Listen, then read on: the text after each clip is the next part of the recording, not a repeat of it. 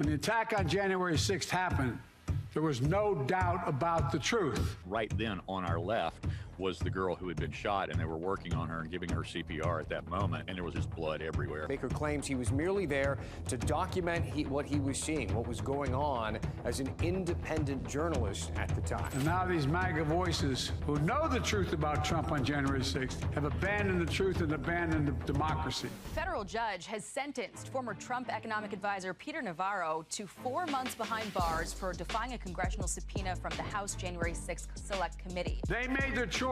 We are continuing to follow the unprecedented FBI raid of Trump's Mar-a-Lago home. The search of a former president's home marks a very significant escalation. 4 months in prison. That's the sentence a judge gave to former President Trump's ally, Steve Bannon, today. Joining me now is Mark Houck, who is a pro-life activist whose home was raided by the FBI last September. And there's a bang on my door, and the doorbell's rung like 30 times or something. Well, I said, well, who is it? And they said, it's the FBI. This week, 2 IRS whistleblowers in the Hunter Biden investigation testified behind closed doors on Capitol Hill. The FBI initiated a campaign of humiliation and intimidation to punish and pressure me to resign. I'm sharing the story now of a mother who's been separated from her child, stripped of her custody rights by an Illinois court when the 12-year-old girl came back from her father's house and suddenly claimed to be transgender. The California State Bar recommending John Eastman be disbarred. Eastman was an attorney for then-President Donald Trump, who allegedly worked to help Trump overturn the 2020 election. I make this sacred pledge to you. The defense, protection, and preservation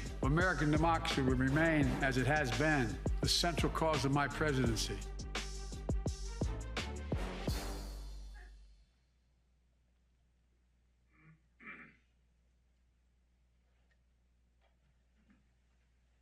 Ladies and gentlemen, welcome to our program, Weaponization of U.S. Government Symposium. Please welcome Jason Chaffetz, visiting fellow for the Oversight Project at the Heritage Foundation.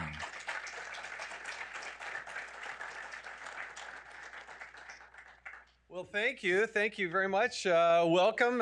Thanks for taking the time to do this. I want to thank Kevin Roberts, he's the president of the Heritage Foundation, and Mike Howell, who heads the Oversight Project. And I'm glad you're all here because key to our government, our way of life, our way of government here is openness and transparency. I was fortunate enough to be the former chairman of the Oversight Committee, a committee that under a different name was originally founded in 1814. The whole idea is that Congress was going to oversee every expenditure by the federal government.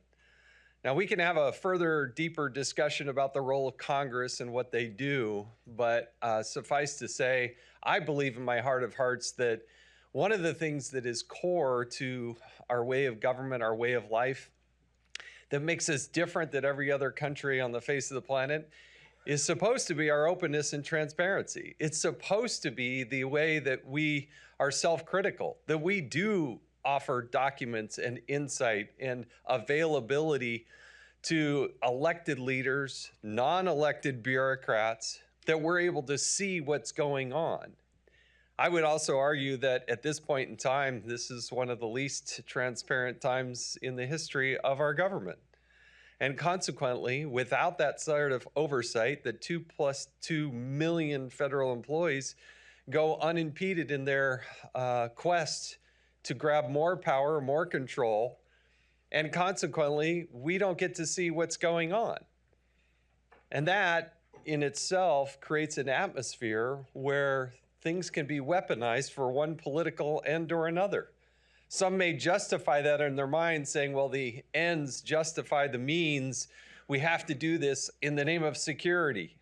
That's always the excuse, right? It's always about the kids. It's always about security.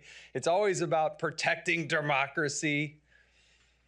But I happen to see it a little bit differently. I think you have to have this openness and transparency, unlike any other country in the world, so that you can actually have the best form of government. So when you're out there and you hear people say, oh, it's about protecting democracy, somehow that ends up in a quest for more power, more control, and less transparency. And I think there's something fundamentally wrong in that equation. Now, we're going to kick things off. We're going to talk about a lot of different topics, from tech to the FBI to all kinds of things. But I think the name of this symposium today, Weaponization of Government, is a very apt one. We're going to kick some things off with our ability to understand what's happening with whistleblowers, because I knew firsthand that if the very best way to understand what's going on and not going on within an organization, and certainly a government, is to talk to the people that are there and involved. I'm a huge fan of management by walking around. I don't know who the author was that came up with this, but it's a great term. And if you go and you actually talk to the employees and see the people that are actually doing the work, there has to be a conduit. There has to be a way for those people who are actually tasked with jobs, some of them sensitive, some of them dealing with classified information, some of them dealing with law enforcement powers. You have to understand what it is they're seeing. And in our government, as we'll hear later from Senators Johnson, who's going to come join us, Senator Grassley certainly has been a champion of that.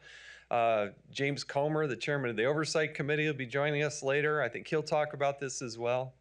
There has to be a way and a mechanism that people that are involved and engaged in these communities, or in this case, as employees of their federal government, have a conduit and a way to come forward and be able to express themselves. Now, I can tell you as the chairman of the Oversight, former chairman of the Oversight Committee, we would get calls all the time. And the overwhelming majority are just gripes about a boss and, hey, they didn't let me, have enough time off. And I don't like my colleague that I work with. Okay, set those aside. Those are just personnel issues.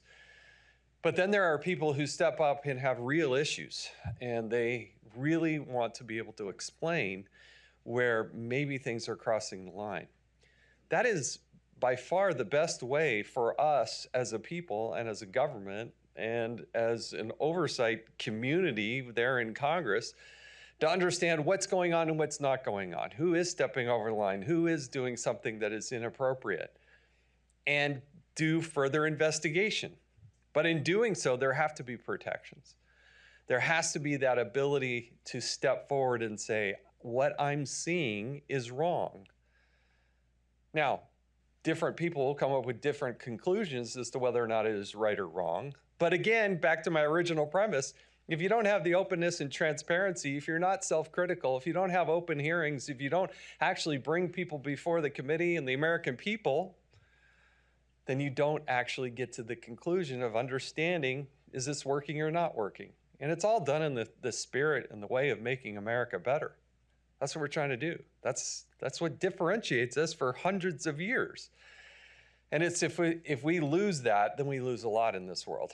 So to help further understand this and dive deeper into it, we have two gentlemen who I appreciate their service to their country, but I want to help have them come tell their story. Stephen Friend, a former FBI special agent and congressional whistleblower. He's got a book, True Blue is his book, that I'm sure he'll hold up and show to everybody. And Garrett O'Boyle, a former FBI special agent and also a congressional whistleblower. We want you to hear their story because it is truly amazing.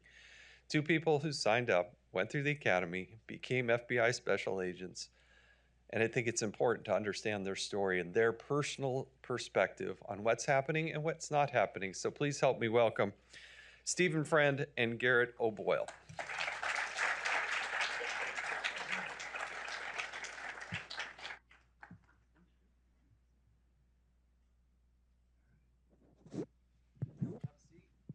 Mike should be hot and ready to go. This isn't the first time you've had to tell this story. Garrett, why don't we start with you? Tell people what you went through, what you see, and what it's done to your life. So I became a special agent in July of 2018, and it was the best job I ever had. And I'm still kind of mourning that loss. And Steve and I were talking about this last night, that people have often said to us since we've become public, we testified last May to the Weaponization Committee. So the title, as Jason mentioned, of the symposium is apt. And it was a slow burn at first. Like, okay, is that just somebody who doesn't understand the Constitution? Is it nefarious? But over time, there were things that started to stand out, even things that I would bring to my supervisors. At one point, my special agent in charge, so that's the highest ranking person in the field office, actually told me, were you a lawyer before? And I said, no. And he said, I think you missed your calling. And I basically thought, no, I'm just trying to do the right thing. And it seems like nobody else here understands the constitutional implications of this job. And so some of the things I brought forward that I can talk about, because there are many others that I can't, include the school board threat tag, which initially was brought forward by a different whistleblower who I don't know. That was in October of 2021, and the FBI was stonewalling the Congress, when Congress would request information about that threat tag. I was assigned to domestic terrorism at the time, and so I was able to see some of what that threat tag was doing to Americans. And so I whistleblew about that. When we testified, Congressman Jim Jordan said that he thinks that that's the main reason they came after me so hard. And another thing I disclosed was a different threat tag called Threats to SCOTUS 2022. And this threat tag was about the Dobbs decision. And so if you're not aware, Dobbs is what overturned Roe versus Wade, or not really overturned, but gave it back to the states for each state to decide. And in Wichita, Kansas, where I worked, I had a confidential human source, that's what the FBI calls informants, who was in the pro-life movement. And FBI headquarters tasked me with asking this informant questions in light of the Dobbs decision being leaked. And they were all basically geared towards what the pro-life people are going to do, how they're going to react, how they're going to attack abortion clinics and things of this nature. And I thought, this is way out of bounds. And even too, that threat tag I learned of from my supervisor, who came out and told my squad, I received this threat tag. Well, both of these actually, because the school board's one, he came out and told my squad, we are not going to school board meetings on this squad. Now, if he would have been pushed by upper management to actually have us go to school board meetings like Steve has been sitting in parking lots of these meetings, running license plates numbers, I think he would have caved in, because I think he's a coward, and I think many people in the FBI are cowards, and they don't really mean the oath they took. And so after, and there's a bunch of other stuff. But in the meantime, most days I'm just going to work, doing my job, and trying to take care of my family, provide for them. And my career is going good. I received awards. I tried out for and was selected for the SWAT team in Kansas City. And then I tried out for a new position that was in Quantico that the FBI was establishing. And, I was selected for that as well. And my wife was pregnant at the time. And in the middle of this transfer, we sell our house, we move into an Airbnb in Kansas. And, I don't know that this suspension is coming. This is early September of August of 2022. We go to Wisconsin, where we're from. You can probably tell from my accent. It's back in full force these days, because that's where we landed, because we had nowhere else to go. But we are in this Airbnb. We come to Wisconsin to visit, and I come to Virginia to report. And on my first day, instead of getting my security in briefing, they suspended my security clearance. They took my gun, my creds, my badge, and they accused me of leaking information to the media. It's been false from the beginning, and we now know. Another whistleblower came out in November, and who has very close ties to my internal investigation, and said we knew long before he even reported to Virginia that he didn't do what they accused him of doing.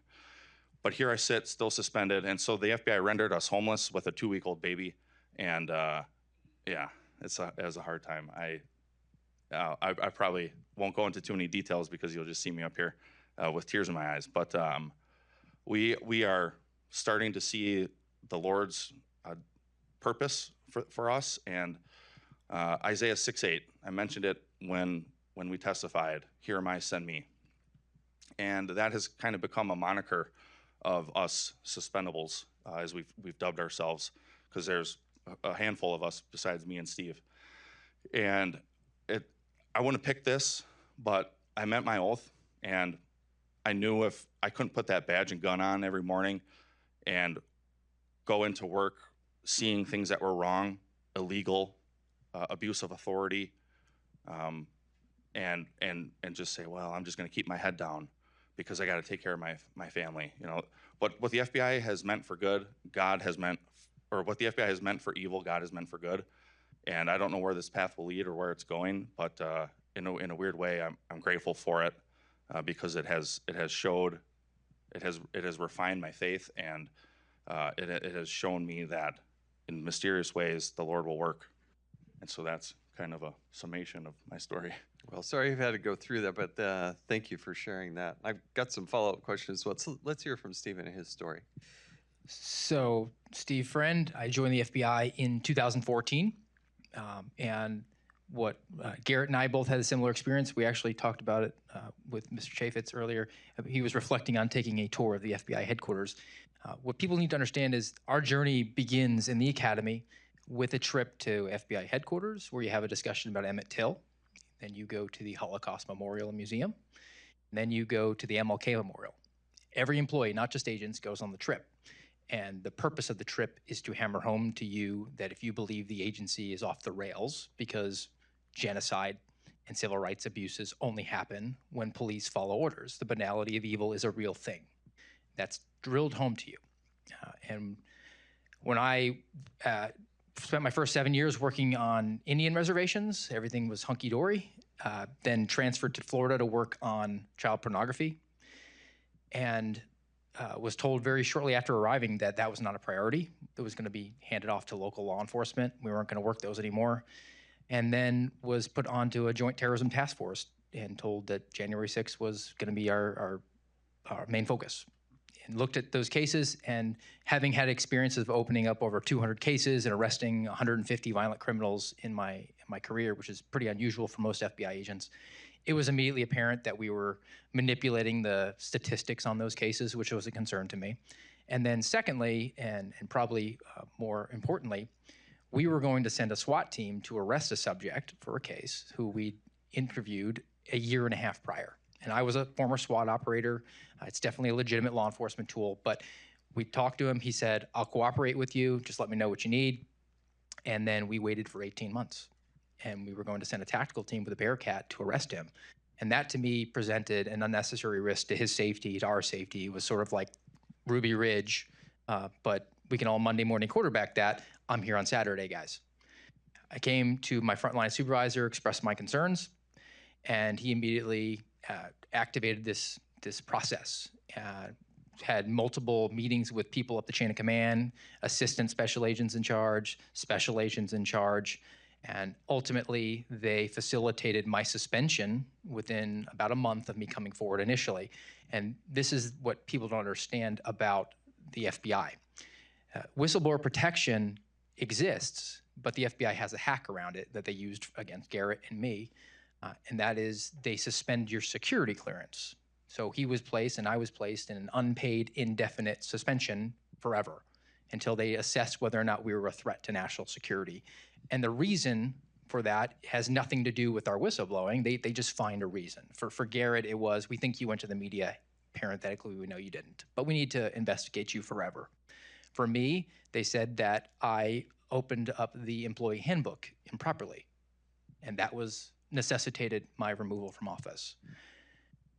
Any transient reason that they can, and as we've come to find out recently, the day that I came forward with my concerns, the FBI security office actually opened up an investigation on me and started looking through my credit immediately. The process is the punishment for so many of us. Personally, my wife lost her job under, we'll say, very dubious circumstances within a few weeks of me being unpaid and definitely suspended forever. Her Facebook account was permanently deleted when she sent a private message to someone from Moms for Liberty. The New York Times got a leak from the FBI about my medical information and was told that I was under investigation for discharging a firearm in my backyard during Hurricane Ian when I was unable to respond to any media inquiries. I was issued a gag order by the FBI Inspection Division, and they told me that I was not allowed to discuss any of the facts of my case with my friends, my family, my spouse, or my attorney. I had to participate in a security division interview, compelled, which my attorney could be present for, but could not provide any legal advice, where they attempted to get me into a 18 USC 1001 lying to a federal agent trap, where they could execute a warrant and arrest me for that. And fortunately, having a decade and a half of law enforcement, I was able to tiptoe through the raindrops and avoid that trap. I put in multiple requests for outside employment because you're unpaid, indefinitely suspended. You need their permission to work. I was told 30 to 90 days, but within 24 hours on both requests was denied those requests. So it's obviously an attempt to bleed you white financially, so you will go away, and they can just say whatever you brought forward was just the ramblings of an angry ex-employee. And then ultimately, I did resign to take a position as a fellow at the Center for Renewing America, and they permanently revoked my security clearance the night before I testified in front of the Weaponization Committee.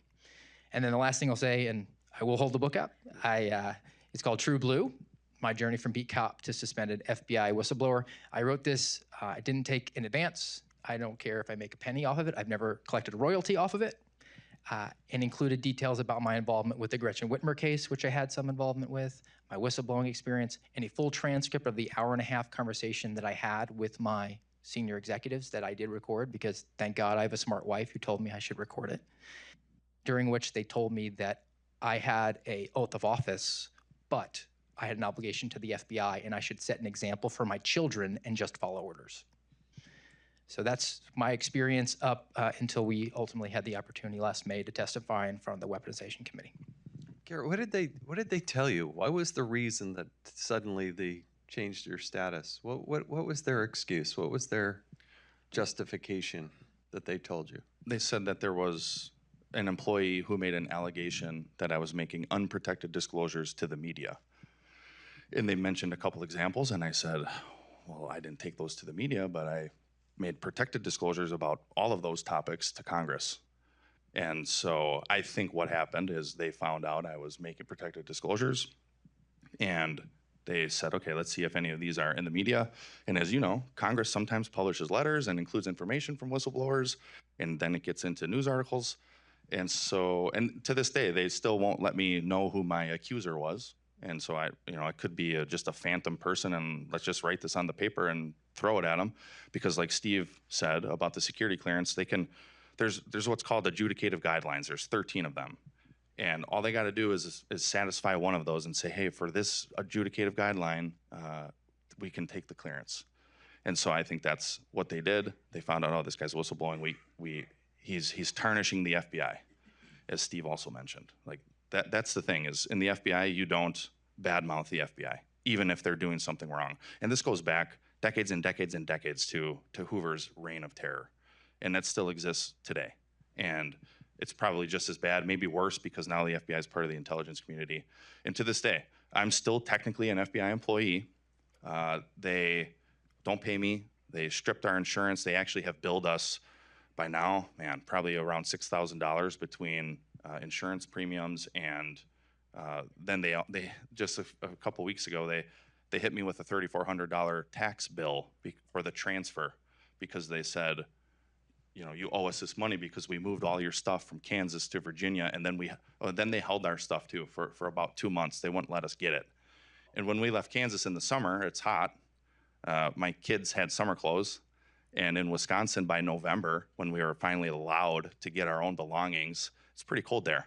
And so we didn't have coats. We had to borrow and beg from family. Yeah, it was a difficult time. But that's what they said their reasoning was.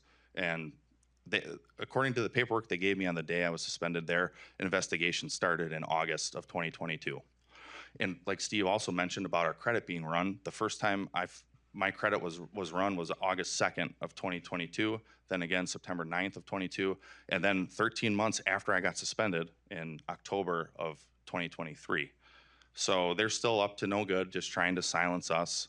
But yeah, that's the reasoning they gave. And still, so it's been 20 months now. They've had their investigation open. They haven't revoked my clearance yet. They haven't fired me yet. And this latest whistleblower, I've heard that they knew that I didn't do what they claim I did. They just made a phony allegation.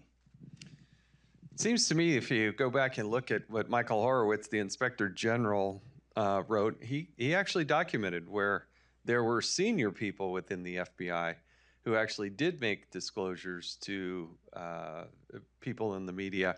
In fact, one was accused by the Inspector General, if you go back and read his long report, of accepting gifts from the media, accepting tickets and dinners and all kinds of things recommended for potential reprimand or potential prosecution, but the FBI chose in that case not to do anything. It's really always, I think, interesting, particularly at the FBI, Department of Justice, where they prosecute and where they don't prosecute, what they decide to go after and what they don't decide to go after, because you have thousands of pages from the Inspector General showing and documenting where there are severe problems. But of course, those problems, when pointed out either by the Inspector General or by the United States Congress, I have yet to see somebody who is actually, followed through on it and taken to the point where they potentially lose their security clearances, or they are dismissed, or their pensions are affected. But you step forward and start talking to Congress, there are supposed to be all kinds of protections in place. Steve, what was your experience with going to Congress? What did you believe your right was, and how was that played out in terms of talking to Congress and being able to explain to them what happened or not happened? Well, I brought my concerns to multiple Congress people. I brought this was just prior to the midterm elections, so the Republicans were still in the minority when I came forward. Brought my concerns to my local representative at the time, drafted a letter to him, to Jim Jordan's office, because he was expected to take over the Judiciary Committee, and that was, I thought, was probably going to be a smart decision.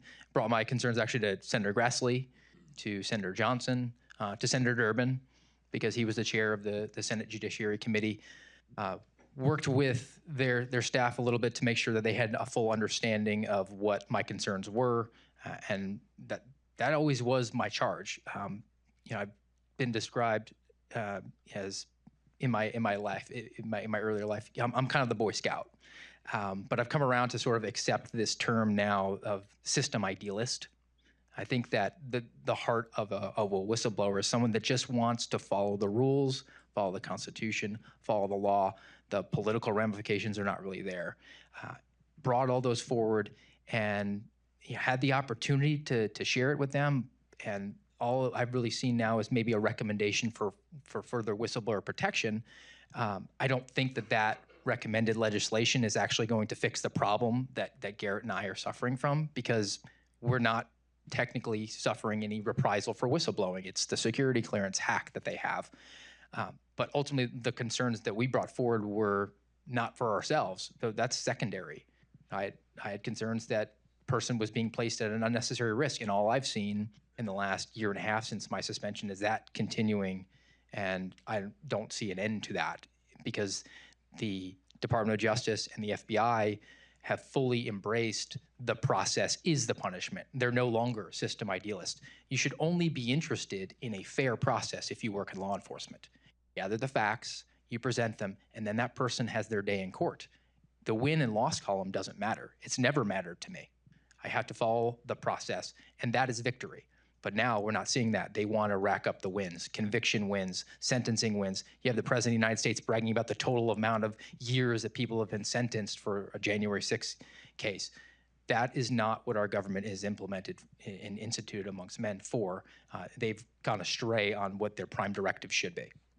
Garrett, let's go back up to 60,000 feet. You know, the name of this symposium, Weaponization of Government. From your perspective, how is this happening? What is the Department of Justice or government in a broader sense? How are they weaponizing things for political gain and partisan purposes? Well, I think at that higher level, it originates here. All these agencies, their headquarters are all here. And from my perspective, at least in the FBI and analogous to the DOJ, it's just politically captured, at least at that headquarter level. But it permeates out through, there's a lot of people who say, oh, we just got to remove the people at the top. No, that's not true. I wasn't at the top, so I saw it from the bottom and saw it all the way to the top. Is it less in a place like Kansas City? Sure. Is it more in a place like Washington field office? Absolutely. And so it's you even see it. Steve tweets about this a lot. FBI jobs, at FBI jobs. Just go on their Twitter and see the type of recruiting events they have.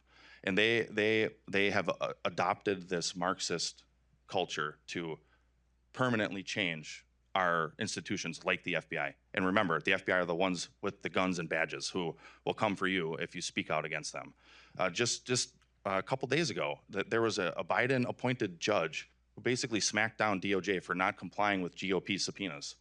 And so that's a judge who's doing their duty appropriately. They're saying, hey, we have 3 branches of government that are supposed to be co-equal. I was appointed by President Biden, but the DOJ is not complying in a legal fashion with these subpoenas that are appropriate. And I think that sums it up right there. The DOJ, the FBI, they know that nobody's actually going to stop them, because who would? They are the ones with the guns and badges. So who's going to stop them? And I'll add to that, too. Taking it out of a political partisanship weaponization realm, there's also a bureaucratic element to that.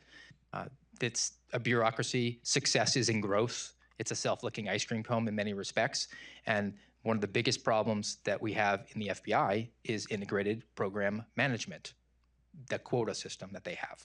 And that dictates the number of cases that they have to open in every violation every year, the number of arrests that they have to achieve, and the tools that they have to use. They have to have a certain number of wiretaps. And you're basically perversely incentivized law enforcement, because your goal in law enforcement should be to bring crime down. But the FBI wants to go to the Congress and say, look how much good we did with 11 billion. Why don't you give us 12? And they want to bring the crime numbers up. And also with that IPM program, they generate in the beginning of the fiscal year what they're going to do the following year. So it's literally a Minority Report, if you're familiar with that short story or movie too.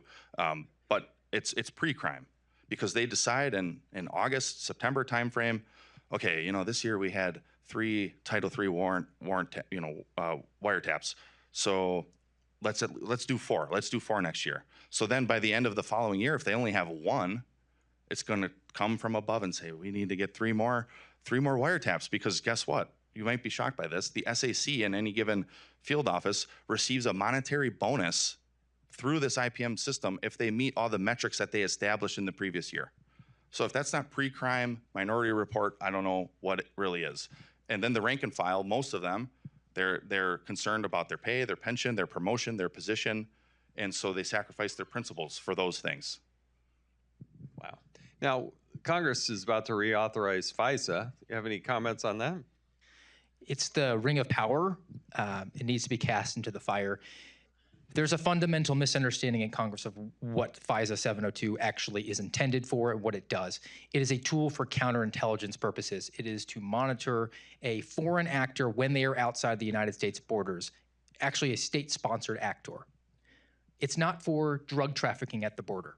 And actually, when the Attorney General or the Director of the FBI goes and testifies and says, we need this tool, it's vital for us to combat the cartels, they're actually admitting that they're misusing this tool. 702 is only useful if it is misused. It's a little bit like the TSA scanning machine, and you tell the TSA worker, you can use this machine, but if you see a weapon, you can't use that. Well, law enforcement is about preventing that crime and getting that. So they use it to spy on Americans, and they use it quite often to spy on Americans, despite what the FBI director has said about 98, 99% compliance. That's him admitting that they have abused it annually thousands of times to violate citizens' Fourth Amendment rights. Comments on No. that? I mean, that'll take up the rest of the time. So what should happen? You're an agent of change. Do you want to come out and say, hey, this is what we should do in order to make this and make this right? You're given that magic wand, that ability to be Jim Jordan. What would you do? I think you have to abolish the FBI. That's where I'm at this point. What? Now, some people are going to look and say, okay, yeah, we're going to have to. Do you just abolish it? What would you? Is there a replacement? I mean, you can't just not have federal law enforcement, right? I think in large part you could just not have federal law enforcement because when the FBI started, right? They'll say 1908, but that's another topic. But it wasn't like it is today. Like, I was a police officer before I was an FBI agent in a suburb of Milwaukee. And I remember there was some car thefts or part thefts off of cars in car sales lots, you know. And the detective who was working on it figured out, like, oh, this goes back to Chicago. Well, he calls up Chicago PD and says, hey, I'm coming down. Can I meet with one of your detectives? I figured out that where this crew is at. And they go down and they work with the local police there. And they, you know, if the subject from Waukesha, Wisconsin is in Chicago, well, the Chicago detective works with that Waukesha detective, and they make their case and they arrest and extradite up to Wisconsin to do charging and all that stuff. And then also with federal funding, this is where the states get tripped up. And Steve knows more about it than I do because he just worked on legislation for it in a state. But a lot of states, you can have task force officers who are deputized or U.S. Marshals, and yeah, to some degree, do we need some federal law enforcement? Yeah, we need the Border Patrol, like, way enhanced, obviously, of what's going on down there. But U.S. Marshals, there are other agencies that can co-opt or adopt some of the FBI's roles and programs, because it's just beyond a shadow of a doubt at this point that the FBI is way out of control, way off the rails. We already do that to an extent with task force officers. A task force officer is a cop, a deputy who gets cross-deputized by the U.S. Marshal Service and then augments the FBI's workforce. They're the most powerful people because they have state and federal arrest authority. There's no reason why the U.S. Marshal Service couldn't do that to a greater extent and empower the local law enforcement. And then if we're going to keep the FBI, and I share Garrett's sentiment, but I think it needs to be shattered and scattered. But I think that one pragmatic thing that we could do, and Congress could do, is disarm the FBI. Eliminate the Series 1811 criminal investigator position, the special agent. Make them unarmed investigators like they originally were, and then force them to partner with local agencies who would actually be the affiants on their arrest warrants and their search warrants and would be the guns in the room. And then you would empower the sheriff to say, well, I want to direct the resources that's going to bring crime down. FBI, you have this to help me in my prime directive to do that. That's my charge. So I'm not really interested in devoting my resources to looking at moms who are angry at a school board. But I do have a problem with fentanyl that's streamed across the border. So let's stand up an effort in a task force to address that issue. And my people will assist you. They're the armed component to it. So it creates a bulwark at the local level to protect the citizens against a weaponized, if it were to become weaponized and unarmed. There's no teeth on the attack dog at that point. Yeah, the duplicative nature of federal law enforcement is absolutely stunning. Between Homeland Security and all the components, 110,000 or so employees at the Department of Justice. Then you go to and you look at Social Security has guns and badges. And then you look at, you just keep going right at the Bureau of Land Management has its own law enforcement component. And then you keep going down the list, and it is absolutely stunning. One of the very first things I actually did when I was in Congress was we tried to look at the amount of ammunition that the federal government was purchasing along the way. And it was more than the United States military. And it was just like, wait a sec, what are you doing with this? Where are you housing this? What are you doing with it? It is really absolutely amazing. We've only got about 4 minutes left. From what we've talked about today, what do you want people to know?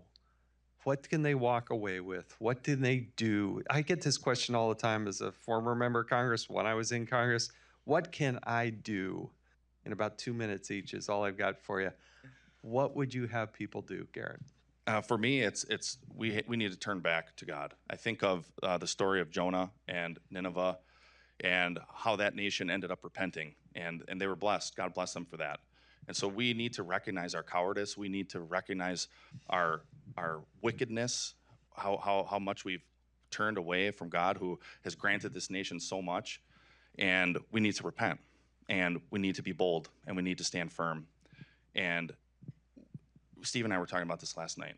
We don't get to pick the hill that we die on. God is the commander. He picks the hill, and we just need to obey. And there's too many people who just aren't obeying.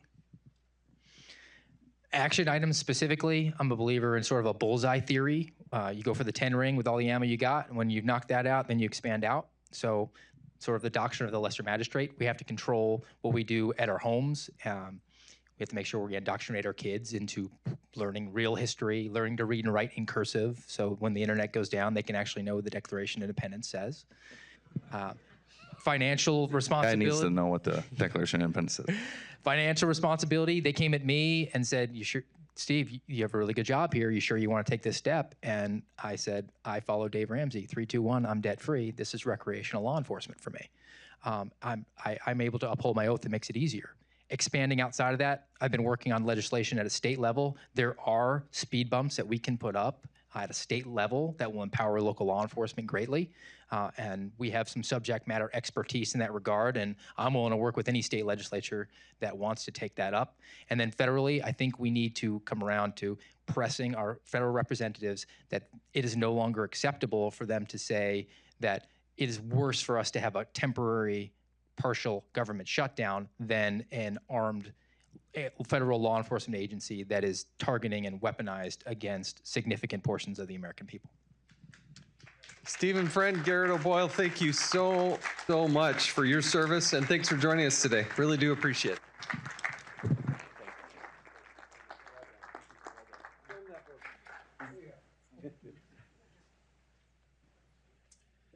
Again, later today, we're going to have Senator Johnson, we're going to have Senator Grassley, and we also have Tristan Leavitt, who you've probably seen, who I worked with on the Oversight Committee.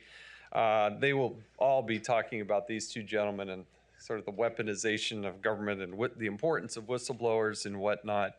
Obviously, if you look at law enforcement, what goes hand in glove with that are the prosecutors, right?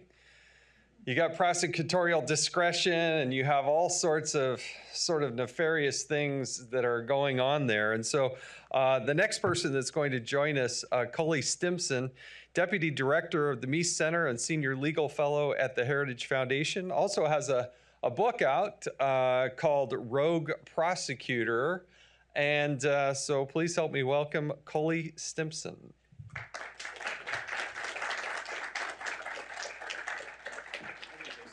Oh, there you are. I wonder, where are you? There you go. Very good. Thank you. Well, thanks for coming out today, folks. I'm Coley Stimson, and I'm the co-author of Rogue Prosecutors, How Radical Soros Lawyers Have Destroyed or Destroying America's Communities. And I don't come to this as a pointy-headed academic. There's nothing against them. I come to this as a former local, state, and federal prosecutor, but also a person who's been a judge for 5 years and a criminal defense attorney. So I've seen all sides of the courtroom. Fortunately, I haven't not been a defendant yet. I don't plan to be one. But the weaponization of the government doesn't just pervade the federal government. It has crept into and metastasized into the states as well. And the best example is the politicization and warping of the criminal justice system at the local DA level. You have to understand that whereas our colleagues here, and I was an assistant U.S. attorney here in D.C. prosecuting homicides, and that's an important job, but the vast majority of crimes are prosecuted at the state level. 90% of the crimes are prosecuted at the state level. Only 10% are prosecuted at the federal level. There's 2,300 elected DAs across this country in the 3,143 counties we have. Yes, there's 94 U.S. attorneys spread across the country, but again, the bread and butter crimes are basically prosecuted at the state level. But starting in 2016, the progressive, or what I call the rogue prosecutor movement, started. And you have to sort of step back and look at the big picture of what was happening and why this movement was not only not necessary, but has been injurious, in fact, deadly to communities across the country. We have 18,000 police departments across the country. There is no criminal justice system. There are systems across the country. And within those 2,300 DA offices, you have huge offices like the LA County DA's office with 1,000 prosecutors, down to literally people who are designated as a prosecutor who do it part-time and serve in several counties and everything in between. But the rogue prosecutor movement is animated, believe it or not, by the prison abolitionist movement. The best known person in the prison abolitionist movement is Angela Davis, although there are others, Patrisse Cullors, etc. She wrote this book, Are Prisons Obsolete? She says yes. And the prison abolitionists want to eliminate all prisons. They want to defund the police. And it grows out of this neo-Marxist or Marxist anti-capitalist movement, which we write about in the first chapter of our book, The Origins, Playbook, and Belief of the Rogue Prosecutor Movement. They have two fundamental beliefs, and this is what is behind this whole movement. One, they believe the entire criminal justice system is systemically racist. These are their words, not mine. And two, to quote Rachel Barkow from the U.S. Sentencing Commission, who's a big cheerleader of this movement, that you have to reverse engineer and dismantle the criminal justice system as you know it. That is their words. Those are her words, not mine. Angela Davis and others think that prisons are modern-day slave plantations. Again, their words, not mine. And that sending anybody to prison is enslaving them in modern-day parlance. Emily Bazelon, the New York Times bestseller, says that the goal of the movement, which she's for, is to change who occupies the prosecutor's office and choose prosecutors who will open the locks of prisons. So we quote these folks in our book. There's over 1,300 quotes in the back. We mainly quote the leftists. This isn't a nerdy think tanky book. This is a true crime novel. We tell true crime stories that would not have happened but for these pro-criminal, anti-victim policies. And I'm going to go into those shortly. The sad thing is this movement wasn't necessary.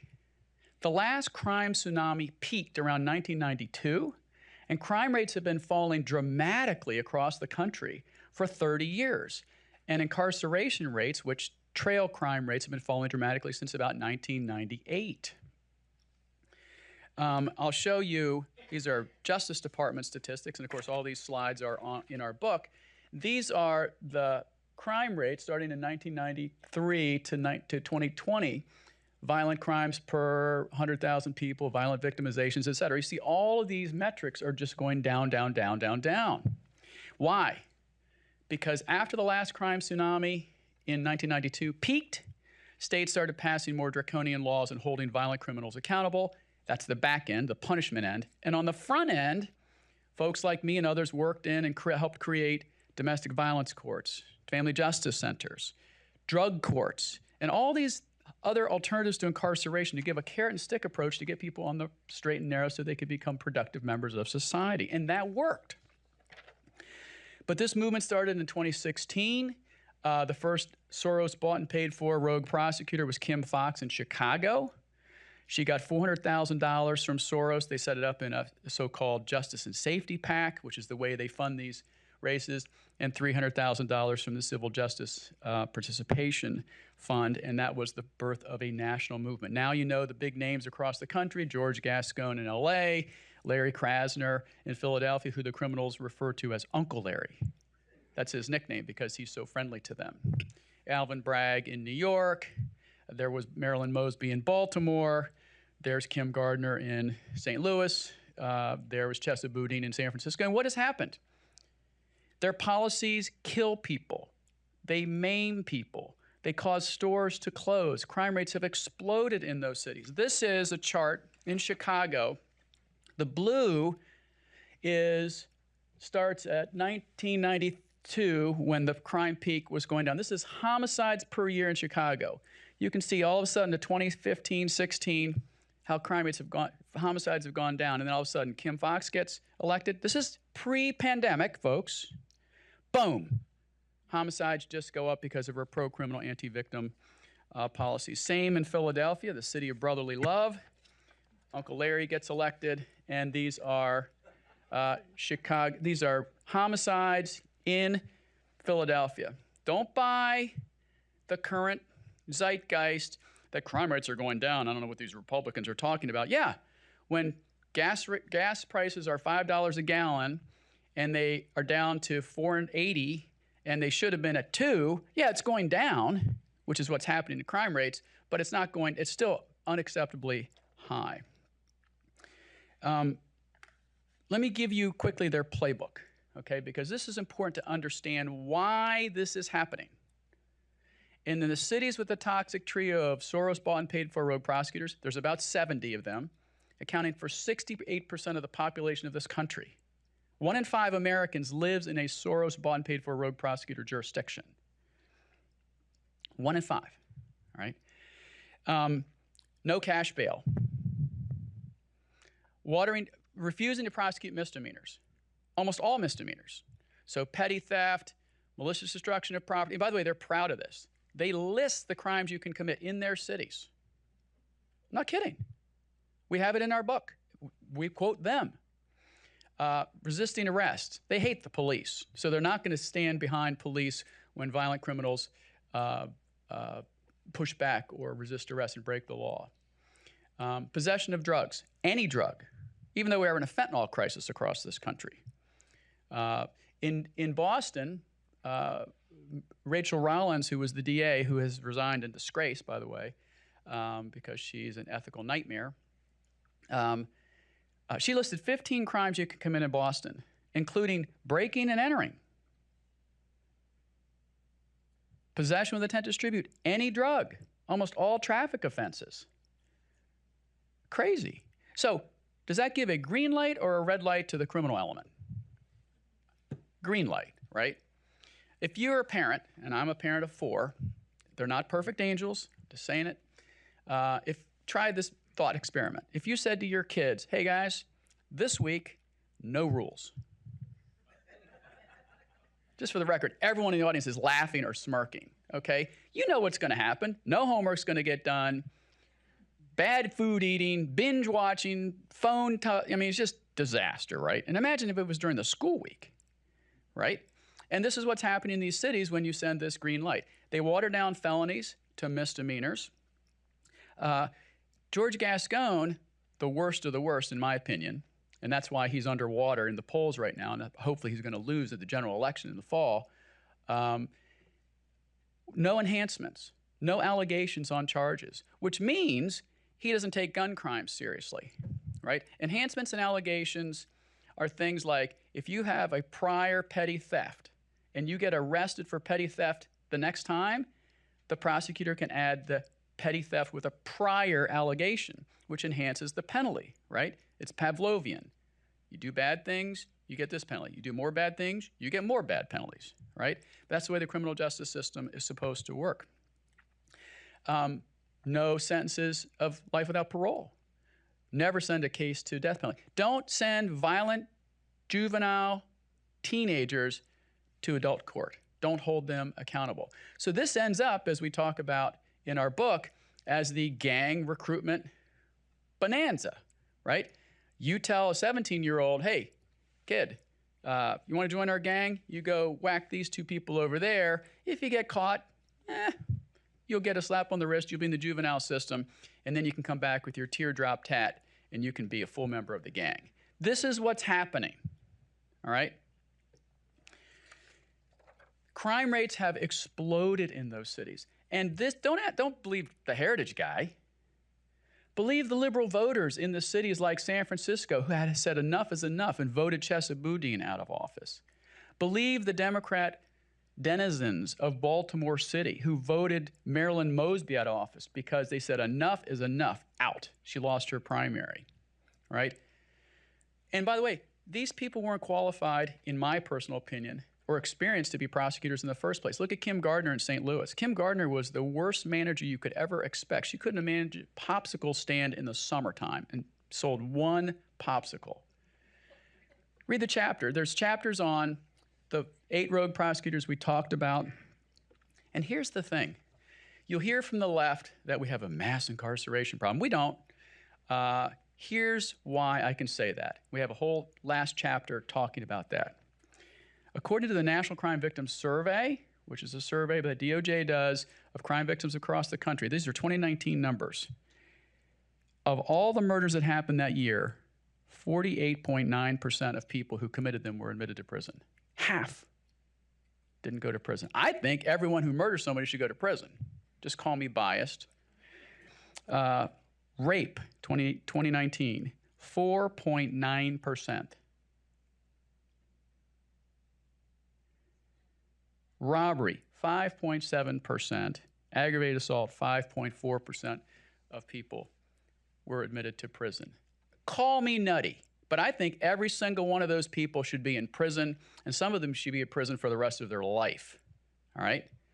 In my last minute, I want to leave you with an optimistic note. They're losing their steam. This movement is running out of gas because people are waking up. This is not a left or right thing. This is not a Democrat or Republican thing. This is not a blue state or a red state thing. Although the blue cities have a murder problem, as we published in our Blue City Murder Problem paper.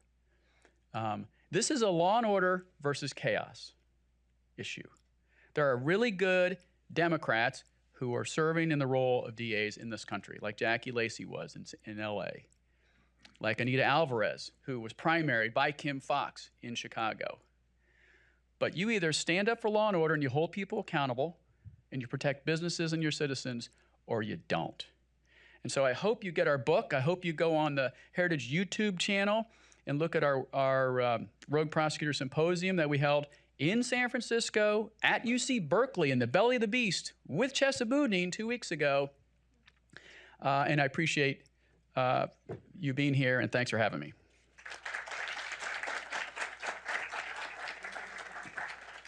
That was awesome. Well done. Thanks. Thank you. Good to see you. Coley Stimson, really appreciate it. And again, the book Rogue Prosecutor is, that's where you want to go if you want to learn more about this. I'm always amazed by ordinary people who do extraordinary things. I'm always enamored with people who wake up in the morning and they're first responders, right? They go out, there's a car accident, and they run to the fire. They go there and they help solve things and they take care of things.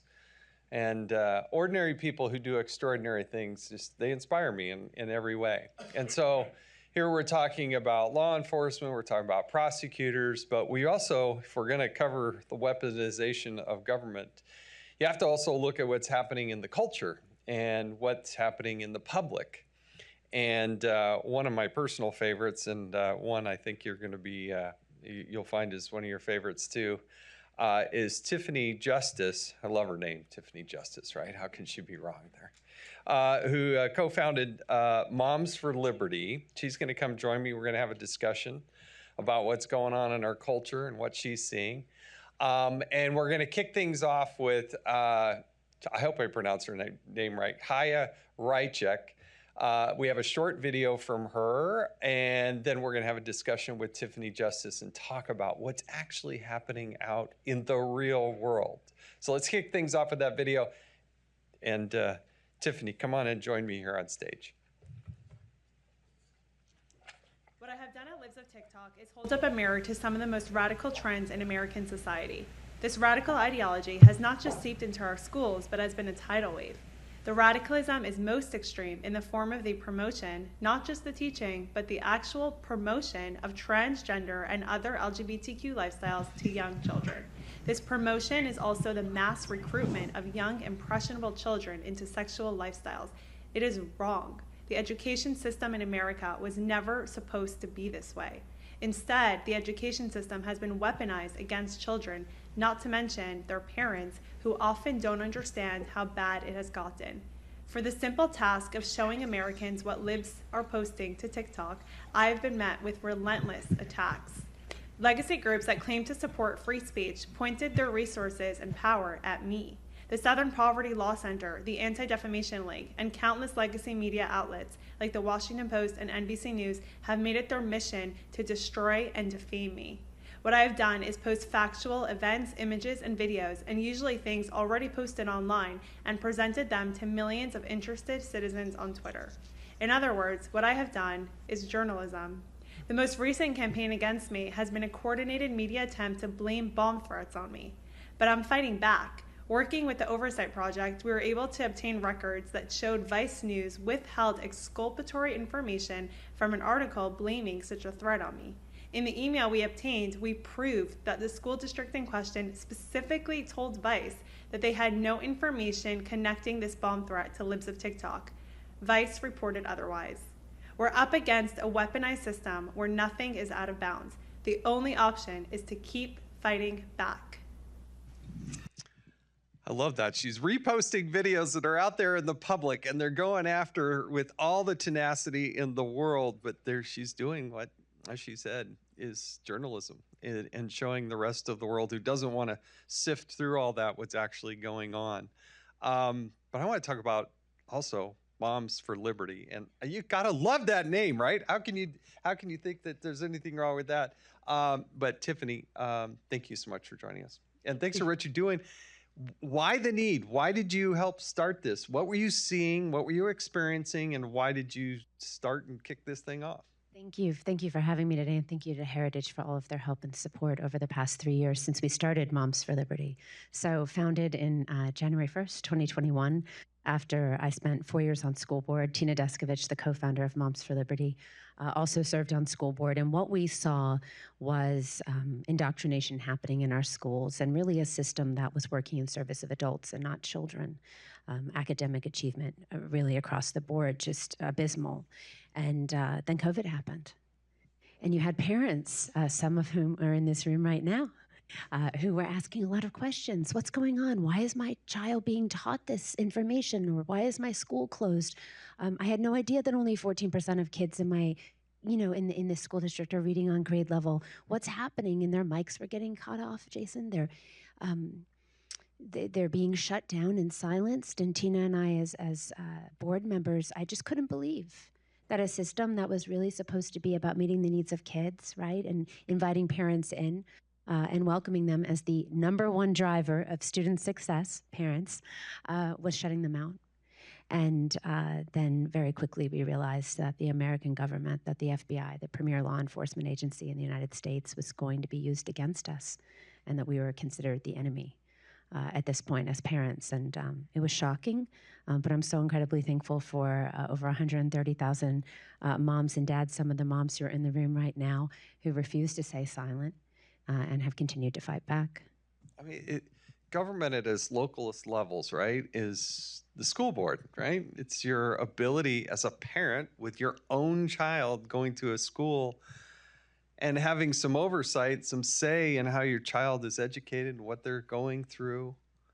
What in the world, how in the world did the FBI think that this was such a threat? I think it's important to remember that in America, and in Canada as well, but America actually lives up to a bit of a better standard, but that we have local elected representatives who are there closest to the people, so that when you do have an issue with what's going on with your children in school, that you're able to go to them as a constituent and have your voice heard. So the question that I think we all really had to ask was, why are parents such a threat? Why is it that parents stepping up and speaking out and criticizing an education system that they want to partner with? The intention truly was, there's a breakdown here, there's a problem, these are our children, we want to partner with you. Why was the reaction of the school boards of the National School Board Association going to Merrick Garland, and then the Department of Justice issuing this threat tag, as I know Steve and Garrett shared? Why that chain of events sent into motion? I think it's really important that we all understand that our education system, I don't think parents' expectations for education have changed. I think parents want their kids to learn to read, write, and do math in school. But the education system in America, the public education system, serves a very different purpose for the Biden administration, the teachers' unions, and the people that would like to stay in control in America. And American parents have uncovered that fact, and we're not going to let it stand. Yeah, so Randy Weingarten, head of one of the big major teachers unions out there, she finds you a threat, right? How dare you ask a question? How dare you appear at a school board meeting or run and be on a school board? But Merrick Garland, he's kind of, as the Attorney General, sort of changed his recollection before Congress along the way. Explain from your perspective what you've seen there. Yeah, so I think I'm just going to get the dates right. So in September of 2021, we had the National School Board Association send that letter to the Biden administration, the Department of Justice, saying that, you know, parents were threatening school board members and that they needed to be controlled. Now, as a school board member, I can tell you, if there was an issue in your local community, you always have law enforcement there, police are at your meeting, and if there was any issue, the police would just check into it. It wouldn't, you know, if there was a threat made or something, of course you have local law enforcement that would look into it. So when I spoke to my sheriff and I said, is it shocking to you that the FBI is being, you know, kind of activated against parents? Of course, yes. Of course, what an overreach. But within 5 days, 5 days, the Department of Justice looked at that letter and then said, we're going to take some action. Now, you're right. When Merrick Garland was brought before Congress and asked about what the FBI's intention was or what his intention was, he said, oh, no, we're not really, we don't really mean for this actually to happen. We're not really targeting parents. Well, I'll tell you what, they did. So we had the FBI call one of our moms after she spoke at a school board meeting. 40 days, her son was quarantined out of school. 40 consecutive days, her middle school student was suffering. She saw him dropping into a very deep depression. And she came and she spoke and she said, we're coming for your seats. We're taking you out. We're going to come and we're going to run for school board and the parents are taking back this school board. And because this ability for people to be you know, whistleblowers in their community, right? Call the FBI if you hear something. This woman was targeted. And the FBI called her. And I testified before Congress, before the Constitution and Limited Government Subcommittee, and I shared, imagine one day you wake up, you're making peanut butter and jelly for your kids, and the phone rings. And the FBI calls you. And they say, hello, Mrs. Justice, how are you? I'm fine. This is the FBI. You spoke at a school board meeting, and there were some concerns about your mental stability. So we're going to ask you some questions. Do you have a history of mental illness? Do you have any guns in your home? And at the end of the conversation, after the FBI agent said, well, listen, we don't really see any concern here. We understand. To be honest, the FBI agent was we understand why you would be upset about your child being quarantined. It was a woman who called her. She said, but you don't need to tell anyone that we called. You don't need to mention this to anyone. And then she called me. And I was shocked. I mean, you know, I'm a mom at a business. I ran for school board, never imagined, you know, to be running an organization like this. And what do you say to a mom who says the FBI just called me? Do I have to answer these questions? Am I really not allowed to tell anyone that I was called? Shocking. You know, I don't think the American people would ever think that you would have the FBI targeting you in that way. And I checked with some lawyers and they said, tell your moms not to answer any questions. They don't need to answer any questions. And so then all of a sudden, here we are leading an organization where I'm telling the American people that you can't trust the federal government. And if they call you and they want to ask you questions, you tell them that you need to talk to your lawyer first. Yours, the case and your personal experience isn't the only one. You have a massive amount of people following you and engaged with you. Why do you think that is? I have my own theory, but I want to hear from you why you think that is. I think we have an expert class in America that completely failed us during COVID, and the American people woke up and said, wait a second, you know, I've really been very busy in my life. I've been trusting the people that were serving in office, or I was trusting the government. I had no idea that they were actively working against us, and now I don't know who to trust. So moms are going to trust each other. We're going to have each other's backs. And so I think you just see the American people waking up and loving our country and loving our children. We're big stakeholders in the future of America, right? And nobody's going to fight like a mom is going to fight to protect her kids. But our children are currently being indoctrinated in our school system. You know, as I said, children aren't learning to read, write, or do math, but they are being taught to hate our country, that our country is broken, and they are being taught to hate each other. And we see evidence of that every day in our lives. And American moms and dads don't want that. You know, we don't want to not be able to trust the government. We don't want our children to not trust each other. There's just no future in that. And kids, first and foremost, they deserve to learn to read in school. And our moms are very focused on making sure that academic achievement is a priority. But you can tell and understand why the unions wouldn't like us, right? I mean, the amount of money that they pull out of the system and the money that they reinvest back into the Democratic Party, and the fact that they've been in control for a very, very long time. And so the failure that we see rests on their shoulders. Yeah, I do think we have to ask ourselves why. What is the justification that a federal law enforcement agency would find themselves at a school board and talking to moms at school boards?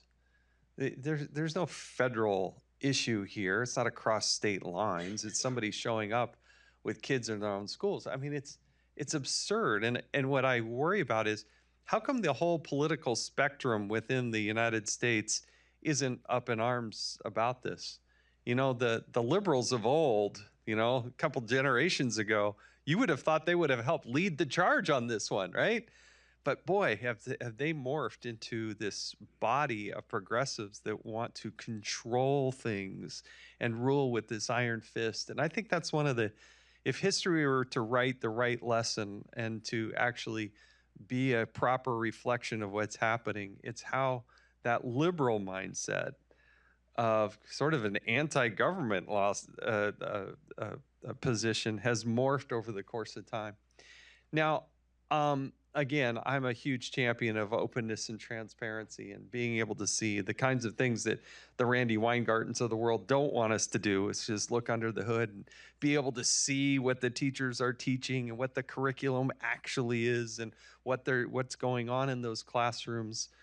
The Oversight Project has been instrumental in using the legal system to actually sue, but explain to the extremes of what you've had to go through in order to understand what's actually happening in these schools, at the school boards and in the classrooms. Yeah, so there's a complete lack of transparency when it comes to our ability to see what's happening in the schools. They'll tell you every day of the week what your child has access to as far as food in the cafeteria, but don't ask what they're teaching on Thursday. They don't want to share that. You're absolutely right. First of all, the Heritage Foundation, Kevin Roberts and his team have been amazing partners since we started Moms for Liberty, and we're so incredibly thankful. And so when we had questions about why the SPLC was targeting us and putting us on a hate list, I remember I called my 18-year-old daughter at the time and I said, honey, I just need to tell you, we were just put on this hate list by the Southern Poverty Law Center. And so, of course, you know, she's got her phone in her hand. She Googles it. She says, Mom, you're like next to the KKK. I said, I know. She said, this is ridiculous. I said, I know. Go tell your friends. And so, right, tell all the 18-year-olds. And so, you know, it was really shocking and overwhelming. The whole experience has been completely overwhelming for us as, I think, Americans. And so we've just been so thankful for groups like the Heritage Foundation that have helped to kind of hold our hand and guide us through the process of trying to understand, you know, the Biden administration meeting with the SPLC 6 times in advance of putting us on this hate list, taking briefings. I mean, does it shock? I have questions for you. I wish I was interviewing you. Does it shock you that you have the SPLC doing briefings for the Department of Justice or the Department of Education Secretary Cardona sending briefings? Because that is what the Oversight Project has uncovered. Yeah, well, if it was up to me, there wouldn't even be a federal Department of Education. They don't even think there should be one. But the idea that this happens on a regular basis, that the FBI is taking briefings from the Southern Poverty Law Center is, I mean, I've seen it so many times now, these types of things. It doesn't shock me as much as but it should be shocking to everybody. And this is why we got to remember that it's America, it's the people that control the government. It's not the government that's supposed to control the people. It's a total different mindset. But we got to stop feeding the beast with money. And this is what I get concerned at, is we continue to fund these things with massive amounts of money. If you don't feed the beast, guess what? They can't do what they want to do. But I get to ask you questions. I don't want to get into the interviewer here. I'd love to tell you what they want to do, though, because I think it's really important in this time right now that we understand the education system is very important to the left. They need it for a lot of different reasons. They need it to indoctrinate the children. They don't care about you, right? They're not trying to change your mind or my mind. They just want your kids. And they're not having their own children, so they need your kids. That's just the truth. But right now, perfectly poised, on my way here in the Uber, I was looking on Twitter, and there was a posting for the American Federation of Teachers. That's Randy Weingarten, second largest teachers union next to the National Education Association. But they were talking about community schools. And so for anyone who doesn't know what community schools are, community schools equals communism. In this tweet, if you go to the AFT's Twitter page right now, or X page, you can see they talk about they want to give your kids everything from clean clothes at school to food to prom dresses to full service school-based health clinics. And that is the goal. When Randi Weingarten was brought in front of Congress and asked about learning losses during COVID, she said the answer is community schools. We need to have more wraparound services. Folks, there is not enough money in the world to take these schools and to have them raise everyone's children. We will never be able to take the federal government out of education. And so to your point about abolishing or dismantling the Department of Education, we need to do that. We need to do that now, because the federal government is very much looking for that opportunity right now to be able to expand their footprint into the states. And to your point about local control, you lose it. Right now, a state takes anywhere between 3 and 16% of their funding from the federal government. Now imagine that number continues to increase to 25%, to 30%, to 40%. How do you cut them out? How do you stop delivering those services in your community when no one else exists to serve them? They bring in all of the community partners and the nonprofits. It's quite the racket. And so I just say this to you to say parents were onto something. We caught them. I saw behind the education curtain when I was on school board. Then COVID happened, and all of America saw behind the education curtain. And now we've got their number. And they're not done trying to silence us, because they know how incredibly powerful parents are. Well said. I want everybody to understand that this is the new buzzword for those who want total control. It is those community schools. So I wrote a book called The Puppeteers, the people who control America. And I give a big section out to the Randi Weingartens of the world. Gavin Newsom, for instance, is a huge funder of this in California. It's for the kids. We want community schools, but they want to control the whole of children.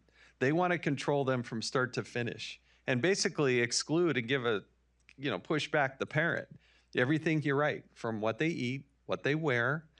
We'll give you a free computer. Why do you think they want to give them a free computer? So they can see everything that they're seeing. So they can take that data and sell that data. That's why they want to do this. It's perverted in what they're doing.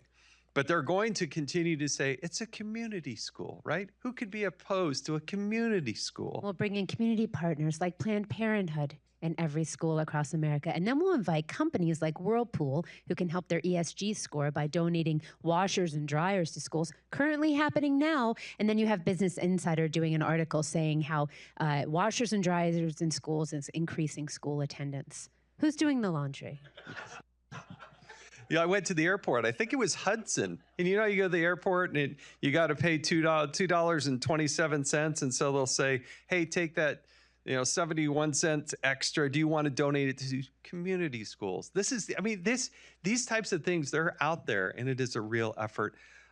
Tiffany Justice, Moms for Liberty, look at it. There's a reason why there are lots of people. I don't know how many people, Yeah, so over 130,000 people, 315 chapters, a little bit more than that, in 48 states, almost 49. We're coming to Vermont, so watch out, Ben and Jerry. And just a shout out to some of the moms who came today to support me. Moms for Liberty really is such a beautiful organization, and in a time and moment in America where certain things seem so uncertain, truly the good of the American people is so wonderful to see every day. So thank you. Thank you. Thank you for joining us. Appreciate it. Can't get through a discussion about the weaponization of government, what's going awry in our government, without talking about technology, right? Technology has become omnipresent, right? It's everywhere. My generation is so different than my kids, and I actually have grandkids at this point.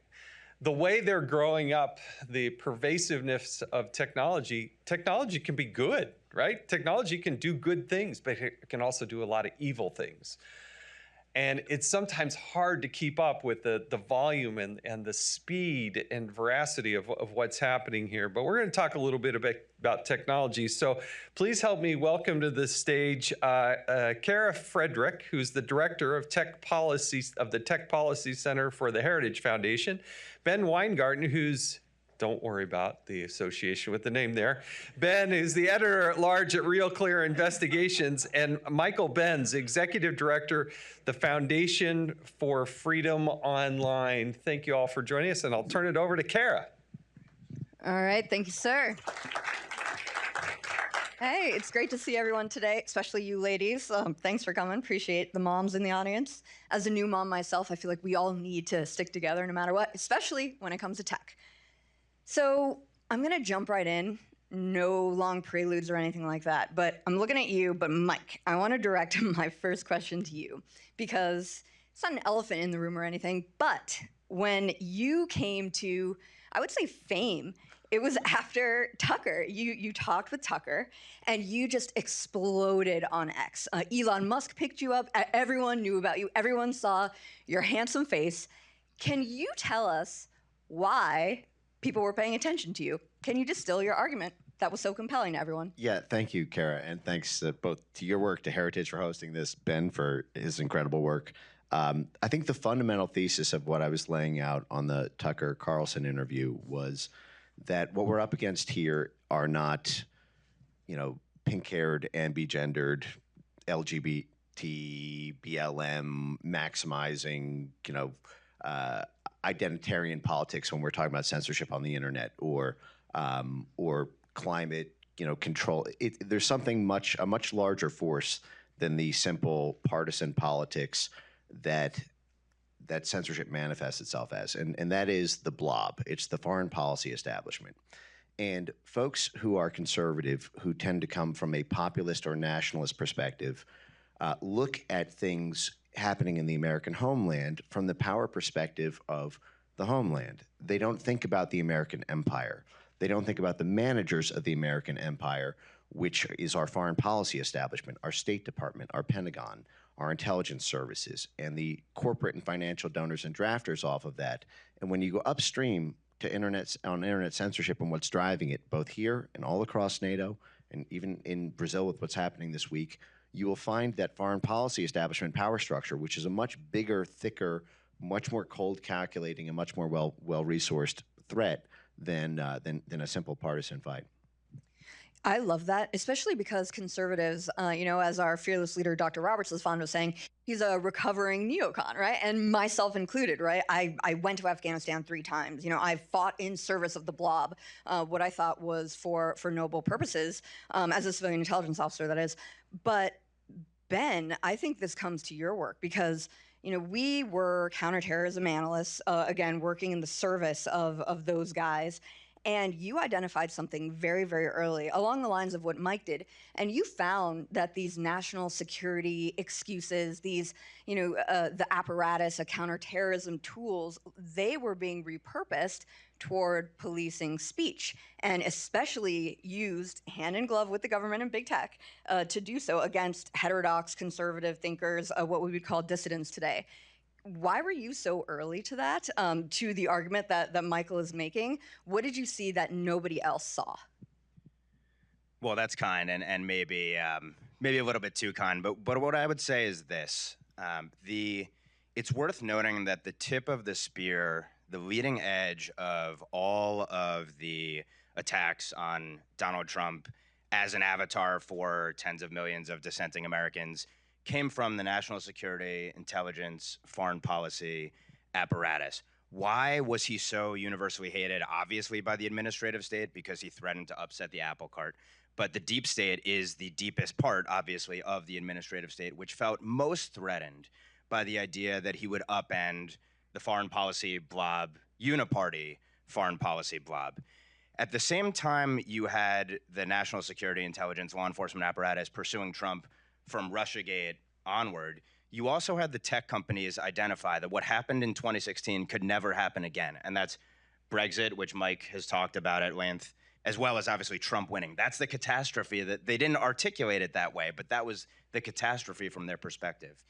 And so they kind of used the pretext of Russian dis, and malinformation, grafting a Cold War sort of paradigm on Americans, essentially, as we are now the enemy that's engaging in wrongthink, which threatens to upend our regime. And by our regime, I mean the orthodoxy of our sort of uniparty establishment. And so the big tech platforms themselves were viewed as a key weakness in controlling the narrative to monopolize power. You can't have these dissenting ideas and a populist nationalist revolution that leads to someone who's going to upend our apple cart. And so consequently, these big tech platforms became perceived as, rather than vehicles for free and open discourse, which, as Mike has spoken to, were powerful tools for American soft power abroad in a positive sense.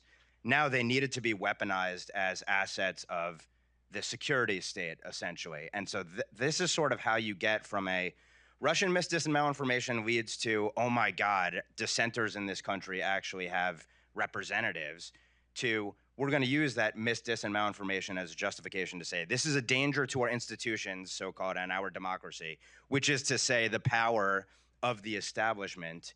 And we're going to recharacterize that dissent as a danger. And then, of course, when you have a January 6th that you can use as a catalyzing event to say, you see, these are domestic terrorists or would-be domestic terrorists, or they're inciters, aiders, abettors, and enablers, that's how you get to a national strategy for countering domestic terrorism, which might be the most disturbing document the Biden administration has put out that no one speaks about, which talks about confronting the long-term contributors to domestic terror. And I have the quote, and I can read it later, but essentially it's, you can't have an information environment that enables what we saw essentially on January 6th, and it codifies a war on wrongthink in this country. And that is what I want the audience to take away from this session. We surfaced it when, I think it was back in February 2022, when DHS had a terrorism bulletin. And they basically said that misinformation, disinformation, malinformation, as you say, about COVID-19 or the vaccine was tantamount to terrorist activity. A DHS terrorism bulletin.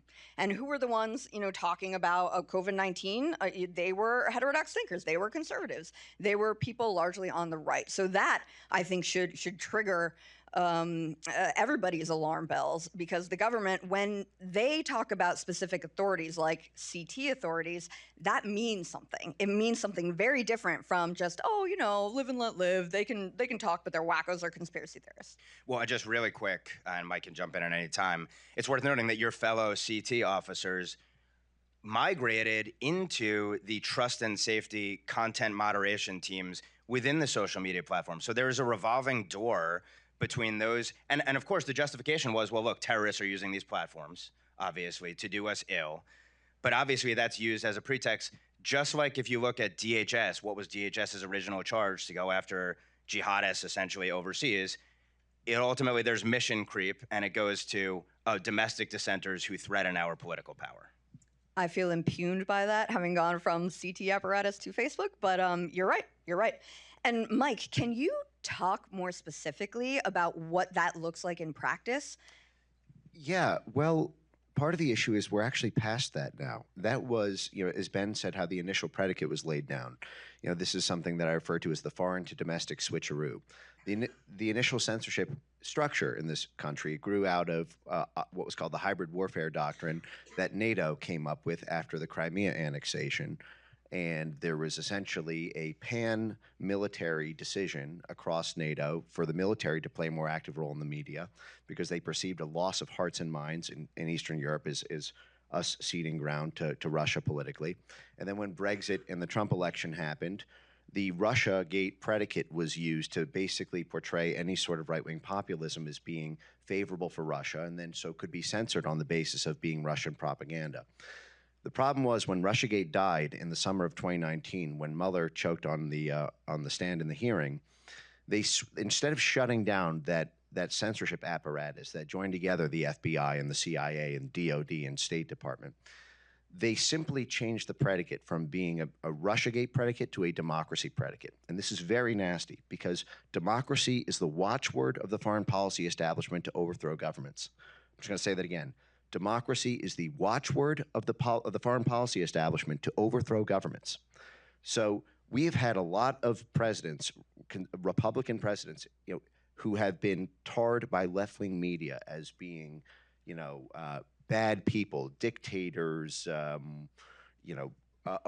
People were calling George Bush a Nazi and things like that. I remember in my lifetime. They were not calling him a threat to democracy. That triggers, when something is categorized as a threat to democracy by our government, what that does, it's like an immune system response that activates for the white blood cells of our blob to descend the NGO swarm, the university centers, which act as proxies by the government and are all funded by our federal government, for DOD counterintelligence, for the State Department to get involved, for the FBI, for DHS, they all descend on it. And they use their media organs as well. Much of what we think about as being independent media is anything but. They depend, and we can go through this in more detail maybe in questions, but this surround sound is a creation of this immune system, and the fact that it no longer, even though it was created under this foreign policy, national security predicate, we are now about 4 or 5 years past that. And I'll give you just one great example to leave this off on. The number one funder right now of the censorship industry in the U.S., and not the number one necessarily most, top of the food chain, but who's providing the actual money, the civil society capacity building for domestic censorship mercenary firms, is the National Science Foundation, which is basically the kissing cousin of DARPA.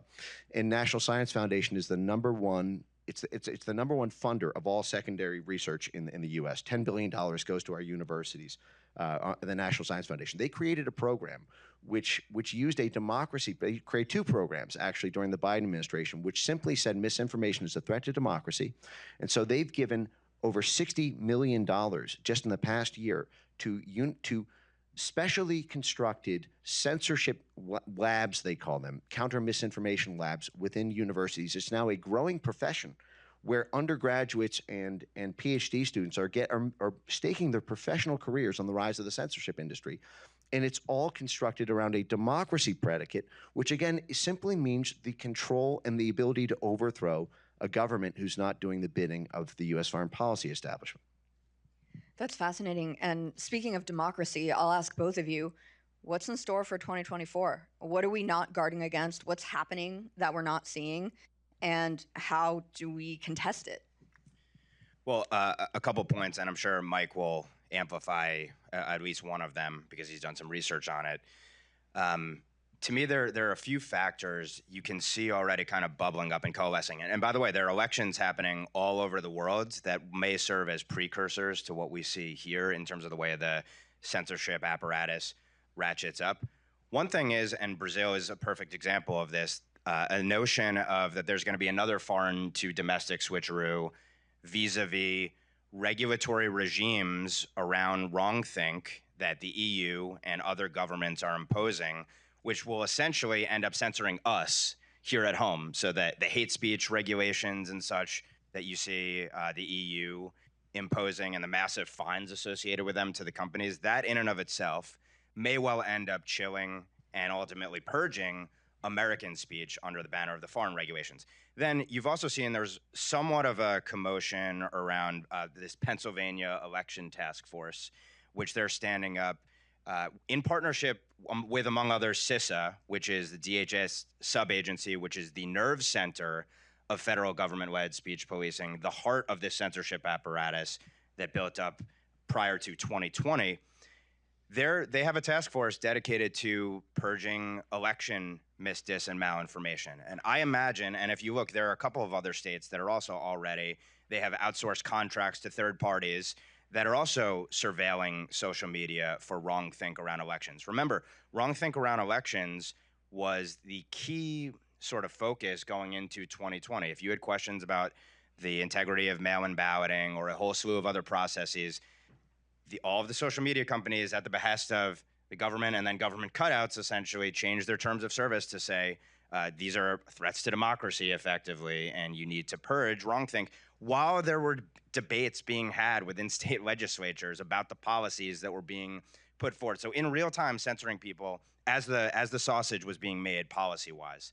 And then, so you have the state level issue, and maybe they'll go with the states this time, not the feds who are going to be coordinating and organizing.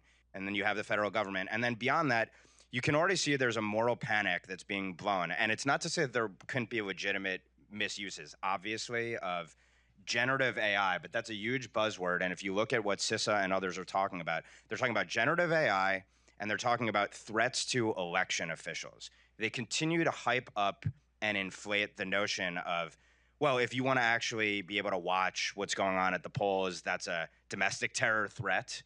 And then you also have this notion of generative AI. If you're looking at what they're going to use as a pretext, will there be one catalyzing event or a cascade of events that'll be used to engage the censorship apparatus in 2024? I guess stay tuned on that. But last but not least, I think nuking X would be the ultimate goal for them. And if they don't get to nuking X, at the very least, they're going to raise the cost to the maximum extent for Elon Musk going in. Although, as Mike will tell you, he has unique leverage over the government because the government is so reliant on his companies. That makes it a little bit more difficult for them. But I do think in their dream world, we'd be in a world where Rumble wouldn't exist, X wouldn't exist. At minimum, they are jettisoned from app stores, and that means silencing tens of millions of people. Mike, what does the censorship industrial complex have planned for the presidential election in 2024? Yeah, I think Ben's summary is actually very good, and it's actually what censorship industry insiders say in their own words. So, you know, a couple months ago, some of the most important thought leaders in the censorship industry held a symposium, not unlike this actually, and then published a 150-page white paper at the end of it. And the top-level theme was panic responsibly, because there's 85 elections around the world, and we've lost Twitter. And the House, the House Judiciary Committee and Weaponization Committee is issuing all these subpoenas against us and bringing us in for transcribed interviews. And there are now these lawsuits between the Supreme Court case, Missouri v. Biden, and the America First legal case. And basically, they said we took our first L in the past 7 years. You know, they'd win after win from 2016 through 2023, and then last year, because of the House turning over and because the censorship issue being taken seriously, and because of the national awareness around this, and because of the turnover, the corporate regime change at X, so to speak, there has been actually a blossoming of free speech on the internet. And they are panicked, and literally their quote was "panic responsibly," because we have two tricks up our sleeve still. And they said we would be in full panic, but for two things. And the first thing that they said, and Ben touched on this, was something called the EU Digital Services Act. And I would caution you not to think in your mind that of the bland, blasé name EU Digital Services Act. This is the NATO censorship law. Okay, this is what it is. It's the NATO censorship law. The EU is basically the commercial arm of NATO. NATO wants to stop the rise of populist parties in the U.S. and all across NATO, in the U.K., in France, in Italy, in Spain, in Greece, in everywhere that there's an election this year and there's a populist party on the ballot, whether that's from the right or the left. They went after Jeremy Corbyn for being left-wing anti-NATO. It's just that left-wing populists have not had as much electoral success and don't pose as much of a threat there. But this NATO censorship law is very nasty because what it does is it goes beyond the simple hate speech laws that Europe have, and it imposes a new standard about disinformation. So it's creating a new industry for disinformation compliance. Now, the EU is a larger market than the United States. There's 550 million people in the EU. You cannot be a multinational tech platform without having access to the EU market. U.S. companies operating in Europe are going to have to cooperate with this disinformation law. Now, we know the people behind this are the same people who constructed the election censorship apparatus in 2020. So, for example, NewsGuard has partnered with the EU for doing the rules making on this. NewsGuard has also partnered with the American Federation of Teachers, and they are bringing in a new program called Media Literacy, which is all across schools now. It's actually state mandated in California, New York, Illinois, Rhode Island, and several other states. They have a plan to put this mandatory sense. And media literacy just means if you read the wrong media sources, you are illiterate. It doesn't mean teaching you how to read. It literally says if you watch, for example, this symposium on social media, you've committed effectively a mental thought crime. You are illiterate in the news sources you read, and you need to get your mind right. You need to be re-educated, and you will get docked in schools if you cite the wrong sources. For example, structuring is sort of like Wikipedia does. Wikipedia does not allow basically any sort of conservative or populist citation because it's blacklisted. So they basically cited two things. They said, thankfully, this new NATO censorship law is going to force, no matter what Elon wants to do, he's going to have to play ball. He's going to have to play ball with this new law, and he's going to have to put in place the censorship measures that NATO rolls out around election disinformation. So no matter what, he's going to have to play ball with us.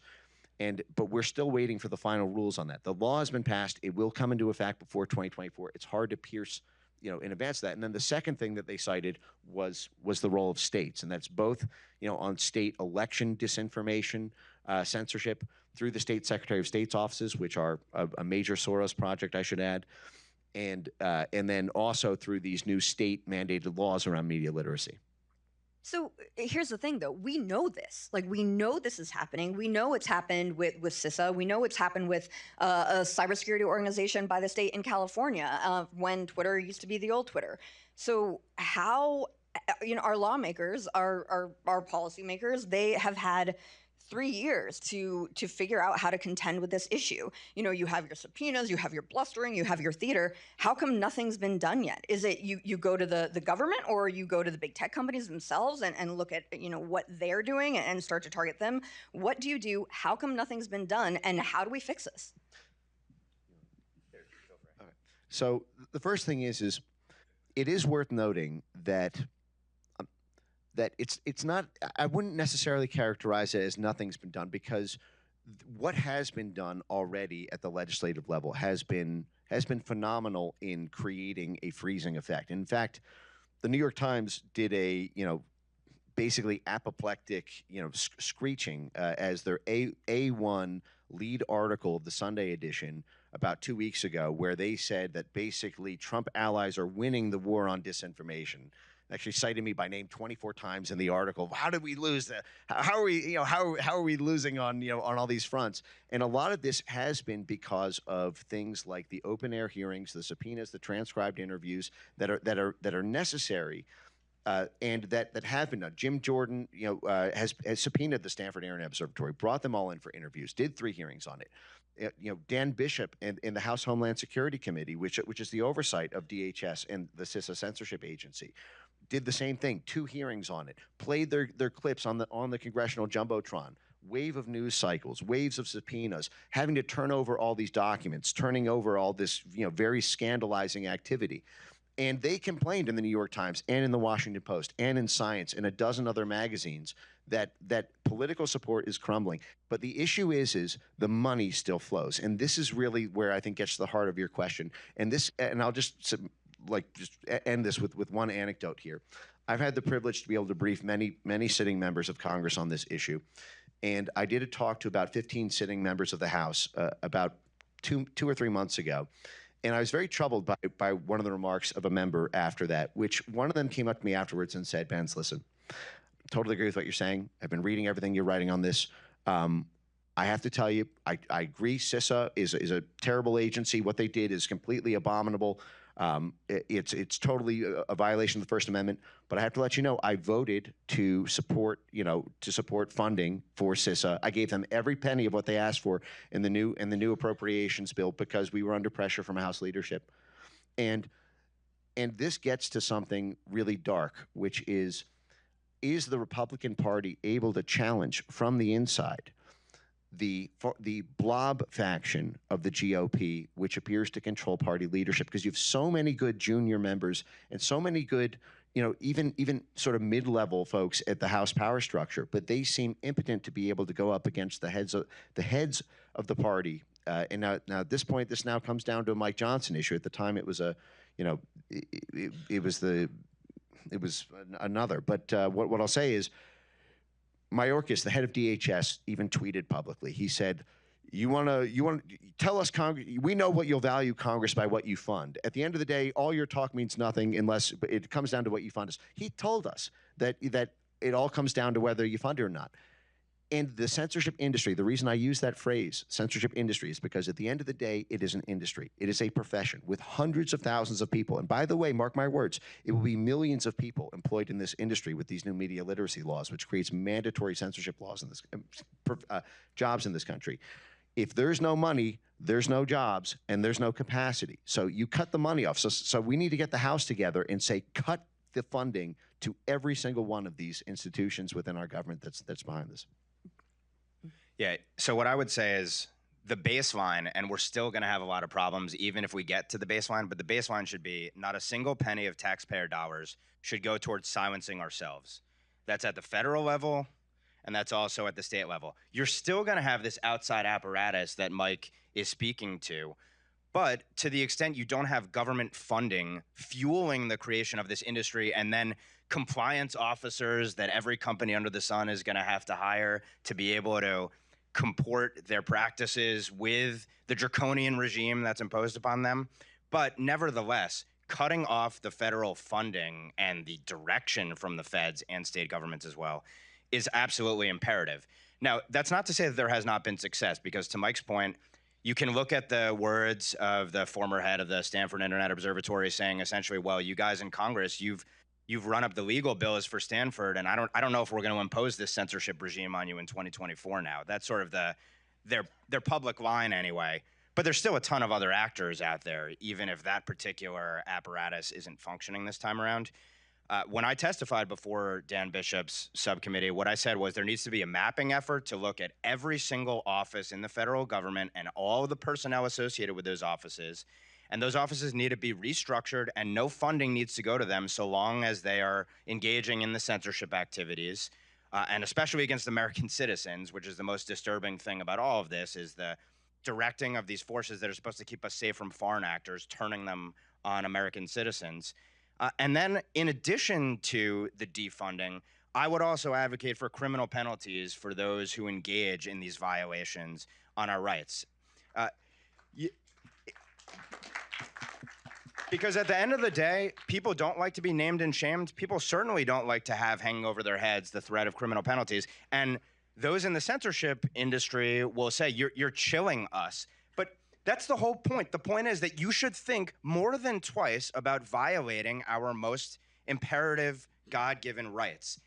When you have justices on the Supreme Court that also take this position, as we saw in oral arguments in the Murthy case of, well, you wouldn't want to silence a government official, but the whole point is that our rights need to be protected. They need to be thinking about that when they're engaging in these sorts of efforts. So defund at the end of the day is obviously vital. It's key to dismantling the entire thing. There were appropriations bills, drafts of appropriations bills in this Congress that did have language about defunding censorship activities. Naturally, of course, they have not made it into the final legislation. And I don't think Congress was willing to go to criminal penalties. There was talk of people losing their jobs in some draft legislation. I think there need to be far greater teeth, because at the end of the day, if no one pays a price other than maybe being dragged before Congress for uncomfortable testimony, you're not going to get a change in behavior. And obviously, they're weaponizing everything against us and throwing people in jail, literally throwing people in jail, convicting people at least, for tweets. There's a censorship to criminalization pipeline, and all we have is oversight. There needs to be something stronger than oversight. Amen. I think teeth and imposing costs critical. In the last 30 seconds we have, what can everyday Americans do to fight back? What can Moms for Liberty do to fight back? What does, somebody who feels disenfranchised in the middle of the country do against this censorship industrial complex? Yeah, so I mean, the number one thing is talk about it, talk about it, talk about it. I mean, don't underestimate the power of one small voice accumulated over millions to do a lot of damage to this system. And that's, the national consciousness raising is often the precursor to any sort of opportunity happening. You want, I just gave the example of members of Congress. The fact is members of Congress didn't leap on this issue until it was already on the tip of everybody's tongues, and they had the semblance of, oh, I'm going to be made a hero by taking on this issue because everyone's already talking about it. Well, that requires you to be already talking about it. We want the speaker battle, for example, to turn on the issue because everyone's talking about it, and that person's ability to deliver on that promise is to be. So I guess that's the number one thing, and the second one is issue by issue. So for example, on the Moms for Liberty front, I just mentioned media literacy. Media literacy is the censorship industry coming into your schools and grabbing your children by the tonsils and telling them the words they can and can't use, telling them the media sources they can and can't cite, telling them the influencers on social media they can and can't read or subscribe to. It is a total Clockwork Orange program. That's what media literacy is. It is North Korea could only dream of the kind of technological sophistication that media literacy involves. That you are not literate as a child because you read, something coming out of the Heritage Foundation, and that is something that is a fight that is going to happen in every single school. If, for example, as I mentioned, they couldn't win this in a fair fight with legitimacy, so they mandated by law in the states of California, in the states of New York, and the states of Illinois, and this is going to come to purple states, and this is already popping up in red states in little regions, everywhere. It's trench warfare. It has to be fought in every county, and it has to be ripped out because again, you don't want professional media literacy teachers. That creates an equity stake in the profession of censorship. Their careers are now going to be staked on. They're not learning, engineering or medical services when they dedicate their lives to that now. And that's every public school, with these media literacy laws. I mean, how many teachers, how many hundreds of thousands of full-time professional teachers is it going to take for that? Get it out of the school, so that's just one issue, for example. But it's issue by issue also on, because there's a censorship role in every major policy, and in every major policy discussion now, on the energy space, on the abortion space, because after the Russiagate predicate was laid down and a simple democracy predicate was used instead, and there was no cost imposed. They said, well, hey, we've basically discovered El Dorado here. This is a golden power. A God button to be able to control discourse on every political issue. And a democracy is about the hearts and minds of the people. If you can simply shut off the ability to influence hearts and minds through censorship, you win by default. You don't need to win by persuasion anymore. So it's issue by issue. Every policy group should be going after the censorship aspects of that thing. And again, one way to find it immediately is by searching for so-called democracy groups and democracy funding in our federal government, that goes to pay for that censorship apparatus. Okay, so I'm going to interrupt you briefly because they're not giving me the hook just yet. So I'm going to take a little bit of privilege here to challenge you guys before you give your answer on how everyday Americans fight back.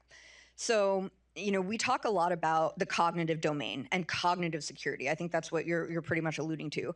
Yet, I do think that there are genuine national security threats that are permeating this domain, propagated by our enemies, foreign adversaries like China. Look at what the CCP has done with TikTok. They, in their documents, they actually state they want to fight wars in the cognitive domain. They want to use AI to do some of it, and they've begun doing so. We have reporting that they started to try to do the thing that the Russia hoax was accusing everyone of, and actually influence and sow discord in the 2022 elections. So what does that actually look like if there's a legitimate threat? Please don't throw rotten tomatoes at me, but I do think that there are some things that we have to be concerned about when that we have hostile foreign powers, hostile enemies that are actively looking to destroy us and get in the minds of our children to do so from within.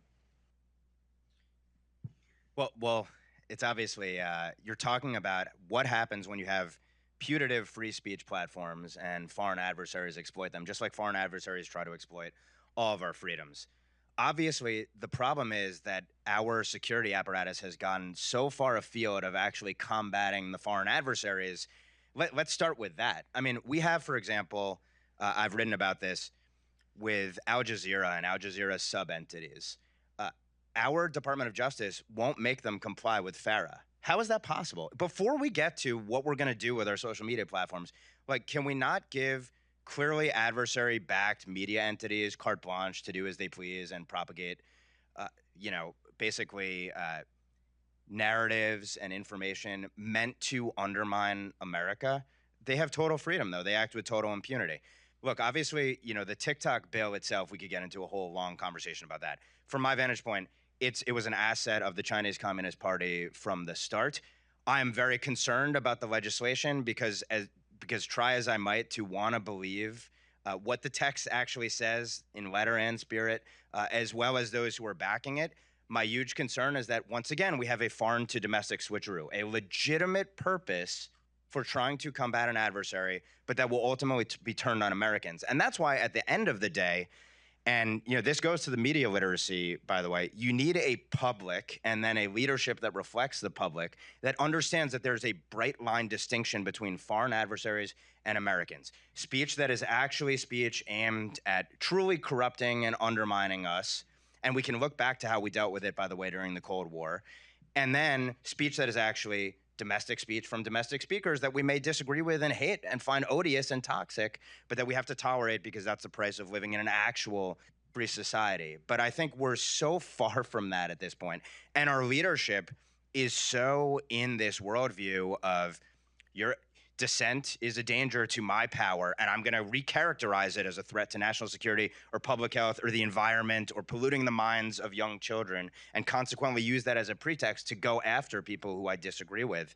We're so far from that I think the threats you're talking about, yes, there are real threats, but ultimately, if you don't have a change in leadership, which requires a change in the public, which is precisely why the American Federation for Teachers works with NewsGuard to control media literacy education, ultimately that's where it starts, obviously in families and in our schools. And that's going to require a generational sea change that we're obviously far from today.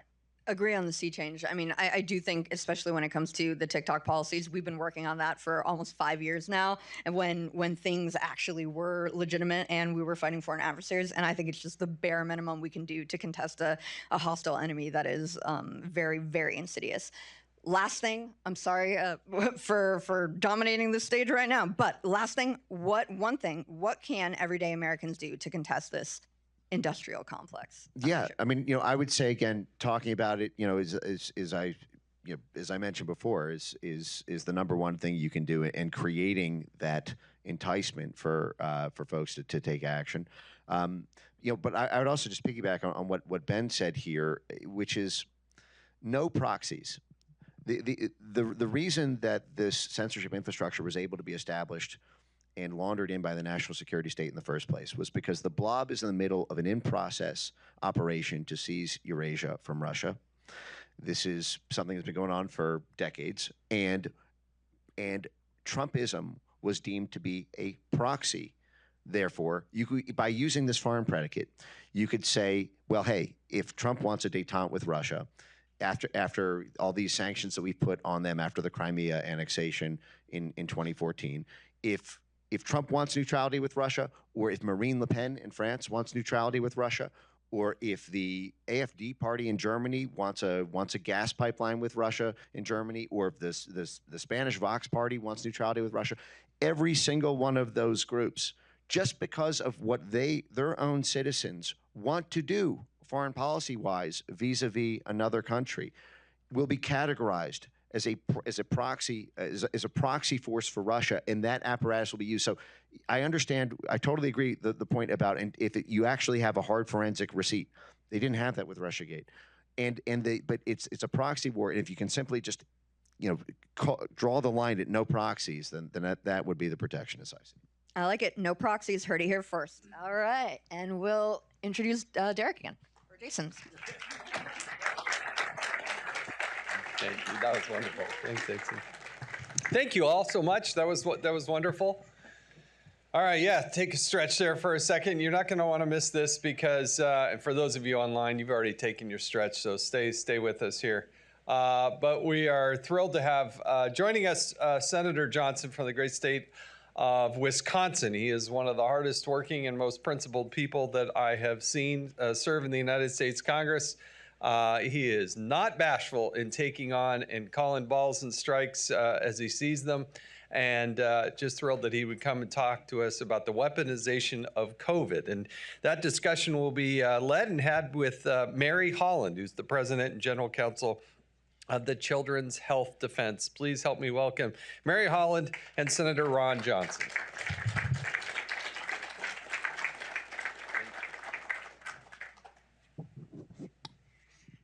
Thank you so much for joining us, Senator Johnson. It's really an honor and a privilege. I think you saw the weaponization of the whole of government in COVID and fought back against it, and sadly, you are one of the very few in Congress. And I wonder if you could speak to the issue of where were all of the other people in Congress when we saw the Constitution shattered, people sent home, lockdowns, things we've never seen in our lifetimes.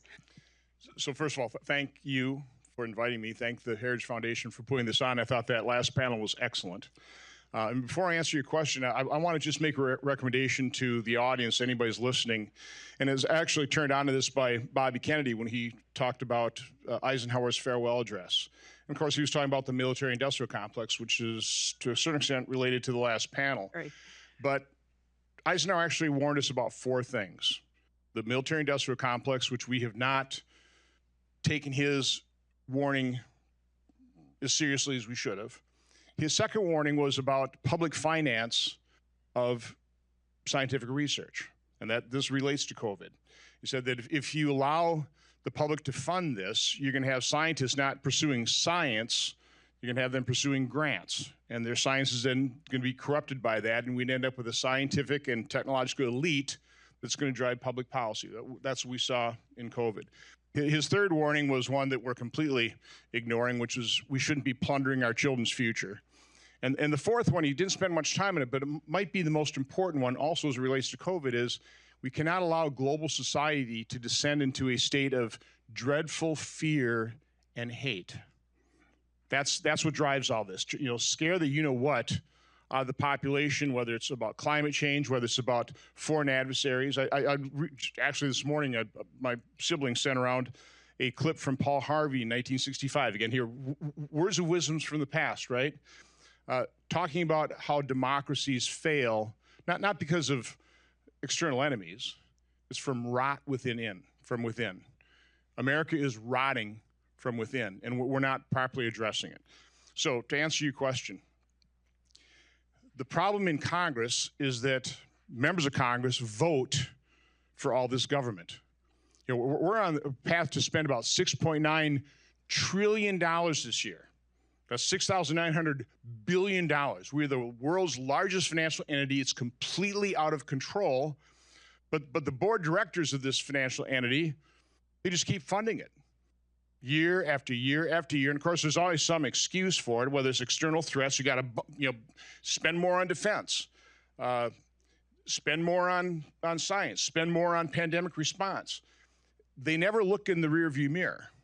You know, I'm right now ranking member of the Permanent Subcommittee Investigations in the Senate. That should be the Senate's premier oversight investigatory body. I got my funding cut when I became ranking member, okay? Do you know how many staff members we have to do oversight over millions of government employees? We've got 5. Wow. That's how unserious Congress is about oversight, because they really don't want anybody looking into how they misspent taxpayer money. So the Senate Committee on Homeland Security and Governmental Affairs, that's subcommittee underneath that, I used to chair that committee. They got a 15% bump in their budget to investigate COVID. You think we've done any investigation in terms of our response to COVID? When it comes to the vaccine, you know, so many members of Congress got in front of a video camera, pushed the vaccine, recommended their constituents get the vaccine. The last thing they want to even know is that maybe those vaccines caused injury, could have caused death, something that they recommended their constituents might have harmed them.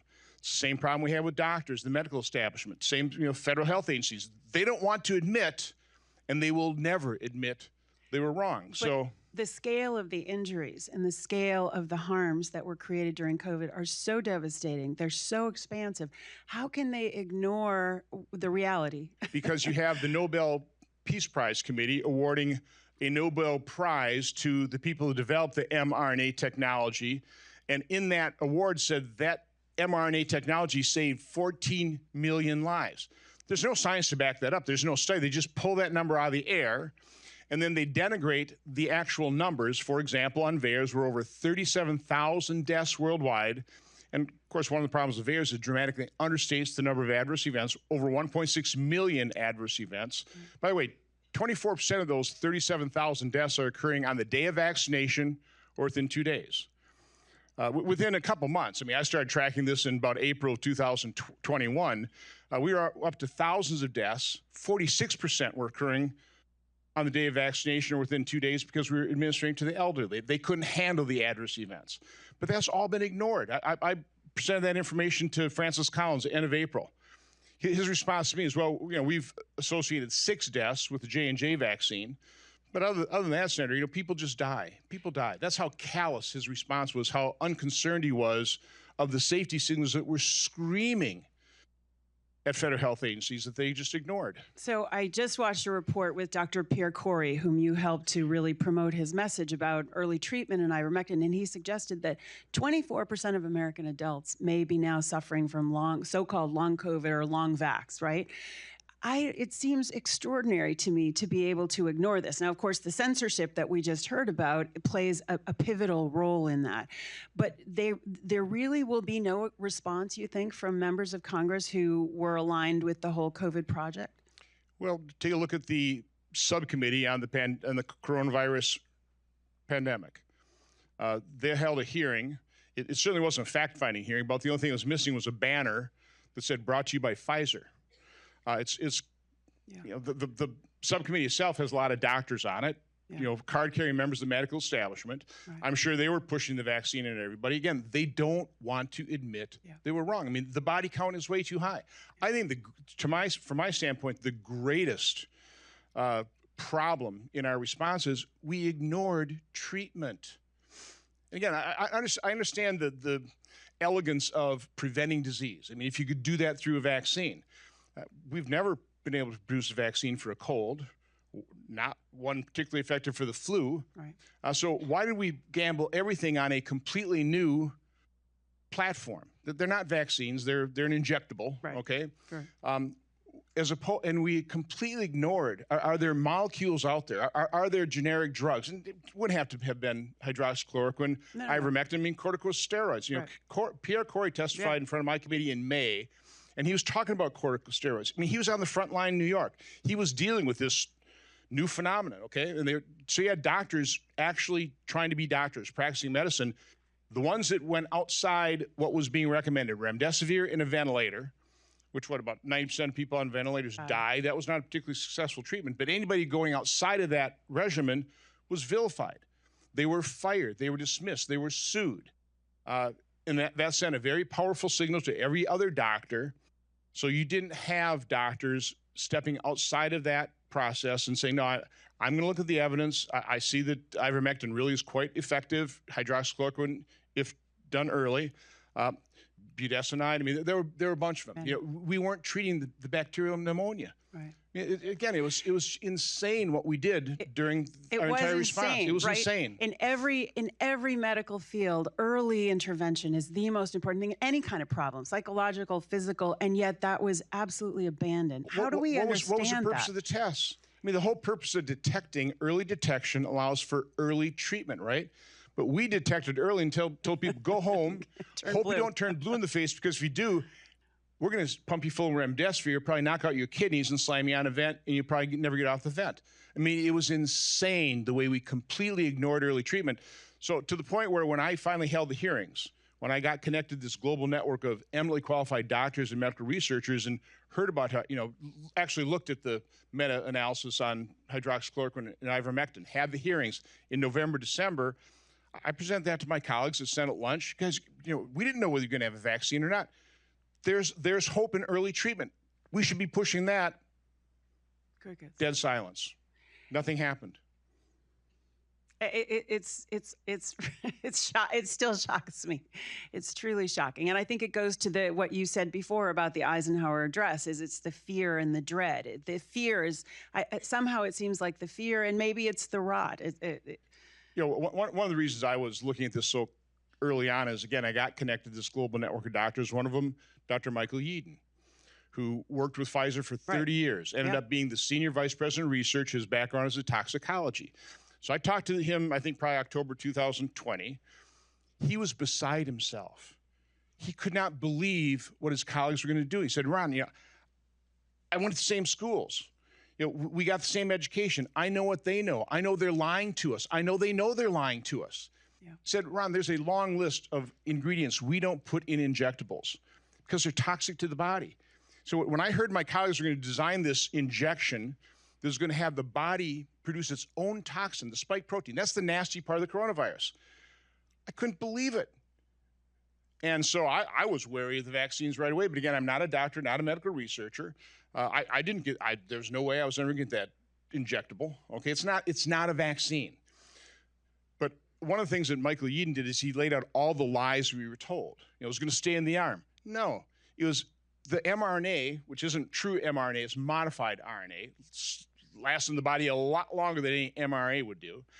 But we were told it was encapsulated in a lipid nanoparticle designed to permeate difficult to permeate barriers like the blood-brain. Right. So it wasn't going to stay. They knew it wasn't going to stay in there. They had studies, which the Japanese regulators uncovered, biodistribution all over the body, concentrated in ovaries, the ovaries, kidneys. Gee, what could go wrong there? They lied to us about that. Repeatedly lied to us. But maybe one of the most nasty lies was the fact that we don't think natural immunity be as good as our. Well, first of all, you don't have to be a doctor to think this. What is that injectable product going to rely on? Again, the mRNA doesn't kill the virus itself. It is acting to activate your natural immunity to respond to if you ever get the virus. So the mRNA vaccine was going to depend on natural immunity in a not a very good way because it's only looking at a portion of the virus. It's kind of like it's like your nose. Right. Whereas when you get the disease, it's your entire face. So what is going to be better? Your natural immunity that's going to respond to the actually having had the virus, or your natural immunity responding to a small part of that virus? I mean, it's obvious, right? Right. Plus, 40 to 50% of people were asymptomatic. So something in the body was naturally immune to when they got that virus, that you had a similar coronavirus, and your body's marvelous natural immunity had already taken over. So again, I'm passionate about this because I've been living with this insanity since early 2020. When I think I first was notable here in March of 2020, I made the comment, we tragically lose tens of thousands of people on the highway, but we don't shut down our highway system. We can't afford to shut down the American economy. So Fauci from the podium said, oh, it's way out there. No, it was a good analogy. But again, nothing we did during COVID made sense whatsoever. It was all insane. So it was insane and it was a failure. And you've been very clear that it was a failure. And I'm hearing you say you don't think that Congress thinks it was a failure. Clearly, the White House is taking credit for it. And the people running for president are taking credit for their astonishing achievements during COVID. The White House is now suggesting that it will have an office for pandemic preparedness and response. What's your view of that? It'll just be duplication. They had a pandemic plan. They completely ignored it. Completely. They knew, I think Anthony Fauci knew that probably the killer of the 1918 Spanish flu wasn't the flu virus itself. It's when it progressed to bacterial pneumonia. Right. We didn't have antibiotics back then. We have them now. And yet we weren't using them, not to the extent we should have. So all the things we knew were just thrown out because our entire response was focused on Operation Warp Speed and the development of a vaccine. And we have gone vaccine crazy in this country for one primary reason. Drug manufacturers have no liability for any problems with the vaccine. Exactly. So that's why our childhood vaccine schedule has gone from about 3 vaccines that I got when I was growing up to over 70 doses, injected in multiple doses at the same time. Gee, what could go wrong? Right. Every time you inject a vaccine into the body, your body reacts, right? So with little children, we're injecting multiple antigens, adjuvants, different vaccines at the same time, right?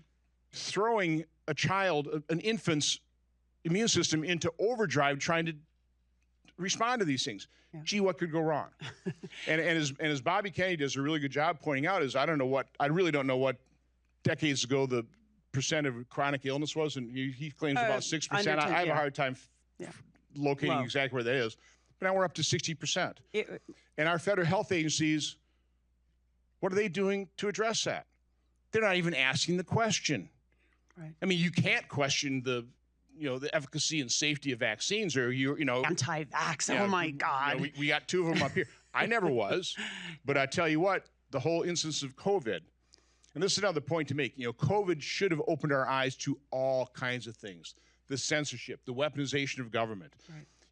The fact that the pharmaceutical companies are pushing more and more drugs, irregardless of the adverse events, and nobody really checks up on those. Well, and limiting clinical trials and limiting any kind of oversight and jumping into experimental emergency use authorization. But you mentioned, let's talk about the censorship connection that we saw so pervasively in COVID. You yourself were censored as a senator off of YouTube, and I'm sure in other places as well. How do we fight back against this completely unconstitutional and un-American kind of I first have to give a big shout out to my colleague now, Eric Schmidt, and the other folks that the other AG, I think it was Landry in Louisiana, for initiating that lawsuit, right? Louisiana and Missouri against the Biden administration. That I think is probably one of the most impactful conservative actions taken, maybe in my lifetime. Mm-hmm. It has exposed so much. Yes. So, I mean, that has just been huge.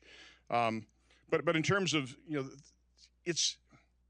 What it's exposed, and this is important for people to understand, we're not even scratching the surface. This is the tip of the iceberg of what this $6.9 trillion entity is doing to us. Okay, it is, our federal government is completely out of control, and that doesn't necessarily say that the people working there don't have good intentions. Right. I don't know who's pulling the strings. I know I listened to Michael Benz talking about the blob. Nobody quite knows. And again, it's hard to deal in conspiracy theories because how do you keep it all secret? I mean, but in some way, shape, or form, there's an elite group of people that have far too great an influence on our lives, on our government. And that's what we need to get to the bottom of. But understand that they are good at this. They hide in the shadows. Right. And one thing, being chairman of the premier committee of government affairs, Homeland Security, government affairs, we are the Senate Oversight Committee. I mean, administrations, both Republican, Democrat, they just give us the middle finger. They don't respond. Yeah. So they are completely unaccountable to the American public through your elected representatives, and that's been going on for decades. So they are completely immune from oversight investigation. Just take a look at what's happened over the last 4, 5, 6 years. Yeah. So speaking of no liability, you have a bill, S444, about the World Health Organization, that any kind of international agreement should come to the Senate for advice and consent, as the Constitution says. What's happening with that really important bill and this WHO project that really is enabling the World Health Organization not only to engage in global censorship, but literally to put in place pandemic controls, including vaccines, medicines, lockdowns everywhere? Well, it's like border security or building a fence. It's completely partisan. So I offered that bill first as an amendment to a piece of legislation. And all it says is if this administration enters into an agreement with the World Health Organization, this treaty, these amendments to a treaty, that amendment, that final product has to come before the United States Senate in the form of a treaty for ratification. So we can discuss it, we can debate it. And 2/3 of the Senate would then have to vote for it in order for it to be imposed on America. Unfortunately, that amendment went down, completely partisan vote. The only Republican voted for it was the sponsor of the bill, and he didn't want that as a poison pill on his bill. But otherwise, completely partisan. Democrats voted against that. Republicans voted for it. And that's the current state of affairs. So anything the Biden administration will be completely supported by Democrats and opposed by Republicans, conservatives. It's really sad. It's tragic. So it's so partisan that principles really are playing no role. Apparently, at this point, with Democrats in control of government, they don't care about American sovereignty. They're not concerned about that. Whether they just they have their heads, I'll say, in the sand. And when you talk to colleagues who happen to be Democrats off the record, do they just say, I have to go along, it's my party? Or do they say, well, I agree with you, but I can't do it now? What are they? Listen, I think on a bipartisan basis, people look at me as the media has portrayed me, as the media's portrayed you. Okay? I mean, we're wacko. Yeah. What is wrong with these people? And they certainly see how I've been treated in the media. Yeah. They don't want any part of that. Yeah, I'm roadkill to them. Yeah. So. Yeah. No, I don't have real fruitful discussions on this. There are a few Republicans, I think, that are willing to listen to me. Yeah. They, I think, sympathetic with the views, but they don't want to get out there either. Yeah.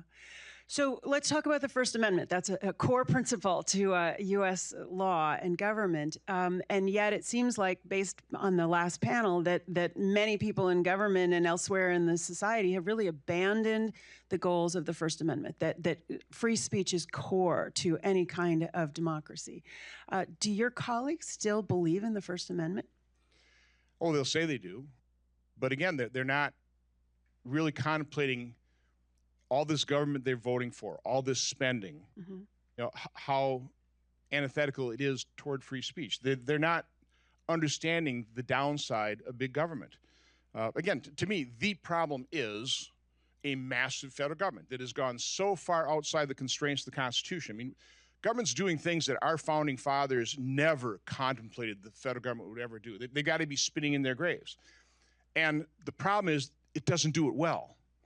So federal government's not doing what it needs to do, which is securing our border, maintaining a strong national defense to defend our homeland, as opposed to let's be adventuresome, let's go into get on these foreign entanglements. You know, one thing we should do, and we don't, is we're not reflexive. You know, we don't, in retrospect, take a look at, well, what did that foreign entanglement result in? I mean, what was the result of Vietnam? What's been the result of Afghanistan? What was the result of Iraq? You know, what's the result of us doing everything we could to push the revolution of dignity in Ukraine? It's destroyed Ukraine. Right. Okay? Just the truth. I mean, I don't like that reality. I think Putin's a evil war criminal. But you have to take a look, well, what are our actions doing? And we don't take a look at that. It's like, well, everything we do is great. No, everything we do is not great, and we need to be honest about that.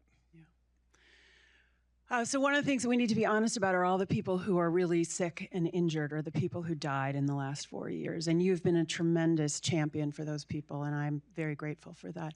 How are we ever going to serve those people who have basically been kind of marginalized because they're saying something that doesn't go along with the narrative? How can we, as a country, support those people who've been profoundly harmed? Well, we have to give them exposure, which I did starting in June 2021 when I held my panel in Milwaukee, held another one then in November of 2021. I've tried to highlight the issues, tried to let them tell their stories, but been completely ignored. I mean, when we held the hearing or the event in Milwaukee, probably had about a dozen news cameras, and Ken Ruckers, whose wife, he's a Green Bay Packer, Hall of Fame lineman, his wife is vaccine injured. He got together as a group with Bree Dressen and Maddie DeGarry and Rack 19. And he called me up. He's not my constituent. We'd never met. And he just kind of heard what I was doing. And I said, well, Ken, I can give you a platform. If you're willing to come to Green Bay, or come to Milwaukee it was, and tell the stories, maybe we can get some news coverage. So even then I was hopeful that maybe the news media would show some measure of humanity and sympathy toward these people who are injured, okay? No. What happened instead is, I think the first question for Ken Ruckers, the football player, was, oh, you just trying to make money off a lawsuit here, Ken? So, as opposed to, tell us about the problem your wife is having, or, So, unfortunately, I call them the COVID cartel, the Biden administration, the federal health agencies, who've been thoroughly captured by Big Pharma, and the media and big tech social media giants who've also been captured by media. By the way, that is one of the solutions here, is we need to end pharmaceutical advertising. I'm a free market guy. I hate saying that, but it's just true. We can't allow Big Pharma to control the narrative and control the airways. But that's the problem. Big Pharma controls that, so these stories aren't told. Even though, look at all the sudden deaths. I mean, we always know SIDS, right? Sudden infant death. Now we have SADS. That was a new term that started in 2021. All of a sudden, all these adults, young people, suddenly dying in their sleep or on the field of play, and the media's just ignored it completely. It's like, gee, what could be causing all these things? I mean, was there something different in 2021? Was there some public health initiative that might have occurred that all of a sudden we've got all these young people just dropping dead? It's extraordinary. But it's just, so again, the stories are out there. Yeah. We've got books written about it. We've got the surveillance system. I mean, the V-Safe system. this was a surveillance system. 10 million Americans signed up. What, 7.7% had to seek medical care? 25% lost time, couldn't carry on with their daily activity. Yeah. Completely ignored. And now we're getting more information out of this is the text describing these things, because it was very generic. Yeah. I mean, you really couldn't describe death or myocarditis. So in the text, the fact the federal government had to be sued to release this information, which is public information. That's the other thing. I've written 60 oversight letters. I basically gotten the middle finger from the federal health agencies. Now, Fauci's emails were released, 4,000 pages of them. In the redacted form, it shows an enormous cover-up, right? So, we're not subject to redactions. Yeah. Members of Congress. So as an accommodation, we asked for 400 pages unredacted. They've allowed us into a reading room. And we go in there 50 pages at a time. We can take notes, can't take copies. We've seen 350 of those 400 pages. We're down to the last 50 pages for the last over a year. I brought this up with Secretary Becerra a number of times in hearing. When are you going to give us this last 50 pages? The House Oversight Committee hasn't subpoenaed those. Why not? Wow. Why not? Wow. They've got the subpoena power. I don't. Right. But to this day, we have not seen those last 50 pages unredacted. Must be pretty incriminating. Okay? So disease X, bird flu, the fear-mongering continues. Do you think that this cartel would like to play this game over again? That's what they're doing. I mean, they're talking about H1N1. They're talking about bird flu. Although it's never really successfully jumped. Listen, it's easy to scaremonger. Yeah, it is. We're all afraid of disease.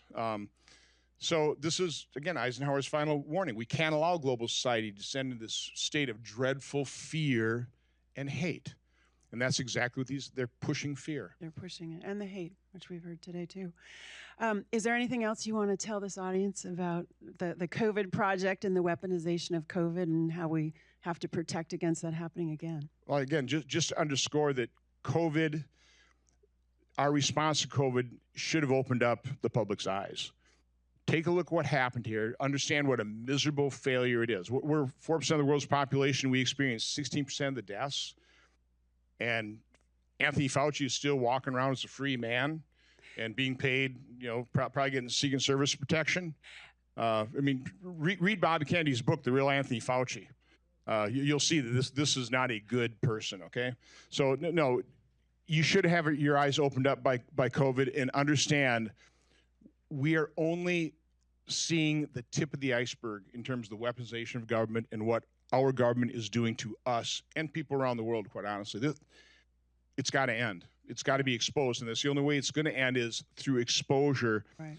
But they will fight tooth and nail. Right. And as I've said about the COVID cartel, they'll never admit they're wrong. The body count's way too high. They can't afford to be proven wrong, and they have the power to make it almost impossible to prove them wrong. That's what we're up against. That's what we're up against in terms of weaponization of government. They have the power to keep this information, this truth, from ever becoming public.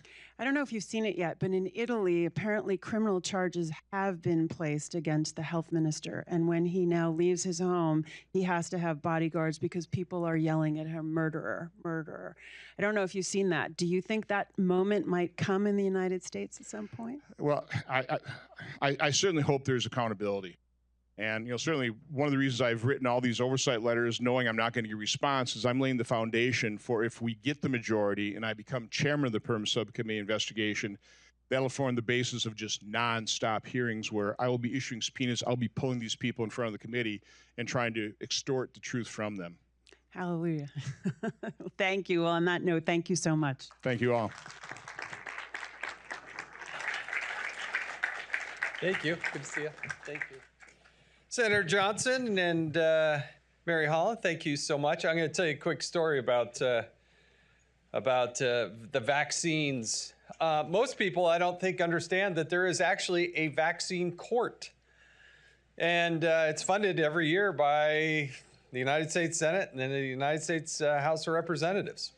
So if you want to learn more about this, you got to go check this out. Now, at the time, I was on the Oversight Committee. I was on the Judiciary Committee. And when I found out that there was a court, I said, hey, I want to go. I'm on the House Judiciary Committee, and they said, no, I'm sorry, you're not allowed to go. What do you mean I'm not allowed to go? Well, it's a court, but it's not really a court. It's not like, you know, a judge and everything. And so I was very mystified by this. But look it up. Just go into however you do a search engine, and you'll eventually get to Health Resources and Services Administration, HRSA, H-R-S-A, the National Vaccine Injury Compensation Program. But they've obviously, not every vaccine qualifies for compensation, and they have very strict guidelines of what they will look at and not look at. But if you're interested, dive into that. I will tell you, they keep it very secret, because as a member of Congress, on the Judiciary Committee, they would not allow us to see it or look under the hood. And I unfortunately had a chairman at the time who was not strong enough to say, yeah, we're going to make that happen. That same chairman, sorry to, he was just weak. Same thing happened with the FISA court. I said, you're asking me to help reauthorize FISA, then I want to go to the court.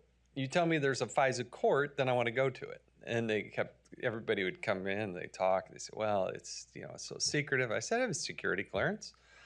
I'm on this, this is what the people do. This is the kind of thing that we are supposed to do. I'm the representative. I was elected to have that security clearance to go and look at how FISA really works. I guess one of the best things, the only thing I can say, I can point to say that I was successful in doing is just, you know, fighting FISA when I was in judiciary, but pushing so that ultimately it had a 7-year sunset. And I fought a number of senators over on the Senate side and my own chairman, Bob Goodlatte, and said, no, listen, we have to have a sunset. So the thing that I can only point to that eventually got in the final bill was the 7-year sunset, which is happening now. And I'm so glad that that did happen. So now we're going to talk a little bit about the weaponization of media. And we have a short video. I think it's about 8 minutes. It's from Molly Hemingway. She's the senior editor of The Federalist. You've seen her on Fox News and others. She is personally one of my favorites out there. So let's go to the video from Molly Hemingway. However much you loathe the corporate media, it is nowhere near enough. And a lot of you probably do loathe the corporate media. Gallup asks the question of Americans every year, and the results last October showed that Americans' trust in the media has hit record lows. Democrats' trust in the media has fallen 12 points over the past year, but it's still at a very high 58%. That compares with just 11% among Republicans and only 29% among independents. A record high number of Americans, 39%, say they don't trust the media at all, and that number has steadily increased since 2018. To some extent, it's amazing that anyone trusts corporate media at all in any fashion. Bias is an issue that Americans have talked about for a very long time, even in the 1960s and the 1970s. By the 1980s, it had become something of a cliche to talk about corporate media bias. But to complain about bias this year suggests that you have no idea how bad the situation has gotten. We've gone from mere bias to outright propaganda. Let's just go through a couple stories over the last 8 years. Do you remember the 2016 election when corporate media promised everybody that there was no way that Hillary Clinton would lose the election? They mocked people who thought that the Republican candidate had any chance of winning, and they covered it as if it was just a foregone conclusion that she would do well. Well, when Donald Trump surprised a lot of people by winning that election, what should have happened in our newsrooms is that people who run our media establishments should have thought long and hard about their failure. They should have fired all of those people who didn't understand the country they purported to cover. They should have promoted or hired those few people that actually did understand what was going on. They should have apologized to the country for what they did. And they should have made massive changes to how they collect, gather, and report the news. Instead, what we had was that immediately in the aftermath, they embraced a delusional conspiracy theory that it wasn't that they had failed to cover the election properly. No, it was that Donald Trump was the world's greatest spy, that he had been running a 20-year covert operation with Russia and had conspired with that country to steal the 2016 election. And they didn't just say this and move on. They spent years peddling this delusional and false story that caused so much damage to the country. And they won Pulitzer Prizes for it. So they have not in any way held themselves accountable for it. And in 2018, when Brett Kavanaugh was nominated to the Supreme Court, and the Washington Post and other media outlets pushed a false narrative that rather than being a respected federal judge with 12 years on the bench, he was secretly a serial gang rapist roaming the streets of suburban Maryland. Or in 2020, when the COVID pandemic was unleashed upon the world, and Senator Tom Cotton said that because the Wuhan Institute of Virology was near where the COVID outbreak had occurred, we should explore the possibility that it had escaped from that area. The Washington Post and other media outlets said that he was the conspiracy theorist and that he was pushing dangerous disinformation and misinformation. And there are 1,000 other stories. You can think about how the corporate media say that people who are concerned about the integrity of our elections are election deniers, as if they deny the existence of the elections themselves, when they still refuse to accept the results of the 2000 election, the 2004 election, the 2016 election, but now you're not allowed to question them in any way. But nothing shows the corruption of our media as much as their embrace of the censorship industrial complex. Recently, RFK Jr., who's running for president, said on CNN, he was asked to respond to a question about whether it was possible to even suggest that President Biden is as big of a threat to liberty as Donald Trump. And RFK Jr. really surprised the host when he said that Biden was far worse, far more of a threat to liberty, because he is engaged in the widespread censorship of his political opponents. He is using federal agencies across our government to censor political speech and debate in our country's worst history of the violation of the First Amendment that we have ever experienced. And instead of the media calling him to account for what he and other people in the government are doing, they're actually some of the biggest cheerleaders of the censorship industrial complex. Instead of holding President Biden and other people in the government accountable for what they're doing in violating First Amendment rights, our media are some of the biggest cheerleaders of the censorship industrial complex. They participate in it. When the New York Post broke the news about the Biden family business and how it was involved with oligarchs all across the world and how they had information taken from Hunter Biden's laptop, most media refused to report that story, and they ran a conspiracy theory that it was actually Russian disinformation. My team and I at The Federalist have experienced some of this censorship ourselves.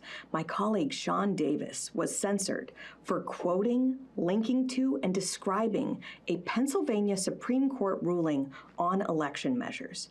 If our regime is not going to let us quote rulings and describe them, we can't have a free country. It is an existential threat what we are dealing with the censorship industrial complex. That's why The Federalist is actually suing the State Department for their role in spreading and promoting the censorship industrial complex. That affects media outlets like The Federalist and the people who work there, but it also affects all sorts of American citizens all across the country. So what can you do? I said at the beginning that however much you loathe the corporate media, it's nowhere near enough. And that remains true. Too often, we have a situation where people claim they don't support the media, but they still allow them to influence how they think about things in ways that are not helpful to the survival of the republic. It is important for people who don't appreciate how the media are doing their best to destroy the country to not give them any credibility whatsoever until and unless they apologize for what they've done, turn away from their misdeeds, and credibly restore confidence. It is important that you hold these people accountable, that when they make horrible mistakes with stories or when they intentionally tell a story the wrong way, that you let them know that you don't support what they are doing. It is important that you support the Daily Signal, the Federalist, and other media organizations that challenge the false narratives peddled by corporate media every day. And it is also important to be a well-informed citizen of the Republic. We know from the founders that they believed that a healthy media environment was key to the success of the Republic itself. We do not have that now. We have mostly a propaganda press, but there are good media organizations. They need your support to fight the lies of corporate media and to restore our founding principles to our government and to our people. Thank you.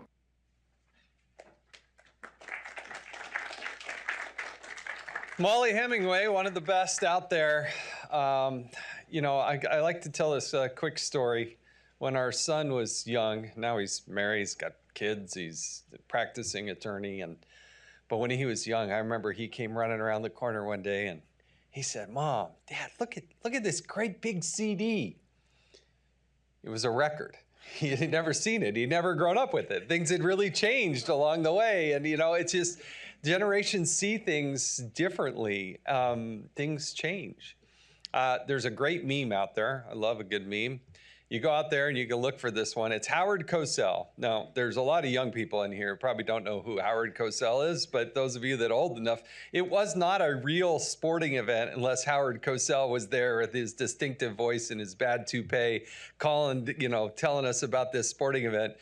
But on this thing, he's got two people by his side. One is Bruce Jenner and the other is O.J. Simpson. And the meme simply says, "Oh, how things are gonna change." And it's so true how things are going to change. How our kids see and get the media and their news and their information is so different than how I grew up and how probably you grew up. It is absolutely stunning. Who is the single most popular person, the single most viewed person on all of the internet? Who is the number one person, not even close to Taylor Swift or anybody else? Who is the number one person seen on the internet? Mr. Beast. If you don't know who Mr. Beast is, what is he, 26 years old? He has 5 times the number of followers than Taylor Swift. And he's a good guy doing good things. And he actually has a good message. He goes out and does these crazy things. He created these channels when he was 15 years old. Now he's like 26 years old. He is by far the wealthiest person coming out of this. And he is changing the world and the way we see it and the information you got. You may like him, you may not like him. I happen to find him highly entertaining. Hundreds of millions of other people also find him entertaining. It's amazing how the world has changed. And he's not on some big network television. He's basically on YouTube. And it's unbelievable how things have changed. We just need to pay attention to that and make sure we're also calling out the so-called traditional media, who, as my former colleague Trey Gowdy liked to say, they've never, ever seen a Republican investigation that was warranted, and they've never, ever seen a Democratic investigation that should ever end. That's the way Trey Gowdy saw it, and I happen to concur. All right, so we're going to move now to talk about the weaponization in the legal sense and lawfare, which is obviously a new word. At least I think it's just becoming radiating out, and people are starting to understand how the law is manipulated. And we're thrilled to have Steve Bradbury, the Distinguished Fellow at the Heritage Foundation, is going to help lead this discussion with William Shipley, defense attorney at the law offices of William L. Shipley and Associates, and the Honorable, the Congressman from North Carolina, Congressman Dan Bishop. Please call him up now and look forward to this discussion. Thank you.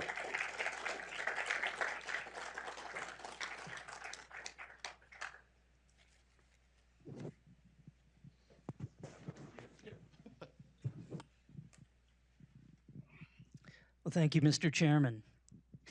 So we've seen the FBI and the DOJ abuse their awesome law enforcement powers of investigation, prosecution, to target American citizens who have dissented against the preferred policy options of the government in power, who have exercised their constitutional rights, religious rights, or rights of expression online. And we've seen them target American citizens who are perceived to pose a threat to the political establishment. In 2016, they abused the FISA process, the Foreign Intelligence Surveillance Act, to target the presidential campaign of Donald Trump that was viewed as an insurgent campaign.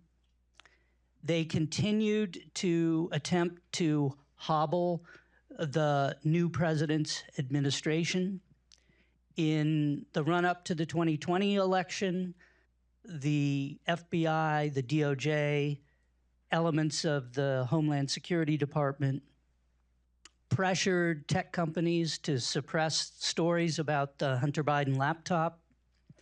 They pressured the tech companies to censor free expression of Americans that dissented from the preferred policy of the establishment, the administration in power.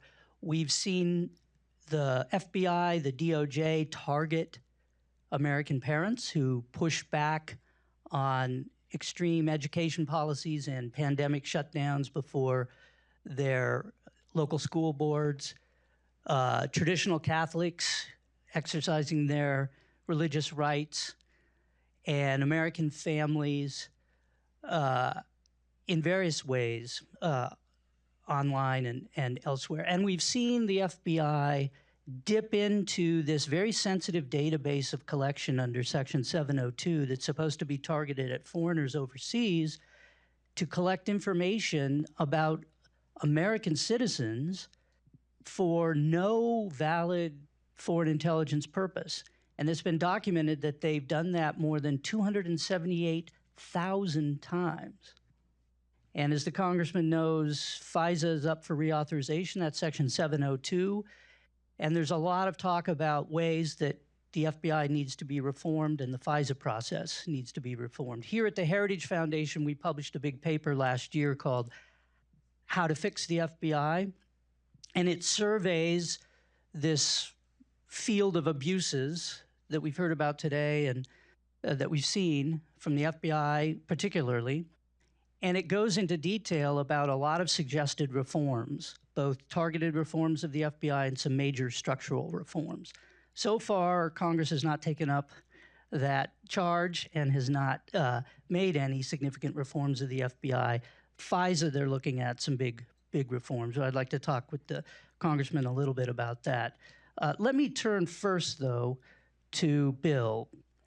Bill Shipley, you've been a federal prosecutor for more than 22 years. You're a criminal defense lawyer.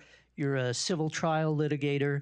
And recently you've been defending a number of the January 6th defendants. And we know that the FBI has tapped into that 702 database on a number of occasions, looking at those January 6th defendants. Can you describe what you've learned from your experience defending the January 6 cases about how the FBI and DOJ have abused their law enforcement powers? Well, the number's up to 53. 53 different January 6 defendants over the course of about 32 months. Specifically as to 702 and the use of what is intelligence information in the criminal justice process, that is strictly forbidden. And as a result, we won't see it as criminal defense lawyers. It's not something that is going to land in my inbox as discovery as to one of my clients. But, having spent 21 plus years with the Department of Justice as a criminal prosecutor and knowing something about the intelligence side of the FBI's operation that just, you pick up over time, I'm 100% convinced that the FBI has used that information to further their investigations, not necessarily to generate evidence that's going to be used in a courtroom against a particular defendant, but to isolate, identify individuals or groups, focus on them, learn things about them that bring, additional context or specific factual information. And then they will go out and use more traditional methods of information and evidence gathering to sort of, in a backdoor fashion, arrive at the same kinds of information. They then produce that in discovery to the defense lawyers. And, you know, if you don't know the process, you wouldn't know that they might have acquired some of this information in a manner that is not appropriate under the regulations and the statutes. But as you said, there's no escaping the fact that for many years, and we're not talking about just last year, even the year before, but we can go back many years to the government, the FBI, Department of Justice, National Security Division, acknowledging to the FISA court that it had collected information beyond the boundaries of what they were authorized to do. Some of that is a result of the FBI using contractors.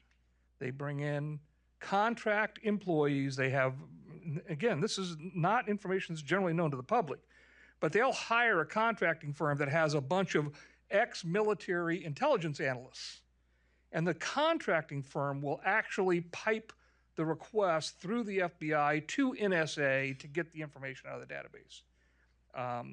And then, so it's not, so it's, in some ways it's happened, it happens, you know, outside the FBI's building and creates a little bit of plausible deniability for them. It's like, well, we didn't know the contractor was going to do that. And, you know, we've taken steps to prevent it, but it happens every year. Wow. Can you talk a little bit about what you've observed in terms of the scale of the resources that the FBI, the DOJ have brought to bear in the January 6th prosecutions, investigations and prosecutions versus what you might see in a case that isn't so politicized? Well, I mean, that's a good point. You know, as I say to many of my clients, you know, when I hear them tell me what other lawyers have told them about quoting the price to defend their cases, it's like, you know, these are in some measure assault cases on video. They're not terribly complicated. But the government has gone to these extraordinary measures to vacuum up data across the internet, to use highly sophisticated and outsourced to some degrees, highly sophisticated facial recognition software to identify people that they've got the video, but they don't know who the person is. They have spent hundreds of millions of dollars, just my guess. But, you know, seeing the work that I see, the squads that are employed, we're not just talking about hundreds of FBI agents, we're talking literally thousands of law enforcement officers, both FBI agents, other federal law enforcement agents, and what are called task force agents on joint terrorism task forces, which exist in every FBI office. Every FBI field office, there's 54 of them, has a joint terrorism task force. Sometimes that task force will have more than one squad, might have 2, 3, 4, 5 squads, 20 agents each. Most of those people are state and local law enforcement who are working the task force collectively. So while I might only see 1 or 2 FBI agents in a particular case in the paperwork, I can probably find 25 or 30 names of law enforcement officials.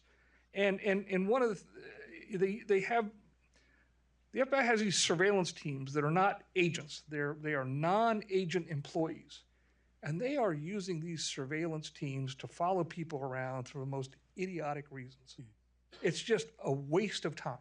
These are resources that are obviously not being deployed to other kinds of crimes. Exactly. And in some respects, and I think the congressman he'll know exactly what I'm talking about, this is stat chasing. This is how the FBI justifies its budgetary requests year after year after year. Federal law enforcement agencies, for good or ill, and the Department of Justice, they are stat-driven agencies. Well, there also seems to be some political priority being placed here. No question. Bill, can you comment at all about the treatment of prisoners in the January 6th prosecution and the sort of confinement conditions? Well, I can just briefly. I'm probably not quite on board with sort of the doom and gloom prognosticators, because here's what happened. Department of Corrections here in District of Columbia, which was a local facility where January 6 defendants who were detained were housed, was a pit. It's run by the District of Columbia, it's not run by the federal government. It was a terrible facility. There were problems with housing January 6 defendants in with the regular population because they were quickly identified by as white supremacists. You know, if you were arrested in connection with January 6, you were a white supremacist. So, you know, you create racial problems inside the DOC holding facility. So the Department of Corrections reopened a facility that had been closed during COVID and shifted the January 6 defendants into that second facility primarily. And it was it had run down, hadn't been cared for. And I will say that a couple of the district judges took an interest in that. And in one in particular, Judge Lamberth held the Department of Corrections DOC warden in contempt for the conditions. And, That's great. and it's improved. It shows the importance of independent judiciary. Yeah. And actually having fair, independent judges. And the issue was, just to touch on the details, the January 6 defendants are housed there under a contract with the United States Marshal Service. And the facility has to meet the conditions of the contract. Mm-hmm. And Judge Lamberth told the Marshal Service, go over there and figure out if they're meeting the conditions of the contract, and if they're not, they've got to fix it, or I'm going to cite them for contempt. One last question for you, Bill. What can you tell us about the DOJ prosecuting defendants among the January 6 group who may have trespassed on Capitol grounds but didn't engage in any violence or destruction of property? There are hundreds of those cases. I've handled a few of them. I didn't focus on those when I first started doing this work. I focused primarily on felony cases where there was, allegations of violence or destruction, coordinated activity. I've now done a few cases where we just call them, the tourist protesters, so to speak. And what's really sad about this, and this reflects sort of the political narrative I think that is behind a lot of the Department of Justice efforts, which is hard for me to say having been there for 21 years. This town is no stranger to political controversies and disputes and protests. And it has a long established history as how it dealt with it on the legal side. Mm-hmm. There is a well-established practice called post and forfeit. You get cited for doing something illegal during a protest out on the mall, you get arrested, you get processed, you get a citation, you pay $50 to get out, and if you don't want to contest it, you forfeit the $50, and that's it. Post and forfeit. That's what they've done for 50 years in this town. Right. And there was probably the vast majority of offenders, if you want to call them that, on January 6th could have easily been post and forfeit cases, right. And the government has not handled a single case that way. Very different. They brought the hammer down. Every case starts with a misdemeanor. Citation, a misdemeanor, and felony. Every January 6th case I know of starts with a misdemeanor. There are no citations. Wow. Well, thanks, Bill. Congressman Dan Bishop, I want to turn to you. You represent the 8th District of North Carolina, and you sit on the House Judiciary Committee.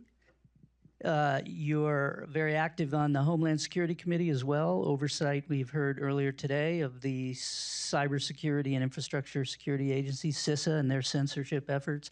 But you also are an active member of the Select Subcommittee on the Weaponization of the Federal Government. And first, I want to thank you for your service to the American people. Thank you, sir. And pleasure to have you here, Congressman. Can you share with us some of your key takeaways about the abuse of law enforcement powers that you've seen from your work on these House committees? It's interesting to me as I was listening to both of your comments at the opening this panel, and I'm delighted, by the way, that Heritage is doing the symposium. I appreciate all the work you've done. And Bill, I certainly appreciate what you're doing for January 6 defendants, against whom what you're describing, of course, in that case appears to be selective prosecution. But that is, and selective prosecution, in case people don't know, when you take different actions or more severe, harsher treatment predicated on something about someone's political views, that's a violation of the First Amendment. So, but more generally, you gave a very impressive list of the things that we've seen that have constituted weaponization and abuse of the rights of the people by the FBI is where your focus was. And what struck me is that it was scratching the surface. Right. That is to say, it almost every time, the challenge is to define in broad enough terms the massive scope of government action of similar type. You could get further actions by the FBI in profusion. One that just popped into my mind that we've spent some time with in the weaponization, Chairman Jordan on the Weaponization Select Subcommittee, is that FBI interacts with banks, right, using FinCEN.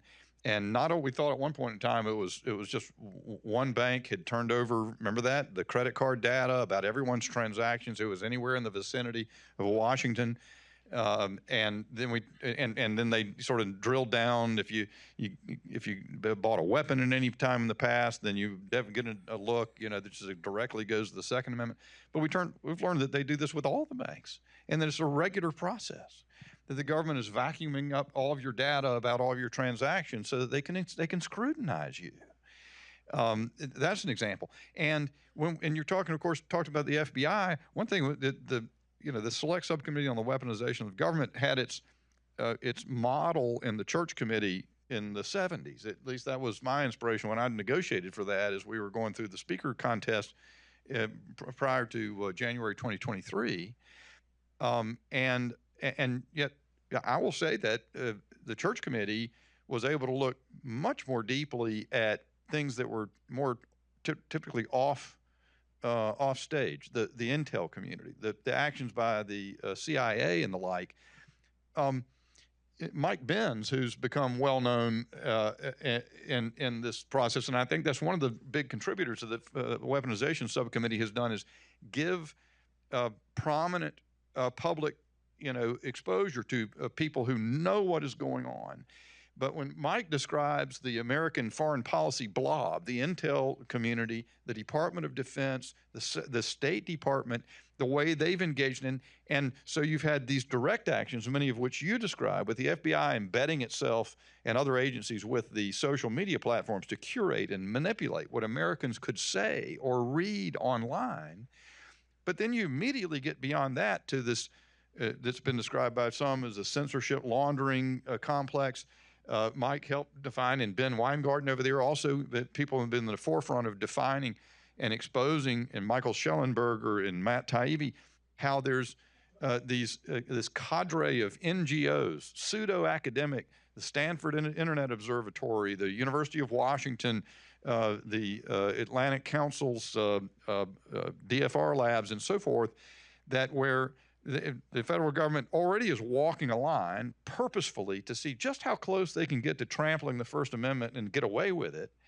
And that's what the Murphy versus Missouri case is about. It's pending in the United States Supreme Court. But then they recognize they've got these limitations, and the shrewd lawfare types in these NGOs recognize the limits. And so they step in to do things with the social media companies on behalf, effectively, of the federal government.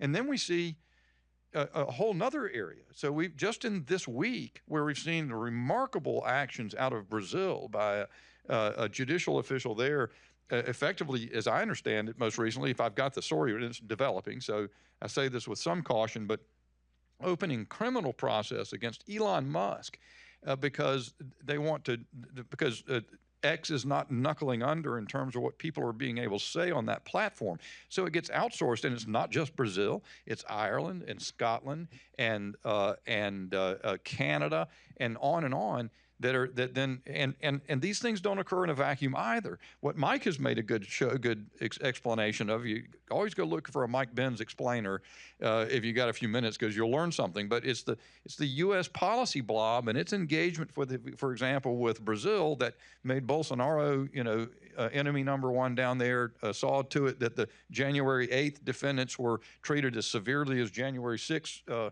grandmas who were trespassing on Capitol grounds. And all of this just, again, it's almost, that's the most troubling thing. I think we've begun something important with the Select Subcommittee on the Weaponization of the Federal Government, but we've had to concentrate on something, and it's been basically First Amendment and these agency efforts. but it's just like it is a burgeoning field that is so Broader. large. You almost don't know how we're going to get to it all. Seems like an effort to use the powers of government to try to change the culture, to try to change what America is. Not just America, the Western democracies. Michael Schellenberger had a great thing on X in the last day or so that really sort of gets at the scale of what we face. It is truly frightening. And it's saying all this is done in the name of security. At the same time, we've dispensed with any sovereign control of our borders, and you have millions of people coming over in the most obvious security risk in the history of the country, perhaps, mindful of the language out of the 9/11 Commission report that the system was blinking red. 2 million or more gotaways who've come in. They could be doing anything, and yet in the name of security, this week, we've just seen the announcement by the Speaker of the House that he does not support a warrant requirement being amended into FISA 702. An astonishing and disheartening development to me. But we're seeing that the Republican majority in the House is going to be, in this existential sort of fight about whether we can actually take a serious step toward one reform on one problem that has been demonstrated in astronomical numbers. We're not in a good place, but we got to amp up the fight, and we've got to solidify, I think, at least Republicans and hopefully everyone to recognize this isn't about partisanship or ideology. It is about the most fundamental ideas of freedom that have existed since the Enlightenment. And Winston Churchill talked about an iron curtain descending across Europe. We're seeing a darkening of the West. Yeah. Wow. I'd like to, if we could, turn our focus specifically to the FBI. We heard earlier today from two brave whistleblowers who've appeared before your subcommittee, Garrett O'Boyle and Steve Friend. Great Americans. Yeah. And I just wonder, what's your take on what is going on in the FBI? How have the priorities, the personnel standards, the focus of the FBI changed for the worse? Boy, that's hard, and in the sense that it's hard to find much to ferret out as the jewel of good federal law enforcement that needs to be preserved at this point. And the degree to which you take FBI leadership at the highest level, I'd like to be able to point out someone who's doing great things. But just the latest is we talked about the embedding with the social media companies, and that all getting exposed, and to at least people who are paying attention being a source of grave concern, and yet. Even while Murphy versus Missouri is pending before the United States Supreme Court, the FBI has just announced the renewal of their project. Yeah, they're still doing it. Yeah, and I mean they may have taken a pause because they were at least brushed back a bit, but they're doubling down. And you remember that the FISA court, of course, said a number of years ago, as the fallout from the spying on the Trump campaign, that there was an institutional lack of candor in the FBI, and you would like to see an agency that sees that sort of criticism from that well-placed a source to say, this is never going to happen again. We'll root this out with everything we've got. And yet the FBI constantly stonewalls our subcommittee in learning what they've done. They put up every roadblock in the world. You just saw a judge chastise in fact, it's coming back to my mind, but it was based on subpoenas out of either Judiciary or Weaponization subcommittee that they have blatantly defied. Wow. So it's a problem. I don't see and I see constantly in hearings, FBI high-ranking officials come before our committee. I remember when a question was asked in August Pfluger's subcommittee on Homeland Security to. I'm trying to remember her name, sort of a deputy director for terrorism, counterterrorism, and asked if she had read the Durham report, which had recently appeared, and she said no. And as we poured a board in that, have you been briefed on it? Or it was just contemptuous of Congress. And if I ever were executive in charge of anything, and somebody in my organization appeared in front of the Congress and acted in that way, that person would be gone that afternoon. Yeah. And I see nothing like that from the leadership of the FBI. In our report, How to Fix the FBI, which is available to everyone on heritage.org, we had a lot of proposals for fundamental reforms of the FBI. I guess I'm not going to ask you about the prospect that Congress is going to take up the mantle and undertake those reforms, because I think the answer would probably be too depressing. But I know, Congressman, that you're also currently running for State Attorney General of North Carolina. And final question to you is, what do you see that the states and state AGs in particular can do to push back on this weaponization of government? I'll begin more broadly by saying one of the things that I've learned is that Congress is fairly limited and somewhat status quo at the moment, and we've got to change that. There are useful tools here, but what makes them the most useful is if we work as broadly together as we can among the various aspects, the people of the United States who are very much aware of what's going on. They're way ahead of Congress. If Congress just understood that they're resilient and resourceful, and I'm sure the American people will correct the problems that we confront at some point. The thing about state AGs that led me first to pay close attention and ultimately led me to decide to leave Congress and seek to become the first Republican elected AG in North Carolina in 128 years is the leadership role that they've taken. The litigation model still can work, and it certainly can expose.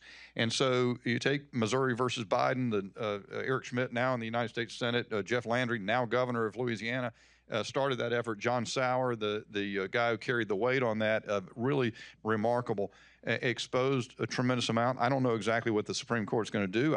I thought it was even useful for the American people to see Ketanji Brown Jackson say in the argument that she was concerned that that it looked like people were arguing the First Amendment might hamstring government. And I was thinking that's sort of the point. But I mean, so you see, all these things have value in being exposed, but state AGs who defeated the vax mandate, who in EPA versus West Virginia advanced the major questions doctrine in huge ways. It's almost like it's like the rear guard that takes the field when the main battle army has been sundered and the lines are in retreat and disturbed, and they need an opportunity to conduct a strategic retreat and reform and come back and win. The rear guard takes the field in order to protect that retreating army. And that's what AGs are doing. And so it's an enormously influential position in my own state. I think we get an opportunity to take North Carolina and make it bellwether states like Florida and Texas. It's a big state. It has something to do with that, but it has to do with reestablishing the primacy of the rule of law in executive positions. And I don't think if you look across government, nothing more completely to me in a unified way describes what is wrong as the elevation of executive power and its capture and use for ideological agendas of the people who occupy it in a complete assault on our constitutional system, which depends instead on the rule of law enacted by legislative bodies. And I think if I do nothing else than the rest of the time I spend in public life, then to reestablish that principle, it'll be enough for me. Amen.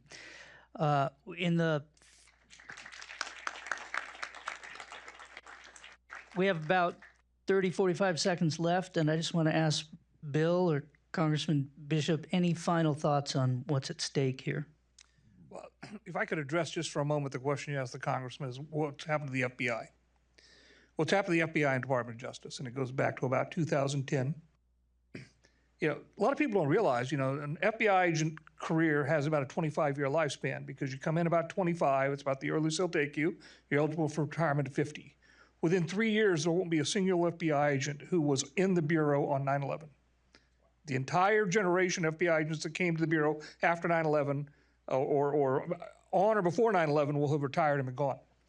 Beginning in about 2010, the recruiting of both the Department of Justice and the FBI turned dramatically, and the inflow of social justice warriors out of college campuses flooded first the Department of Justice and then the FBI. That was 14 years ago. Those are the people who are now managers and supervisors and in charge of the decision making. That's right. That's and we see the result. Well, please join me in thanking Bill Shipley and Congressman Dan Bishop.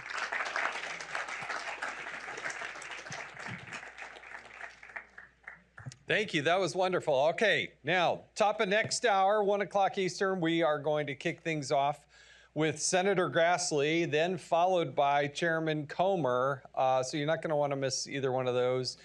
For those of you here in person, there is some lunch out in the foyer, and I hope you enjoy that. And like I said, we'll start right at the top of the hour. Thank you.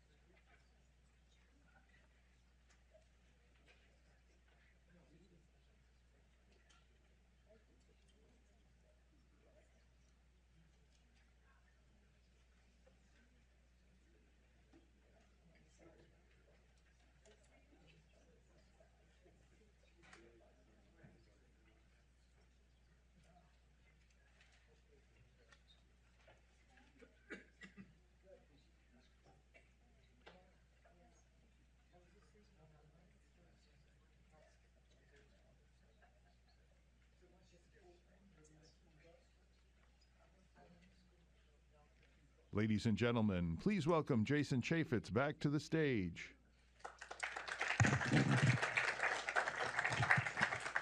Well, thank you. I hope you had a nice break, and hopefully it's a little bit warmer in here. I was freezing it for the last section, but interesting. When I became the chairman of the Oversight Committee, you get to do a lot of history about it. The oversight function in the House of Representatives, at least, started in 1814. The idea is that every government expenditure would be overseen by members of Congress, and it's gyrated over the course of times. Big, it's small. It was one time the biggest committee in the House, and the smallest. It was smaller, I shouldn't say the smallest. Now it's currently the second largest committee in the House of Representatives. But you also have a Senate function. And I can tell you, having served for a number of times and been the chairman in the House, that I can count on two hands the number of people who truly, I think, in their heart of hearts, their passion, their principles, their dedication, and their commitment to an open and transparent government they led with it. It was so important to them. And I can tell you, for the nearly, over 8 years in the House, the single best champion that I could work with, the single best person who cared more, did more, had the right staff, had the right passion, and when push came to shove, would actually go to the mat and actually help to provide that openness, transparency, and the proper way of doing things in government. The single best champion and friend that I had in the United States Senate was Senator Grassley. He knew what he was doing. He had been around the block. He's one of the most pleasant people you can possibly be around. But he also, to his core, believed in the mission and this country, and his belief in this country was just second to none. A lot of people, good intentions, maybe they're focused on other things, but where my passion lied, and where it still lies, there has been nobody better during my time on the Hill than Senator Grassley. So I am thrilled to have the chairman joining us. Please help me welcome Chairman Chuck Grassley from the great state of Iowa. Come on over. You're going to take this podium for a minute. He's going to give some remarks, then we're going to chat, and then we're going to try to take some questions from the audience. Senator, good to see you. Thank you. Good to see you. He was very kind in that introduction, and I did appreciate the years working with him. And you still can't avoid him because he's on television all the time. But I'm glad to see him on television as well. So thank you for a very important program that you have here, not because you have me on it, but the importance of congressional oversight and stopping the weaponization of government. It's a very patriotic thing to do, And Heritage Foundation is always patriotic, but I want to thank them for emphasis of this as well. I thank you once again, Congressman, for that introduction. I certainly remember our joint oversight work when we were both chairmen. And as many have guessed, congressional oversight is my top priority as a senator. I always say this, the importance of it, because you can do it by yourself. It takes one vote to do oversight, your own decision to do it. If you want to get a bill passed, the other important responsibility of Congress, besides appropriating money, you have to have at least 51 votes, and in the United States Senate, you got to stop debate with 60 votes to get to that point. So it's no surprise to anyone that I've built a career doing oversight of the executive branch, and I want to emphasize equal opportunity oversight from the standpoint that it doesn't make any difference to me if you have a Republican president or a Democrat president. Congressional oversight, you can't emphasize this too much, is a constitutional responsibility for every member, not just Chuck Grassley or Jason Chaffetz. If you're not chairman or ranking member of a committee, it doesn't matter. Every member, no matter what their status is, has an obligation to hold the federal government accountable to the American people, and this is as simple as the checks and balances you learned in 8th grade civics. Even more so, that's a responsibility to our constituents to make sure that a president faithfully executes the law according to the Constitution. Now, yet even more important, that's our responsibility to the country and to we, the people. Now, oversight isn't easy. It's not for the faint of heart. It's filled with frustration, political attacks, obstruction, and other efforts by many to prevent you from getting the facts and getting the evidence that you request. So I'm going to point out some of that frustration, some of those political attacks, and some of the obstruction. The trick to oversight, if you want to call it that, is pretty simple. No matter which party in the White House, you must pursue the facts and the evidence without fear or favor. And you might hear my words without fear or favor many times this afternoon. We gotta let the facts breathe. Let the evidence tell the story. Let the sunshine expose the government wrongdoing.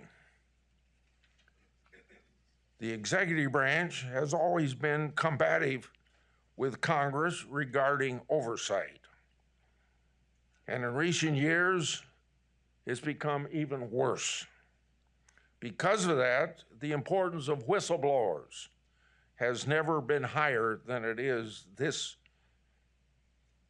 period of time.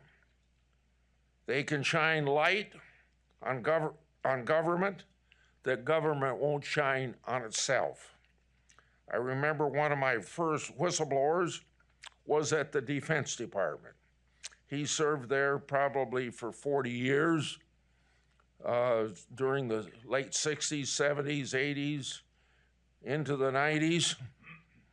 That was Ernie Fitzgerald. I call him the grandfather of whistleblowers. He was the first one I got acquainted with. President Nixon, in the infamous Watergate tapes, said of Ernie, when Ernie got done testifying before the Congress of the United States about the C-5 aircraft being a wreck, he said, "Get rid of that SOB." That's quote unquote.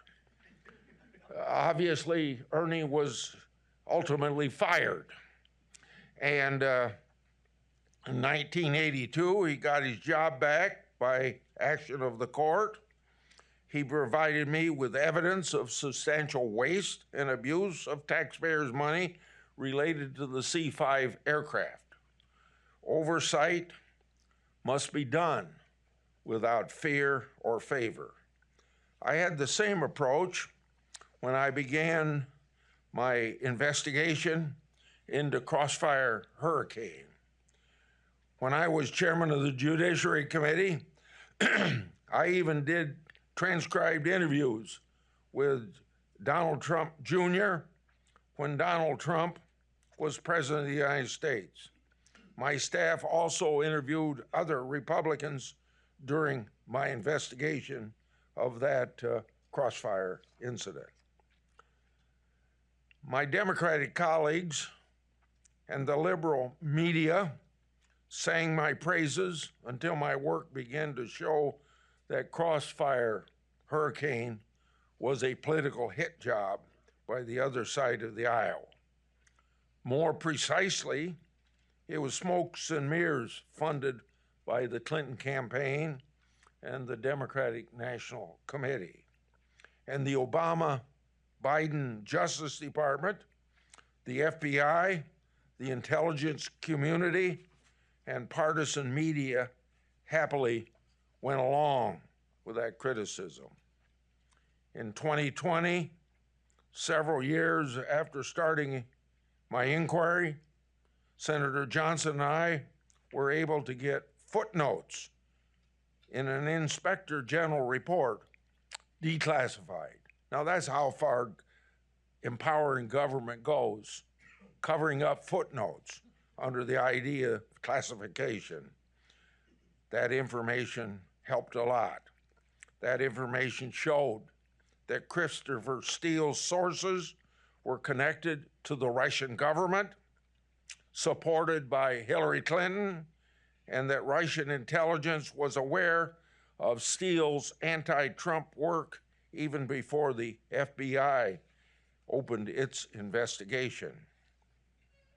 Our intelligence report even assessed that the Steele dossier may be part of a Russian disinformation campaign to denigrate U.S. foreign relations. The Justice Department failed to even apprise the FISA court that the FBI had counterintelligence case on one of Steele's key sources. So it was very clear that Clinton campaign and the DNC, who colluded with the Russians, they used a former British spy, they used Fusion GPS, and they used a law firm to create a fake dossier that, and then after they did all that, they tried to cover everything up. With all of these red flags, the Justice Department and the FBI proceeded anyway with a political case against Trump. Crossfire Hurricane is a textbook example of government weaponization. None of these facts would have been known without congressional oversight. Oversight must be done without fear or favor. In August 2019, Senator Johnson and I began our Biden family investigation. And let me tell you, our investigation received more incoming fire from political attacks than I've ever seen before. When that happens, it usually means you are right on target. Let me give you a snapshot. On July 13th, 2020, then Minority Leader Schumer, Senator Warner, our two of our colleagues, and then add to it then Speaker Pelosi, and then Chairman Schiff, they sent a letter with a classified attachment to the FBI.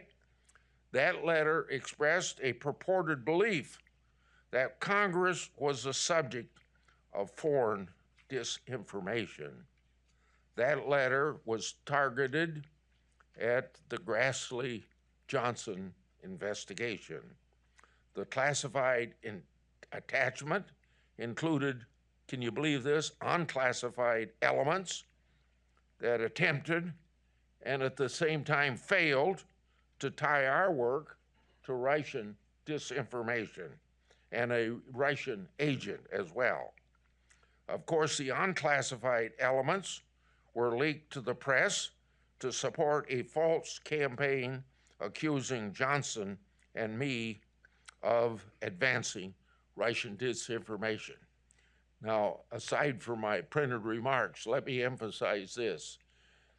Colleagues told the FBI to give us a briefing we learned nothing from.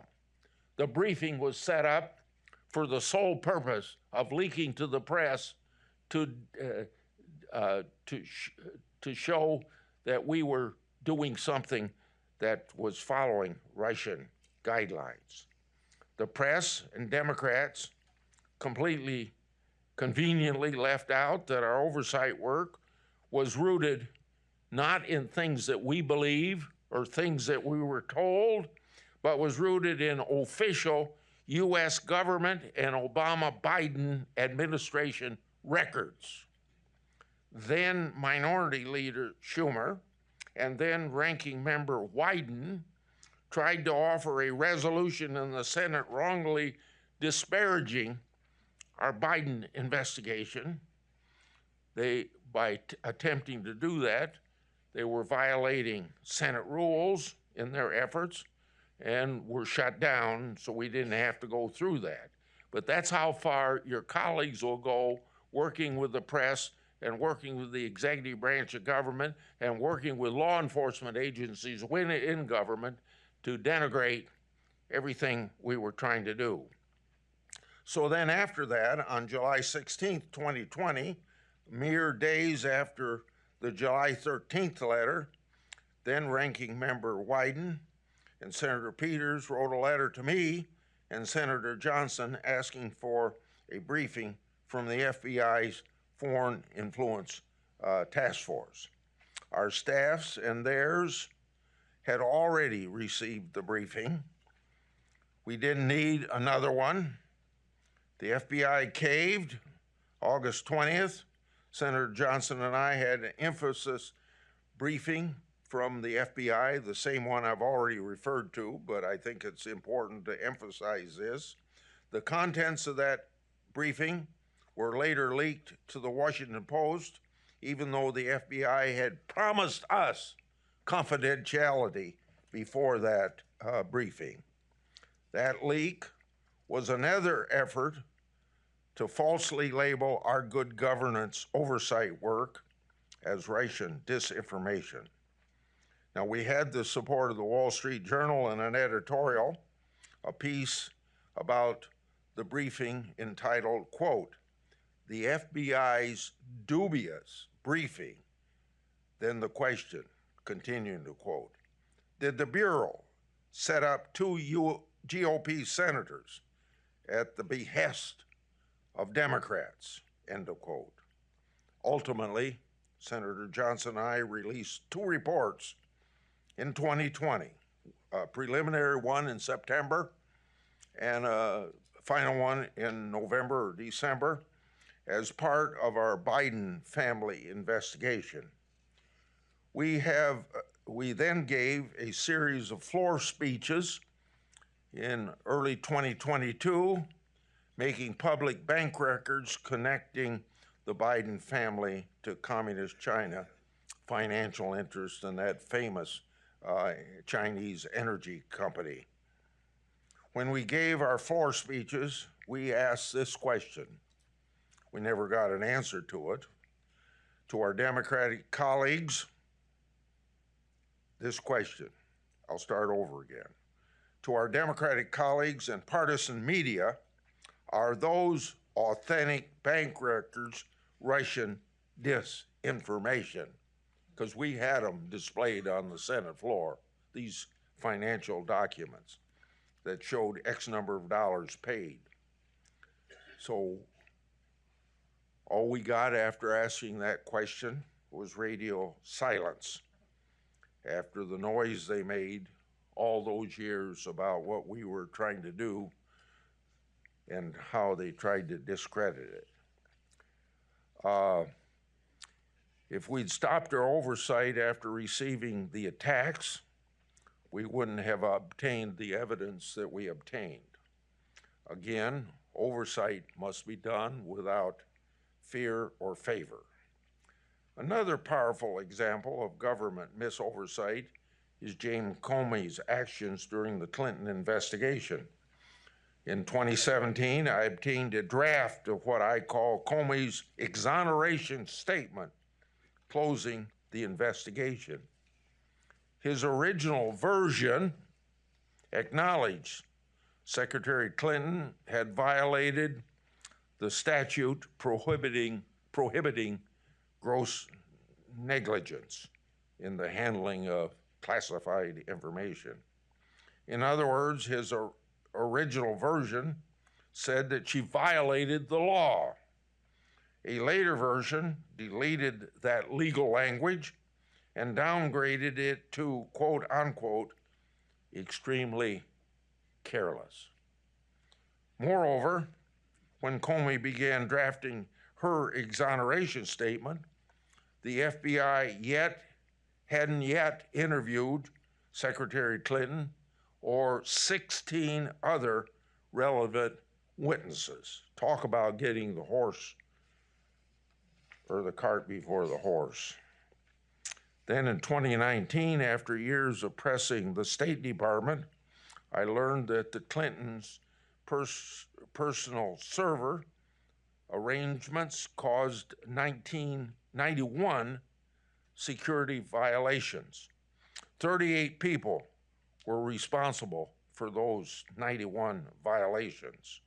The State Department uncovered an additional 497 violations, but oddly, very oddly, couldn't identify the responsible parties. It's no surprise then that Clinton's mishandling of highly classified information went unpunished by the Obama-Biden administration. Joe Biden's mishandling of highly classified information went unpunished by the Biden administration.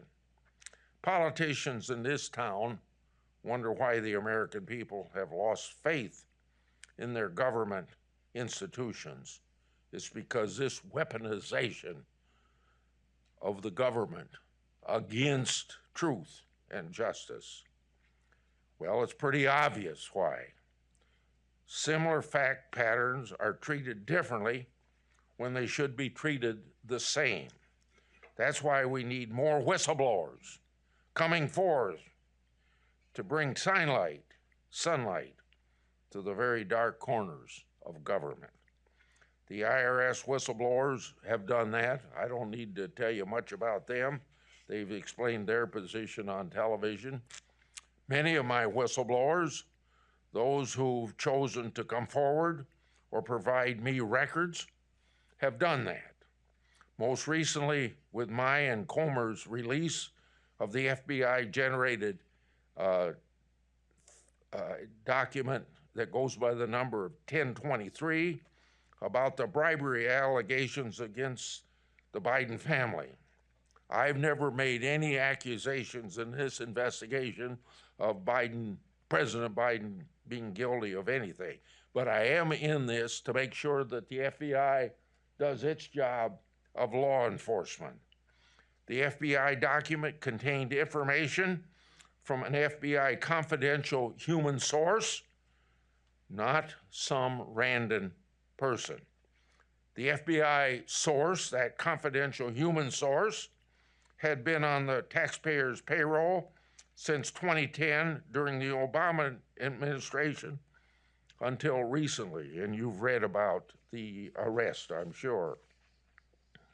He received hundreds of thousands of dollars. His information was used in criminal investigations and prosecutions. The FBI said that he was given authority to even commit illegal acts for the FBI during investigations. The FBI said to Congress their source was, quote unquote, highly credible.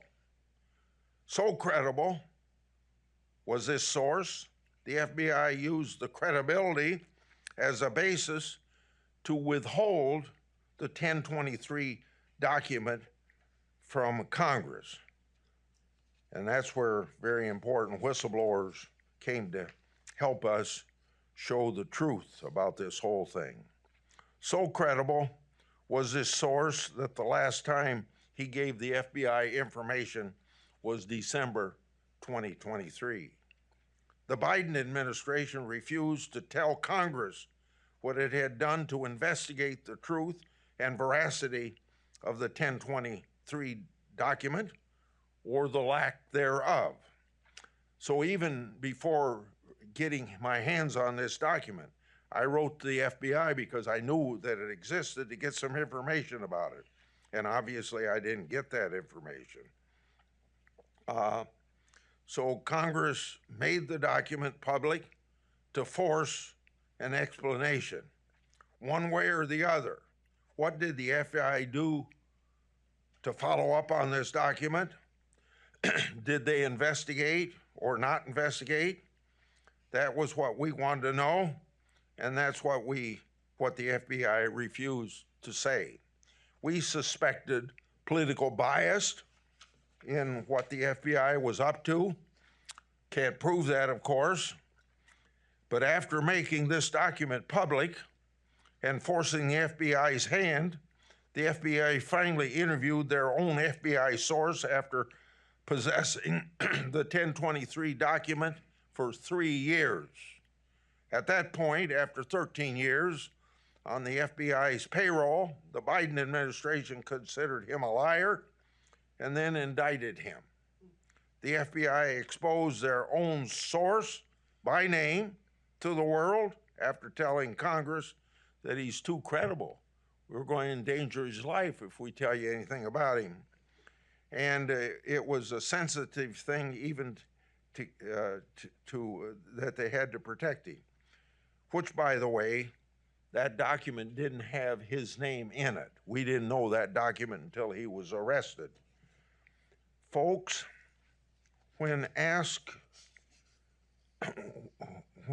people ask me what I thought, my response was, this is what I said.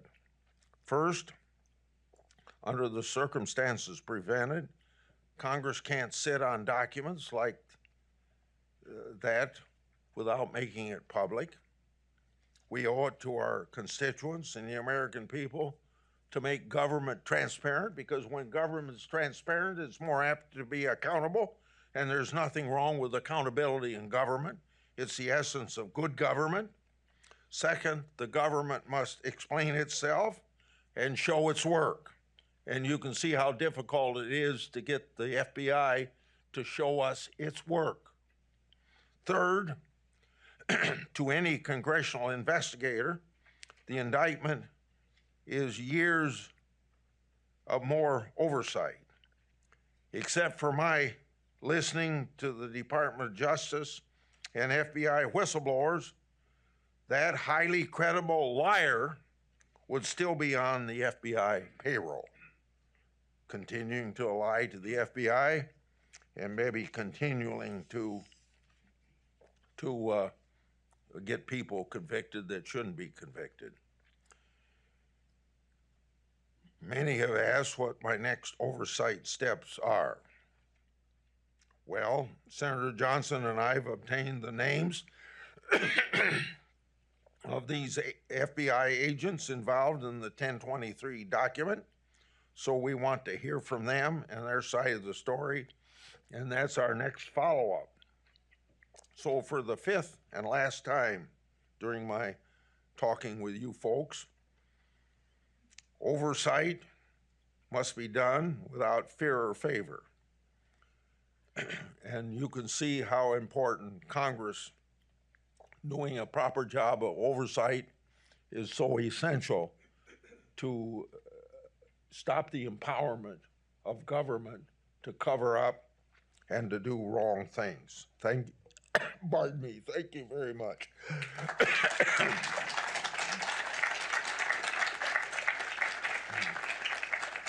You want to sit down? Yes, yes, please. Yeah.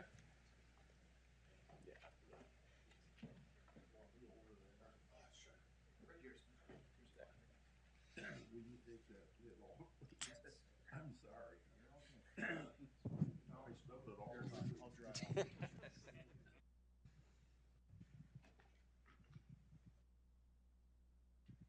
Okay, I think Yeah, well, good. Well, thank you. You shouldn't have left the Congress. Well, all right, that's another. I get to ask the questions. What are you talking about? Senator, or former colleague Trey Gowdy, he used to like to say, your subpoena is only as good as your ability to enforce it. One of the great frustrations that I had is that I would issue a subpoena, and in the real world, you're issued a subpoena, you don't show up before a judge, you're probably going to jail. And our way of life, our way of justice, the balance of power and justice in this country, subpoenas aren't supposed to be optional. But you've run into this frustration. I've run into this frustration. How do we get the Department of Justice to actually adhere and comply with a duly issued subpoena? Look at the double standard we have. They prosecuted a person that's in jail in Florida now, a former White House staffer, for not appearing before the January 6th committee. And now we have committees in the House of Representatives trying to get information from people that are in the Justice Department, and they got all kinds of excuses why you can't do it. So you can't, in America, you can't have a double standard of justice. It's just not right. And the trouble is, I think the people of this country expect Congress to be able to do something about it, but with our tripartite government setup, we can make laws, we can do oversight, but we don't enforce those. That's in the executive branch, and it's just kind of an impossible situation to explain to your constituents, but all you can argue is that's the way the Constitution is. But we got to have a strong Attorney General that's not going to have double standard of justice. We have to, more importantly, we probably have to have the Congress be more aggressive than it already is, and you got to get more people in Congress involved in oversight. There isn't a single reason why all 535 members of Congress shouldn't be taking some aspect of this great big executive branch and making sure that they are honest, because they don't want this information out, because most of the time you don't get the information is because they're going to be embarrassed. And we can't let embarrassment of people that have already done something wrong get away with it. Yeah, no, amen to that, because there used to be a time in this country, I think, where people are actually embarrassed if they hadn't complied, if they hadn't done something, or if they had done something wrong, I think they would be embarrassed. But over your years in the Senate, what's changed at the Department of Justice? Because it seems like such a political body, and yet they used to be revered, and the FBI was revered. My grandfather was in the FBI for decades, and yet it's an embarrassment now what's happening. From your vantage point, your time, what has changed at the Department of Justice, and how do we fix it? Well, I think the only way you fix it is you're going to have people that do what they're supposed to do as FBI director and attorney general and things of that nature. I don't think it does any good to pass more laws. It might be Congress using more the hold in the United States Senate on nominees to force actions. I've used that as a regular tool to get some information that you wouldn't otherwise get. Sometimes it works and sometimes it doesn't work. But you're asking a tough question, and it takes honest people that are devoted to carrying out the Constitution and living not just to the words of the Constitution, but the spirit of the Constitution. Amen to that, yes. All right, we want to take some questions from the audience. Yes, sir, right here. I don't know if we have mics, but I'll just repeat it. Right here, this gentleman right here. Senator John Rossman with Newsmax. really appreciate the great work that you do. One of the things I found in reading through your committee was a constant refrain about the connections between Hunter Biden's business associates in China, with CAFC and so forth, with Chinese intelligence. Do you think that there's a double standard in terms of the way that the FBI has treated these things? I mean, I believe there was a FISA warrant against Patrick Ho, who was one of Hunter's people. So I was just wanting to get if you had any frustration with that versus how they treated the Trump, Russia. Okay. Well, I want to give you an example of a special assistant or whatever the name is, somebody that heads up. In this case, it was deciding what investigations could go ahead and which ones stopped. His name was Special Agent Thibault. Thibault, if you read his social media, you know he's a highly partisan person. We had evidence from whistleblowers that he was, well, two instances. One, he stopped an investigation of Hunter Biden, and secondly, he started an investigation of Trump just based on newspaper reports.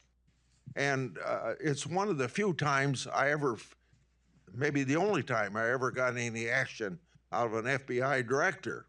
And Thibault, when I talked to Ray, Thibault was off of that assignment, and a month later he was not at the FBI. Now, whether he quit or fired, I can't say. But that's evidence of political bias. What we found out in the hurricane investigation was obviously political bias. And I don't know whether I'm answering your question fully, but that's one example. Yes, this gentleman right here. Thank you. You mentioned the Clintons. So this is going to go to Senate rules question I've had for a long time.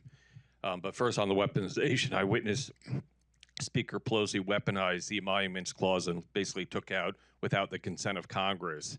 Made it seem that any emolument Trump had was criminal, but it's every emolument whatever. But when the Clintons set up the Clinton Foundation, Bill Clinton tried to get 5 times his salary for the rent for Carnegie Hall Tower, while Hillary was going to be the senator from New York for banking. When he didn't get that, he asked the banks to pay for the rent gratuitously and thanks for the derivatives. What are the Senate rules, unlike the husband asking the banks for $1 million a year while the wife, as a senator, was going to then be on the banking committee, possibly? I'm not sure that I can answer that question without going to the legal counsel of the Senate to get an answer to that. I just better not tackle that. I want to give you a quick, this isn't about the Senate rules, but you talk about weaponization. When we were investigating what the Department of Justice had done and not done in the Clinton investigation, remember, I sent a letter of preservation after Benghazi, and that required them to preserve all documents. You have to under the Federal Records Act, but this expanded that pool so that you had to preserve all contemporaneous notes. You had to, any personal email traffic. That eventually led to figuring out that, oh, she had her own home-brewed server, and even though Director Comey came out and said, well, there was no intent to bypass the Federal Records Act, even though she set up her own server on the very same day of all the days in all the world in her life, the very day she set up her own home-brewed computer was the same day she started her Senate confirmation hearings. It's just a coincidence that that was the day. But the one thing that most people don't recognize is that the Department of Justice issued 5 letters giving immunity to people in her closest orbit. And I asked Director Comey in a public hearing, were there any immunity letters? Oh, I don't recall. We'll have to follow up with you. They came over, they showed us 3 of them. I asked at that meeting, is this all of them? And she said, very reluctantly, no, it's not all of them. So we had to get 2 more, happened to include like Cheryl Mills and some other people that were really close to her. But in these immunity agreements, and I was in there with John Radcliffe and Trey Gowdy, and they're both federal prosecutors. and they looked at those immunity agreements.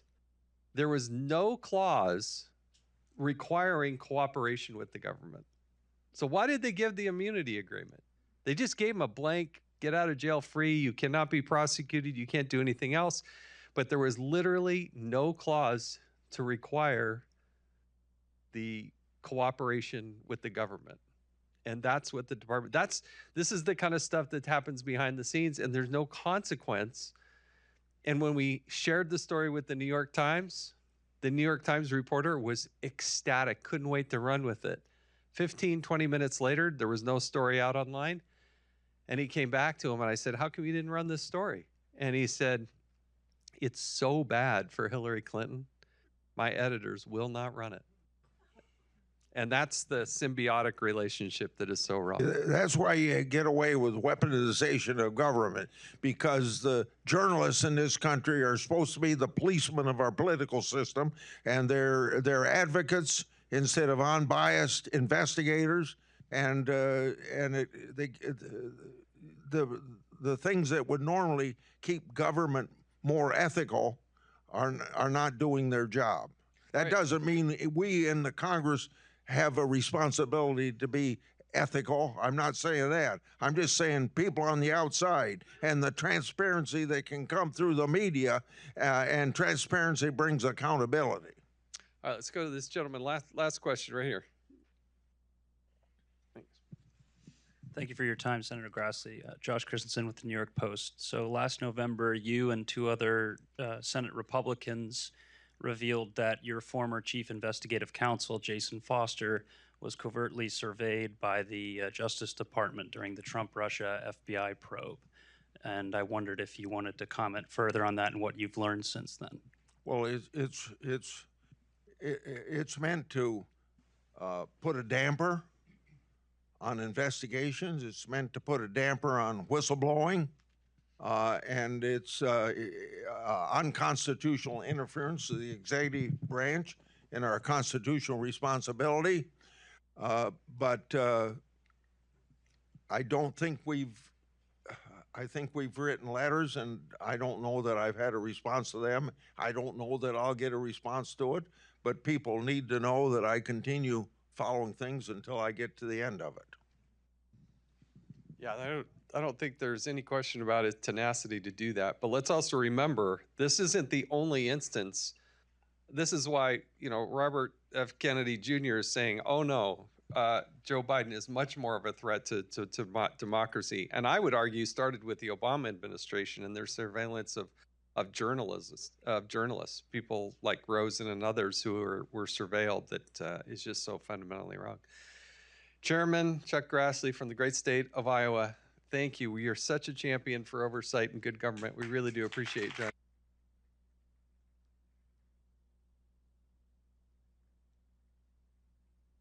Thank you all very much. Thank you.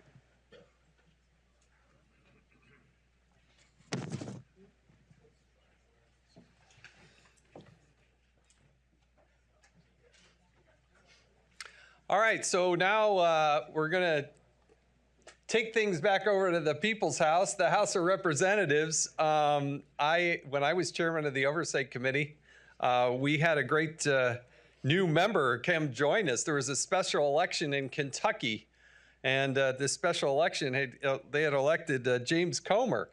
And I remember being on the dais, and I feel bad for the person with the least seniority, because they are sitting down so close to the witness that when they go to ask a question of the witness, they're like, where is this member? And you have to, literally sitting next to them because they're so far down on the dais. But he rose very quickly because of his tenacity and his belief in oversight, in his passion and his integrity. And now he's the chairman, and very proud of what he's doing, the way he's doing it, and excited for him and the great leadership he's given to the House Oversight Committee. Please help me welcome Congressman Chairman James Comer. You're coming over here. You can speak from here or there, but wherever. You tell me. No, you have at it. Well, thank you very much for the invitation to come by today. First of all, I have to brag on Jason Chaffetz. He's the role model you want to be like if you ever attain the chairmanship of the House Oversight Committee. In fact, right before I got elected chairman of the Oversight Committee, I looked like Jason Chaffetz. I had his dark hair, you know, I had his nice smile and all that, but they've hardened me, Jason. This mainstream media, they've hardened me, and it's been very difficult to step in as chairman of the House Oversight Committee during the Biden administration, when you have, as what Senator Grassley was talking about as I came in towards the end, I would argue, weaponized media in addition to a weaponized federal government. Every investigation that we have led in the House Oversight Committee, we have been met with robust opposition from the mainstream media. I think the most dishonest person in Washington wasn't George Santos. The most dishonest person in Washington was Philip Bump, the fact checker for the Washington Post. So we've had to deal with that, but we move forward, and we appreciate Heritage and the great work, the partnership that we have with Heritage, and all of the good things that we do together. I wanted to mention a couple of things about the Biden investigation, because that's something that I think most people have been keeping up with our House Oversight Committee. We've led a lot of different investigations. We have a lot of investigations ongoing. I think we're doing good work and trying to shine some light on the atrocities of this administration, the waste, fraud, abuse, and mismanagement of the Biden administration.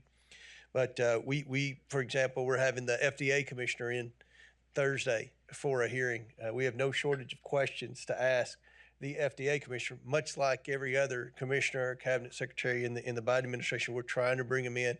We request information. We're at the very least want to make sure they know we're watching them, even though the mainstream media is not.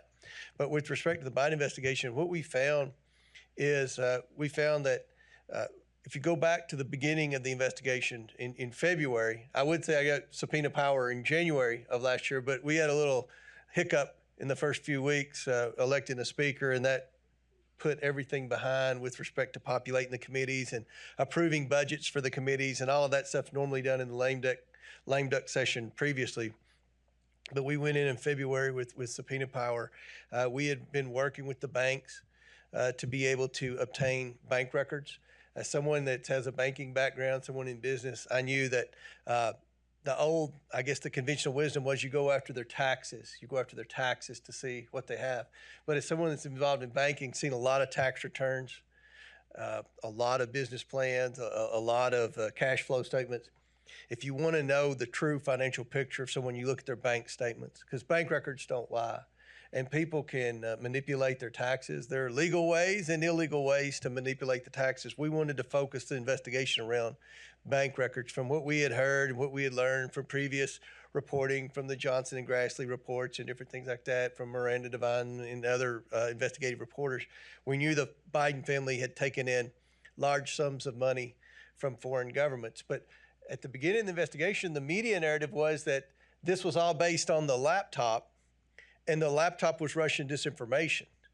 And we needed to, at the very beginning, prove that the laptop was, in fact, legitimate. Because if you go back to January of last year, they were still saying that the entire contents of the laptop had been manipulated in a Russian disinformation campaign.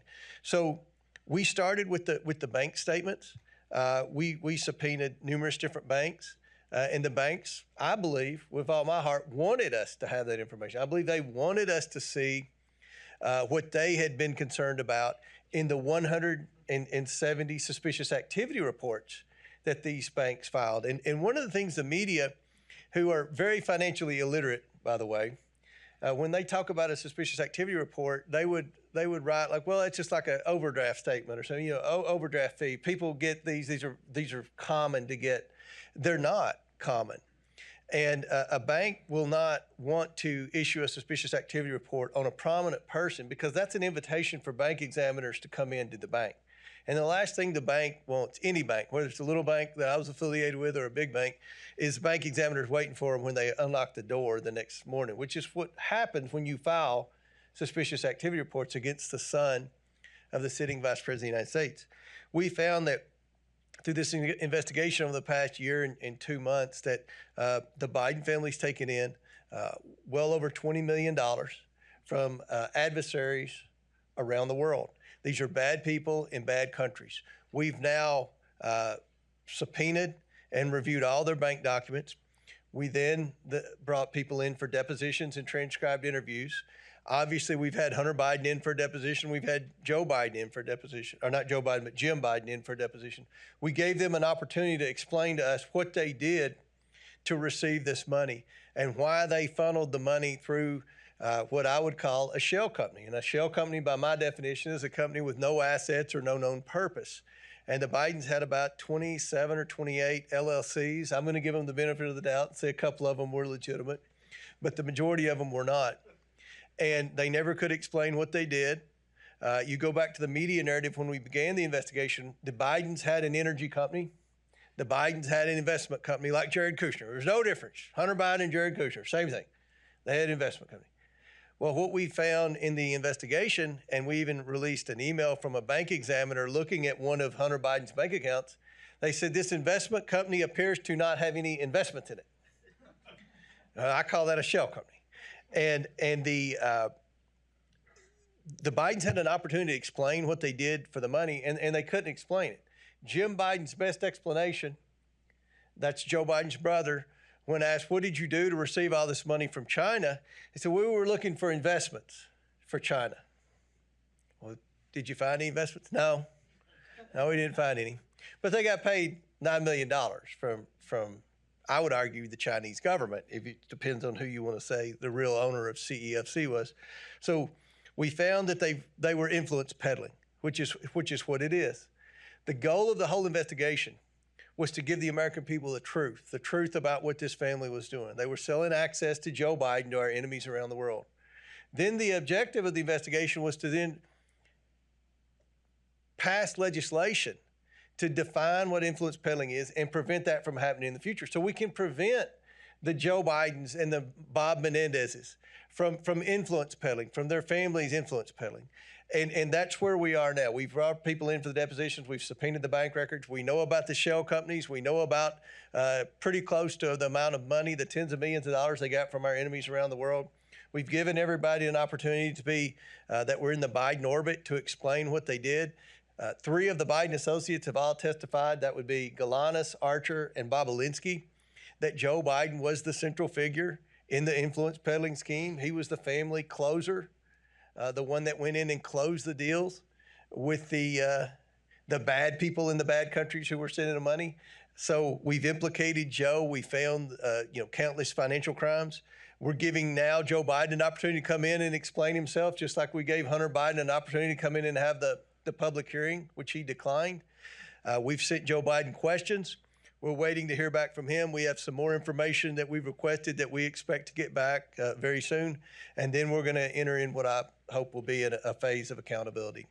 So that's kind of a summary of that investigation. Jason, I'd be happy to answer any questions or anything. Okay.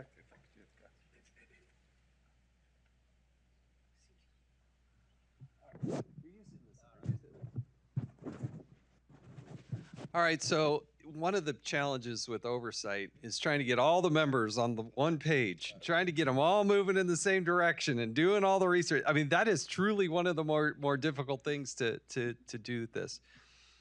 The focus of the investigation has been about the broader network, right? It's been about the broader, what was the Biden family doing? And the other side of the equation is you have to balance out what the minority wants to do, because the Jamie Raskins of the world, they want to go off and talk about Donald Trump, Donald Trump, Donald Trump.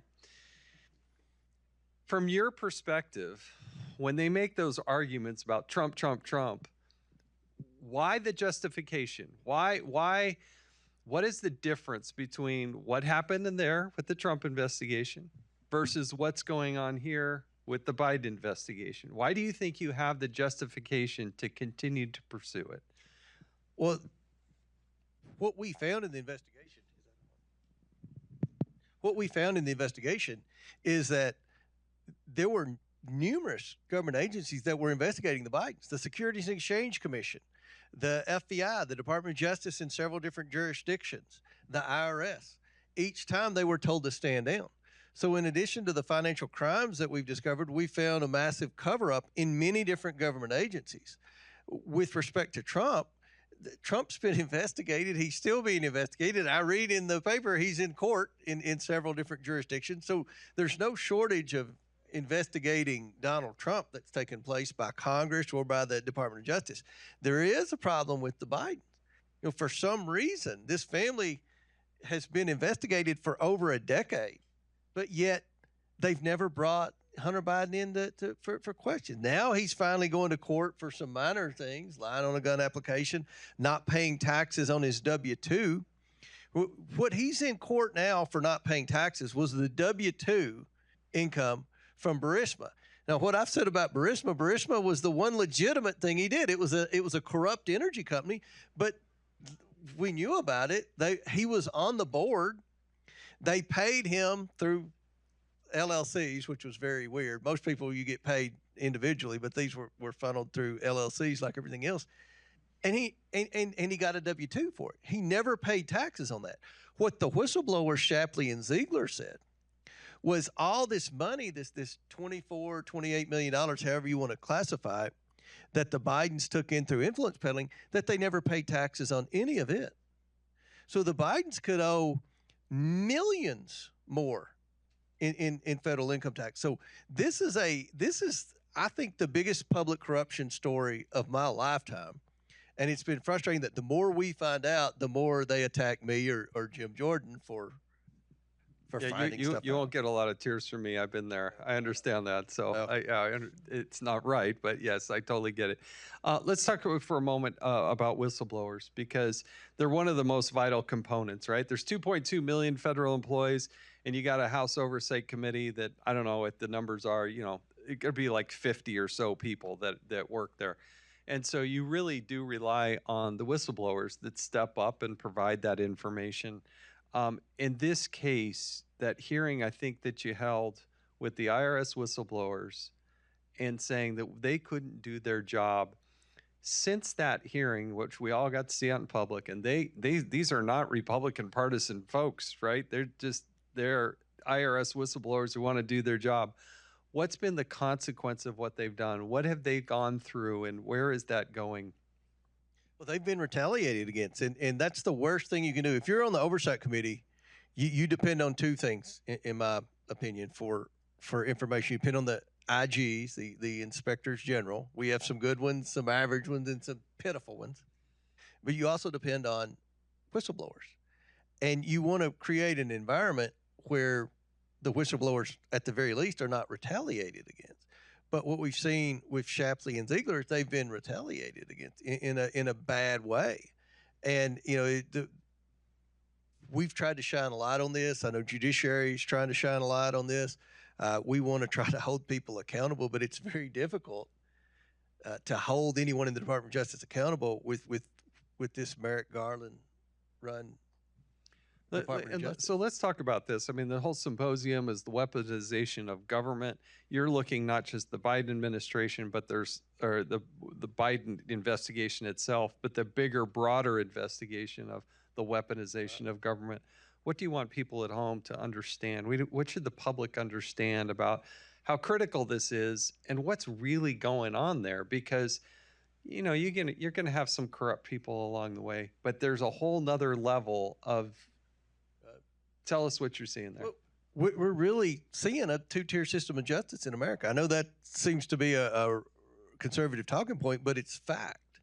And you look at how Trump, his family, and his administration was treated versus the Biden administration. Just last week, a judge scolded Abby Lowell, Hunter Biden's lawyer, for saying, how can you expect how do you expect us to hold people accountable when you all defy Republican subpoenas and Republican requests for information, but yet this Department of Justice prosecutes Republicans who defied congressional subpoenas? I mean, the hypocrisy is unbelievable. How different conservatives are treated. You go back to even the IRS, And it's not just the Department of Justice that's been weaponized. I could go down to every agency nearly in the federal government has been weaponized. And the reason it's been weaponized, in my opinion, is these agencies have been populated with left-wing activists. You don't find many conservatives who say when they graduate from college, I want to go work for the federal government. But you do find liberals that do that. And I have met very few conservatives who are her, career government employees. And when you have a new administration, let's say Trump wins the presidency, comes in with new cabinet secretaries and undersecretaries, you're still going to have those career left-wing activists in the agencies. I was friends with Scott Pruitt. He went to EPA. He tried to turn EPA in a different direction, right? But the career employee said, no, we don't like coal. We don't like any of this energy policy. We're not going to abide by that. That's where they started the whole Schedule F classification, where you could have federal employees that had to comply with the new administration's policies and objectives. Because right now, even if you get a conservative administration and you put conservative cabinet secretaries and undersecretaries in there, you've got these career, I call them deep state employees. I think you coined that term, or maybe you were Devin Nunes. And they're activist bureaucrats who abuse their power, in my opinion, go after conservatives and conservative causes, and do everything in their ability to protect liberals. I don't think they like Joe Biden. I don't think they respect Joe Biden, but they hate Donald Trump. And they don't want a disruption of their deep state bureaucracy that's completely populated by left-wing activists. Yeah, there's kind of a legendary story, and I'll just share it with you briefly. A member of Congress goes to meet with the cabinet secretary, but when he gets there, the cabinet secretary is not there. And finally, the member of Congress gets all whipped up and says, well, I'm leaving. And there's a bunch of senior staff sitting in there with this, that worked for the cabinet secretary. And the kind of the senior person of the senior staff said, oh, no, sir, please stay here. We'd be happy to answer all your questions. And Congressman gets more whipped up and says, I'm not meeting with the B team. I had a meeting with the secretary, and I'm not meeting with the B team. And that senior staff member says, well, you're actually meeting with the right people. You're right. We're the B team. We be here before you, we be here now, and we be here after you. We also be the ones that make the decisions around here. So if you want to get something done, you need to be talking to us. And that's the sad reality of of what's going on. So many of these people, I think Secretary Mayorkas is in this category.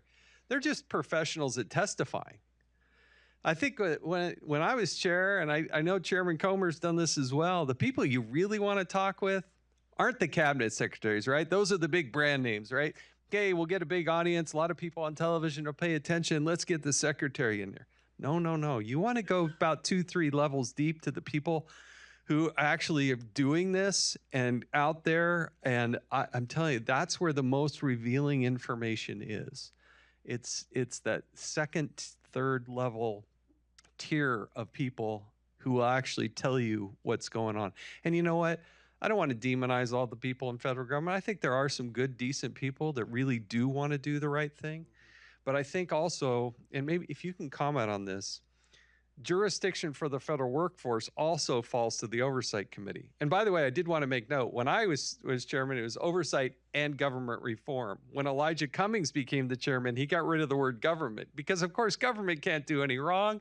It's just oversight and reform because he wanted to reform the private sector. He didn't want to reform government.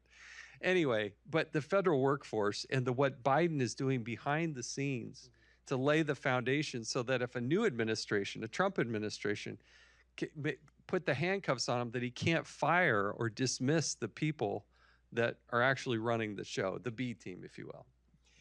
Yeah, you've seen articles just in the last couple of weeks. They're trying to Trump-proof. Yeah. That's what the mainstream media calls it. They're proud of that. Yeah. They're trying to Trump-proof the federal government to where they do things like what we would call in Kentucky burrowing employees in to make sure you can't fire them, giving them everything, putting them in a position where they're civil servants where they cannot be terminated once the administration changes hands. And that's very unfortunate because obviously we need a new attorney general, a new director of the EPA. We need a new Homeland Security secretary. But that's not going to be enough. We've got to change the attitude of the left-wing activists who have taken over most of the important government agencies. And there are good federal workers, and I would argue the majority are excellent federal workers that are there for the right reasons and trying to do a good job. But the ones that have risen to the top in many of these agencies are less than desirable people if you're a taxpayer or someone in the private sector. Me personally, if you believe in term limits, there also have to be term limits on the federal bureaucracy, the federal employees. That's where they need that. That's where they have. And I believe in term limits. I'm all for term limits. I think there are two things. This is off the subject of oversight, but it's really not. There's two things that need to happen in Congress. If they don't happen, it's not going to get any better. It's going to continue to be worse. You have to have term limits, and that would be with a exclamation point about the Senate, because the senators stay there a lot longer than the House members. But in both chambers, you need term limits, and you have to pass a balanced budget amendment, because there's no way. I've been in Congress almost 8 years. There's no way Congress is going to balance the budget unless they have to, unless it is the law of the land that they have to. Because my biggest disappointment in this Congress, the 118th Congress, is not making cuts, not proposing, not passing, and not just regular order, but not trying to identify agencies. I wanted to set an example out of the National Archives. I wanted to set an example out of the Department of Justice for their obstruction of our investigation. We could not get those cuts. I am totally with you there, 100%. For me personally, I also do believe that you have to starve the beast. We talked about that earlier. If you don't starve the beast, you don't actually solve the problem. And for me personally, we need to go back to, and this should really be studied out, we need to go back to the way it used to be. I don't think there should even be an appropriations committee. The authorizing committee should be the same group and organization that does the funding. Why do you have a separate? Here's what happens. Jim Jordan chairing the Judiciary Committee, holding hearings for 2 years, bringing them all up there. Meanwhile, they just go over to the Appropriations Committee and get their FBI building and everything else fully funded. You're going to have a lot more responsiveness to a Jim Jordan or James Comer if they have to actually go to that same committee where they're withholding documents and personnel and won't allow testifying and all that. Why do we have an appropriations committee? Because they're obviously not doing their job, right? That's exactly right. So, well, thanks for letting me give that little speech there. I believe it. That's they really tied our hands on accountability when they would not go along with cuts that we tried to get passed through the House of Representatives. We got to let you go. Final thoughts on where the Biden investigation is going. You've kind of wrapped it up, but give us another summary here and what we should be looking for. Well, right now we're going to try to figure out the best ways to hold this family accountable. We've proven they were influence peddling. We've proven many financial crimes they've committed. We've proven that Joe Biden, this was never an investigation of Hunter Biden like the media was. This was always an investigation of Joe Biden. And what we've proven, 3 Biden associates all testified under oath that Joe Biden was the central figure in the influence peddling scheme. Now, I don't think the American people approve of that. I don't think they approve of our president or vice president being for sale. So we're going to try to figure out the best path forward to hold people accountable. And then we're going to focus from my committee on passing legislation to prevent the Menendezes and the Bidens from doing this again. Because the law is pretty murky with what you can do. If you look at what Menendez is trying to argue in his defense, well, it was my wife. It was my wife. You know, I mean, your family members the same. The Foreign Corrupt Practices Act, and they mention, you know, what constitutes a bribe and immediate family members and things like that. So I think that we've got to focus on we've given the American people the truth. We've led a transparent administration a transparent investigation. Now we want to hold people accountable, and we want a legislative fix and try to prevent this from happening in the future. Chairman James Comer of the Oversight Committee, thank you for joining us. That was great.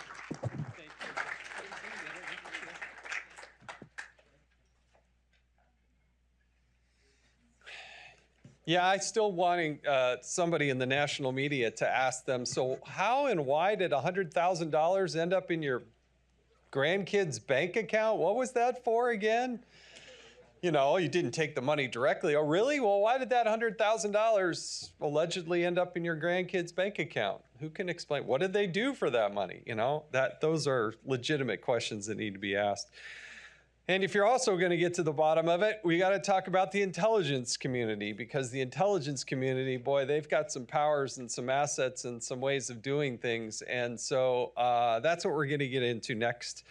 John Gentry is an adjunct associate professor of security studies program at Georgetown University. And joining him will be Adam Lovinger, the Vice President of Strategic Affairs for the Gold Institute for International Studies, and J. Michael Waller, Senior Analyst for Strategy, Center for Security Policy. If they can come join us, kick things over to them, and I think you're really going to enjoy this. This is gets right to the belly of the beast.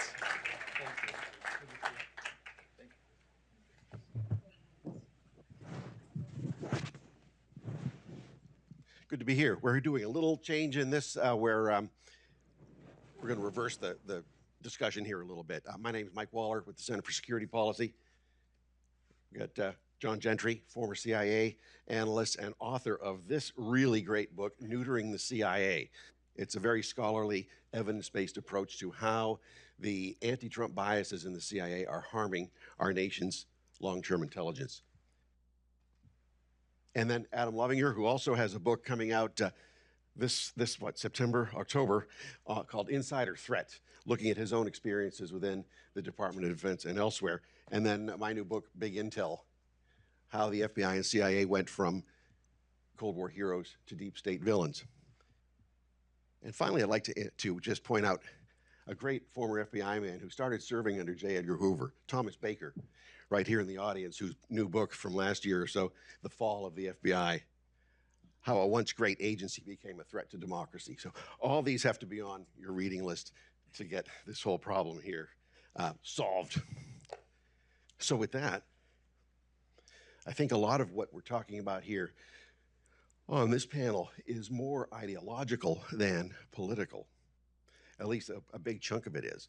It is about how we've even gone beyond mere partisanship in the intelligence community and the Defense Department to an ideology that really hates American founding principles, views America as founded by racist, bigoted white men who were designing a system for themselves that they have no value in terms of their vision for what America should be.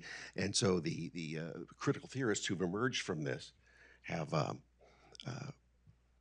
taught people in our schools and then our government bureaucracy to hate what they have sworn to uphold. So I'm just going to leave it at that. And we'll start with you, John, about your CIA experiences, both what's changed, or what did you see inside there when you were in the agency for 12 years? Well, things have changed considerably. When I was at when I was at CIA in the 1980s, the very strong political culture there, the organizational culture was, we did not talk domestic politics. We didn't bring it to work. We were expected to have views, but we would leave our politics at home. And so over my 12 years there, I knew the personal politics of a grand total of one person who was a good friend who I talked politics with on the weekend at home. But that changed dramatically over time. And we saw an eruption of this change in the summer of 2016, particularly when Michael Morrell, who is a former deputy director at CIA, wrote an op-ed in the New York Times in which he specifically invoked his intelligence credentials to rationalize an endorsement of Hillary Clinton. So what happened very soon after that was that there was a rash of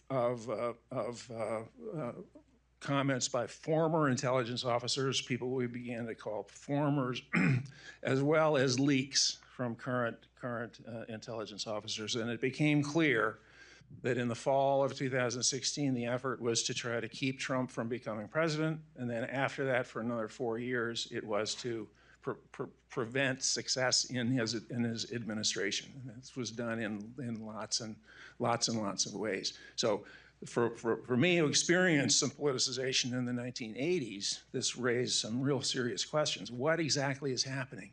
By whom? Where? Why and how did this happen? And what are implications?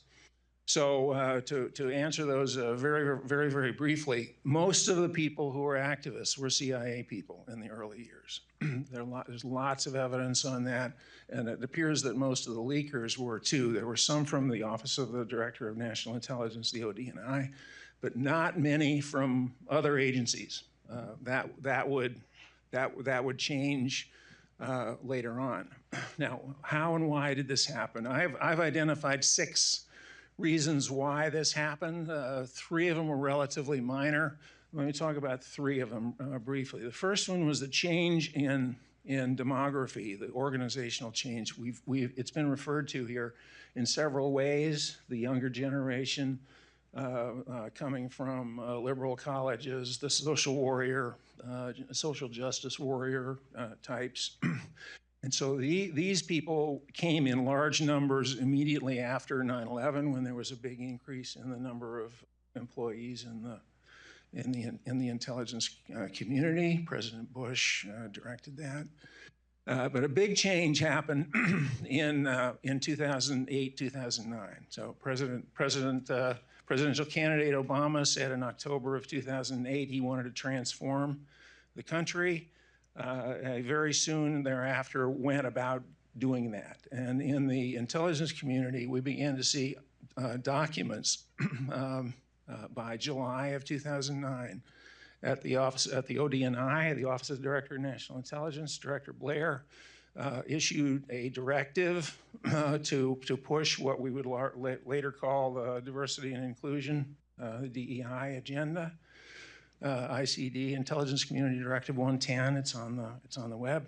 And at the CIA, Director Panetta issued Directive 2 to hire more minorities and women to make CIA look like America. So this was an effort to change the organizational culture through changing demography. In 2011, President Obama issued an executive order that pushed that further. And what he did in the executive order was tell agencies throughout the government to create diversity offices and to alter the organizational cultures of the federal workforce. And within the intelligence community, he had 2 very strong allies in DNI, Jim Clapper, and especially at CIA, John Brennan. And Brennan said in his memoirs and to the press, he was unhappy with the culture at CIA and he wanted to change it. And he did. So you had then a change in this culture in the latter years of the Obama administration.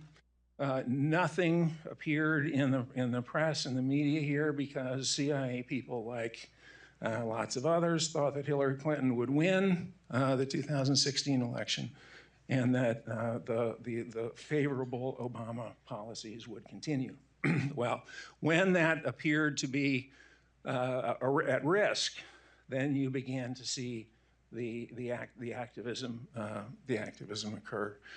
So basically, what we see here, I think, is a threat, a perceived Trump threat to the progress, as Brennan called it, the progress of the Obama years, was something that CIA people, many of them, not all, did not like, and they decided they needed to be publicly active to fight that.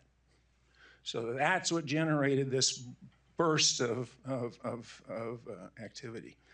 Now, this has some implications, and very briefly. First and foremost is this questions the objectivity the neutrality of intelligence. So we know, I think, for 75 years now, that one of the key assets that the intelligence community has is its credibility, that it's perceived to be trustworthy, to be ethically neutral, politically neutral. And what we've seen is that there's now competition. There's suspicion among people who buy the new ideological line, and people who don't. And a major one that I'm concerned about is the fact that when you change organizational cultures, you run the risk of increasing biases. We know that when organizations have collective mindsets, that they tend to make mistakes. So open question is, what are the intelligence failures of the future that are being created now? And we don't know that yet. And that's a worrisome thing. So it's a major implications during the Trump years. President Trump, I think, incomprehensibly to me, did nothing to alter this. I mean, there was just no activity to try and fight this system. He just basically ignored the personnel management of the federal government, including the intelligence community. Talking about personnel management, if we could. In personnel management. Adam's got a story here. You were at Office of Net Assessment in the Office of the Secretary of Defense. You were going into the Trump administration, and then you have a lot of firsthand knowledge about what is the process for vetting people to get them cleared for their security clearances, and how does the machinery now slow walk this for political reasons? Yeah, so I would say that the cancelization, we had some folks up here earlier today talking about how media is canceling people and other people, there's this whole cancel culture. When you tamper with the security clearance process, that is yet another way of canceling, because a security clearance is a requirement to hold a national security sensitive position in the federal government.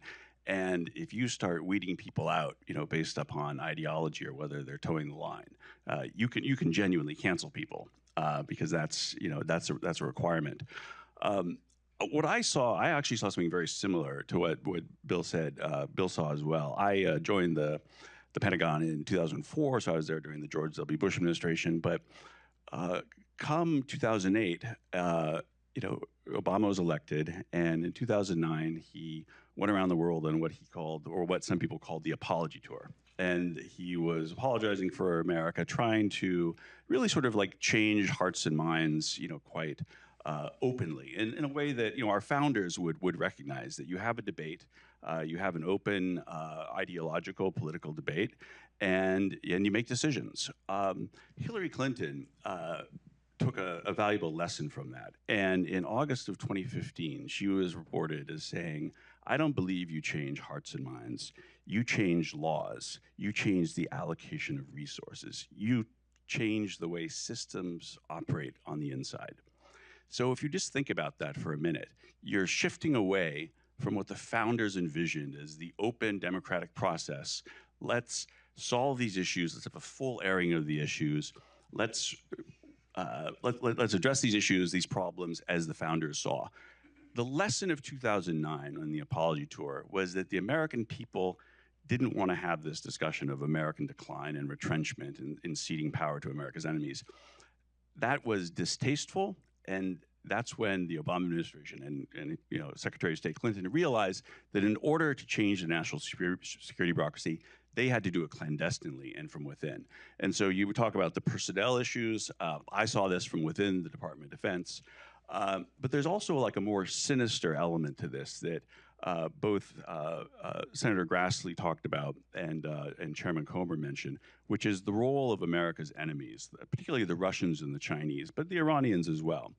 When you have the weaponization of government, when you have what Hillary Clinton approvingly calls, the changing the allocation of resources and rules and regulations, and sort of the making the federal bureaucracy more complex and less transparent. This is like catnip for the Russians, Russian intelligence, Chinese intelligence. They want an unaccountable system that's complex, that is not operating properly. J. Michael Waller has a magnificent book that he mentioned. It's called Big Intel. And you read this book and you look at Russian intelligence doctrine. And there's many books on this, but the sort of weaponization that we now see in the federal government is Russian intelligence doctrine. Those who are abusing the federal investigative process, who are abusing the security clearance process, who are being unaccountable to Congress, they are essentially following Russia's playbook. The deep state, for lack of a better word, and Russian intelligence, Chinese intelligence, to a lesser extent Iranian intelligence, are teaming up and triangulating against Republicans, conservatives, to get their way. It's a very, very cynical ploy. I saw this from the inside, from the Office of the Secretary of Defense, and I saw this from inside the National Security Council. Anybody who tries to shine a light on this has their career destroyed. There's a lot of money at stake, and if you think about it from a pure power politics standpoint, if you're Hillary Clinton and you can get the Russian intelligence on your side to go after your political opponent, that is a very powerful ally, and that's what the left and the radical Dems are doing. And we need to know about that, and we need to be prepared come 2024 to stop it. John Jeffrey, what do you have to comment on that? Well, I've looked, as you know, at Soviet and Russian influence operations going back a long time, and I actually use the Soviet. I refer to the Soviet Union in the present tense when it comes to influence operations, because they created some institutional mechanisms that are still alive and well. You know, frankly, the whole diversity, equity, and inclusion philosophy is right out of the Marxian playbook. It comes from critical theory. That comes from the Frankfurt School, which was a Marxist school founded back in the 1920s. So we've got a really easy to follow major intellectual tradition that's going on here now. And the Biden administration is pushing this very hard, not using those terms, of course, but they're pushing that idea very, very much. And so what that leads me to think in terms of later on in 2024, I made the point that it was a perceived threat, a potential threat to this agenda that led to the activism in 2016. The culture is much stronger now than it was in 2016. So my expectation is that we will see a resurgence in intelligence community activism later on this year. Now, well, there's so much here. It's just looking at now. Let's say there's a new administration comes in, and he's got a transition team coming in. How would the clearance process work, say, in the CIA, in DOD, and elsewhere writ large for political appointees in the White House or the NSC staff if it's being slow-walked? What does that mean? So I've looked at this, and the institute that I'm affiliated with, the Gold Institute, we have something called the Administrative State Accountability Project. And it's very clear to me that for Trump 2.0, if indeed he's elected, is going to be able to function, that the security clearance process needs to be taken out of clearly, corrupt bureaucracies and put in the White House. That's the only way it's going to work. Otherwise, you're not going to get staff that's cleared to operate in Trump 2.0. That is fully legal under the Constitution. The president is the chief executive. He is the head of the executive branch. He has the authority to change what is clearly a criminally corrupt process into something that is legal, and it is under his authority. So that would be my suggestion. So there's that one institutional component, but there also very importantly, there needs to be a component where if there's an indication that any agency is weaponizing the federal processes, to immediately shine a light on that. When I joined the Trump White House in the NSC, Sebastian Gorka, who was here earlier, was also there, and he was telling me a story that he asked for 3 CIA agents that he knew personally and had confidence in to come in and work for him in the Trump White House. All 3 of them had their security clearances taken away, and they were sent on this interminable administrative process that just dragged on for years and killed their careers. So that's what we're up against, and that sort of criminal weaponization of federal processes is something that an organized White House can immediately highlight and take corrective action. But it requires that level, first of all, understanding, and secondly, knowing how to do that. But it's not complicated, and there's lots of precedent for being done, and that's what I would suggest. John, what about on the non-political level, on the career level? What do you see in the future for the newcomers coming into the intelligence? Well, I think it's going to be a huge challenge. I don't for a minute dispute what Adam was saying, but frankly, my concern is more internal and cultural.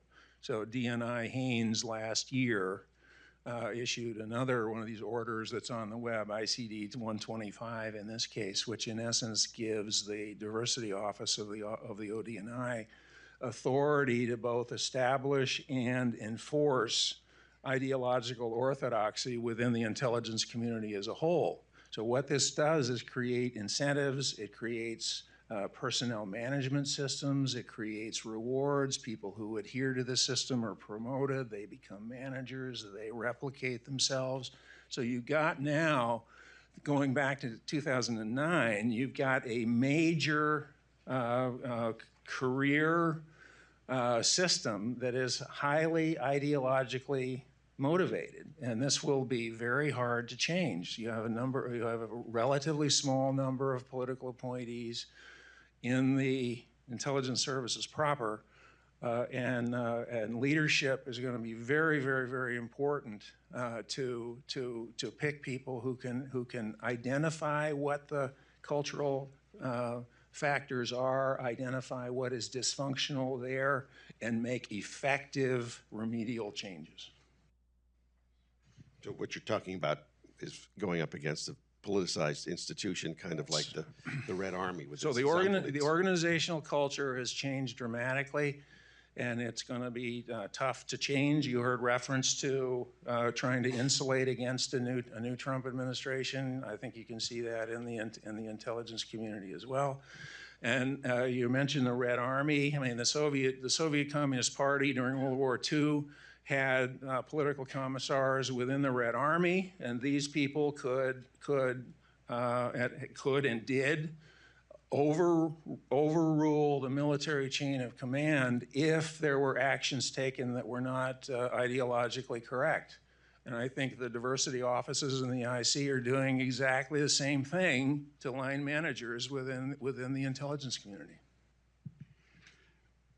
I don't know if this would work, but I've thought about this for a while, and a lot of these diversity programs and sort of ideological conformity programs, I mean, they are inherently un-American, and they accord with Russian intelligence doctrine. Like, this is what you want. You want to impose this upon your adversary. So I think a president would be totally within his rights if he looked at these programs and said, look, this is straight out of Russian doctrine playbook, and we have enough evidence of infiltration of the security state by the Russians and the Chinese that these are insider threats. And this office is an insider threat. I'm designating it as that. I think the American people would just love to see that sort of clarity, because I think most American people, recognize that in their guts is indeed what's happening. But there's another issue here in terms of the American public, and that is that despite an effort by a number of people, including the intelligence community, to try to get the citizenry to understand what the intelligence community does, it's actually fairly opaque, and so it will be a challenge, I think, to get large numbers of people to understand just exactly what's going on, and particularly the concept of disinformation. I mean, we've talked about this a little bit, but the intelligence officers through leaks and the formers going on MSNBC and so on are using partial truths and are misrepresenting things and so on. So we've got active use of disinformation now being used by former intelligence officers and leakers. Now, a point that I think is important to make is that this is not something that the 7th floor at CIA, this is not something that Director Burns is telling his people to do. But what you had is a situation in which executive orders from the White House, directors like John Brennan, created organizational cultures which breed activism. So it's not formally intelligence policy, but it's directly resultant of organizational culture and personnel management changes. Do you have any ideas on why the Brennan Group would have chosen a KGB term of tradecraft, desinformatia, as the term to brand political opponents here? Was that an accident? Tradecraft, of course, is a term that the operations people, the people who do espionage, the spies, they use that term going back many, many, many years. This is how you beat Soviet security in Moscow and so on. The term tradecraft was applied to analysis in the 1990s. So then this was how you use techniques. This is how you think. This is how you reason, critical reasoning, and so on. So this term actually goes back to the 90s and is not an Obama administration initiative or Brennan one. Right, but to apply it to political discourse today, this is new. Yeah, it's absolutely no mystery as to why Brennan uses this term. It's called projection. Brennan is a master at projection. He's a master at disinformation. He accuses his adversaries for what he himself is doing. In July of 2016, there was a meeting in the Oval Office between Brennan, President Trump, and President Obama, and Joe Biden was sitting in, and soon thereafter, so was Comey. And in that July 2016 meeting, Brennan made it very clear that the Russians knew that Hillary was sponsoring the Russian collusion narrative. And, a few months later, the American people went to the polls thinking that it was not Hillary Clinton who was sponsoring that narrative, but this was indeed something that Trump was doing. He could have, if he was if he was a loyal American, if he was a good American, he would have gone forth and Obama would have done this as well and tell the American people, listen, this is a Hillary hoax. They didn't do that. Brennan's a master of concealment. He's a master of disinformation. That was perhaps one of the greatest disinformation operations in American history. So it's no surprise to me that he's accusing his detractors for what he himself is doing. Projection's one of my favorite intelligence terms. It really is. It really is. You accuse other people of doing what you yourself either are doing or want to do or will soon do. So John, putting your analyst hat on again, and neutering the CIA is a great piece of intelligence analysis. It's giant, but it doesn't have all the flame-throwing stuff that a lot of us like to put in our works. It's just straightforward analysis and footnoted to the hilt. If you were analyzing this, you had East German duties way back when. How would you look at today on how foreign adversaries are exploiting our system, and why aren't our counterintelligence services more truthful and active on it? Oh boy, that's a tough one. Well, I get the distinct impression. I'm not an expert on the FBI, but I get a distinct impression that the FBI is being consumed to a large degree by some of the issues that we've been talking about here. I think probably the main adversaries, the big four, the ones that have been identified as primary intelligence targets, so that would be Russia, China, North Korea, and Iran. I suspect that they are delighted to see the kinds of ideologically dominant policies that are going on in the U.S. intelligence community, because these pretty obviously do not have any positive operational significance and might be negative from a performance standpoint.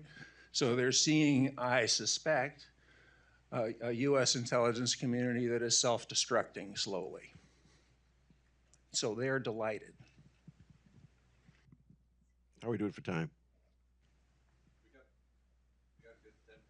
Good 10, 15 minutes. Okay. You want to take questions from the audience? I see a few people with hands up. Yes. Yes. Hi. Been in this town since 1955. Thank you, gentlemen, for your presentation. And I'd like to thank you also for basically. Oh, yeah. I'd like to thank you all for basically vindicating my fellow radical traditionalist Catholic Senator Joseph McCarthy.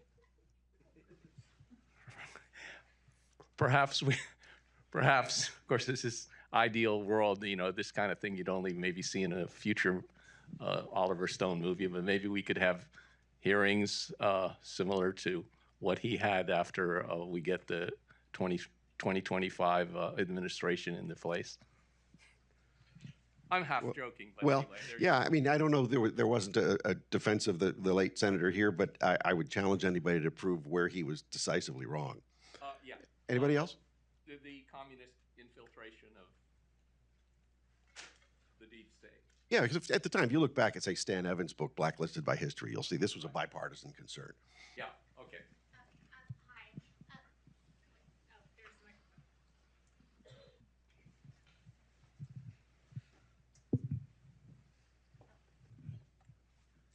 Hi, my name is Sharon. I'm actually third generation of my grandfather was a lawyer for John McCone, Kennedy CIA director. And I've always respected the intelligence community, but I stepped back away from it. And I see the people that got involved, they started not wanting fact-based intel, but narrative-based intel. And the things that have happened, I think it's kind of coming to head. It almost feels like I told this friend, hey, just cash out your chips and retire. It's just time to like reorganize.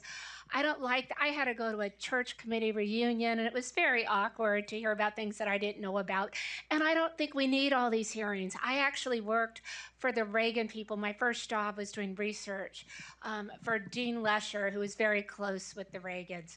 And they taught me something about being respectful. And I just wish we would just grab a bunch of them that have not been too great and just say, hey guys, your time is up. We're starting fresh. And maybe that would be better. That'd be great. Anybody want to comment?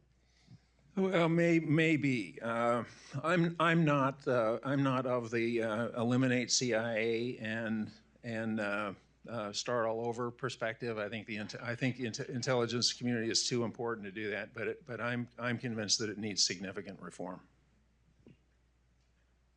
1 minute to go. Yeah, Preston. Here. Speed it up right here. I don't need the microphone. Whatever. Thank you. Thank you very much, gentlemen. Much was made in the prior panel about the attempts to hogtie the next president so that he's not able to clear ship. And what happens when he's president? Look, I'm president now, and I am going to do what I want to do. And these guys are out. Is there something wrong with that? Well, I mean, historically, presidents get to name their senior helpers, don't they? The federal bureaucracy has had had job security over the years. It seems to me that is a topic that the Congress ought to revisit. If I could just make You've got the last one point on. So there's the last 200 questions have been about personnel, and I was a civil servant in the Office of the Secretary of Defense for over a dozen years, and I'm a little bit worried about this proposal that is taken up on the political right called Schedule F. My understanding from reading the language on Schedule F is that this is something that would give a president, administration, a lot of authority to to fire people who are below what's called the senior executive service or below what's called the senior intelligence service. In my experience, the people that are below in that category are the whistleblowers. To become SES, to become SIS, a lot of times you have to make some sort of very, very corrupt deal. And that's where the deep state is. And so Schedule F, my understanding of the language, is that it's written in a way that would actually give the deep state a very powerful weapon to destroy the whistleblowers who could blow the whistle on them. So it very well could be a self-destructive measure. And I'm not an expert on it, but just from the proposals that I've seen floated amongst many conservatives, I'm not sure if that reality is being taken into account. And I would hate for it to be yet another weapon for the deep state to use against some of the honest civil servants who are trying to make bring this country back true to its ideals. Great cautionary note. Thanks, everybody.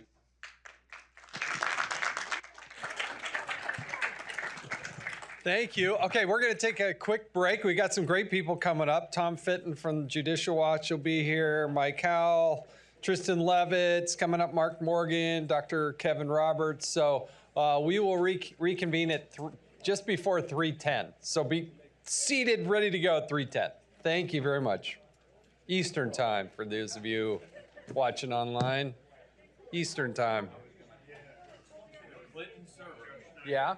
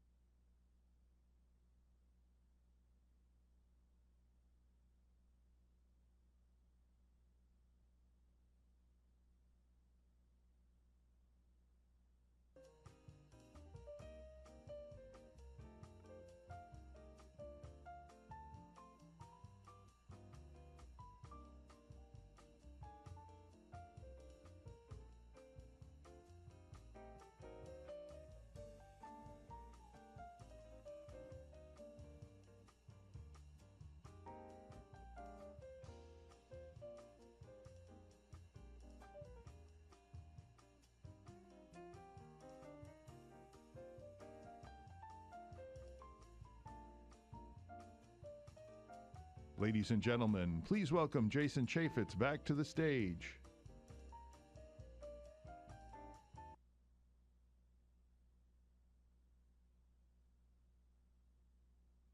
Of speakers, I think you're really going to enjoy it. And we're kicking things off with Tom Fitton, who's the president of Judicial Watch. Now, I can tell you as a member of Congress, getting more and more seasoned and then eventually becoming the chairman of the Oversight Committee, I knew that there was some more power in issuing a Freedom of Information Act often than a subpoena. I'm not saying it's right. I'm just telling you that was so true.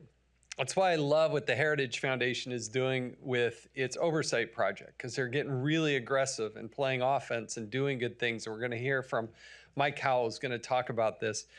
But another one who's also in that the genre and the community of pushing for accountability and openness and transparency and peeling back the onion, which the government is trying to hold back from the people, is one of the strongest warriors out there that we know, and it's Tom Fitton from Judicial Watch. So please help me welcome Tom Fitton.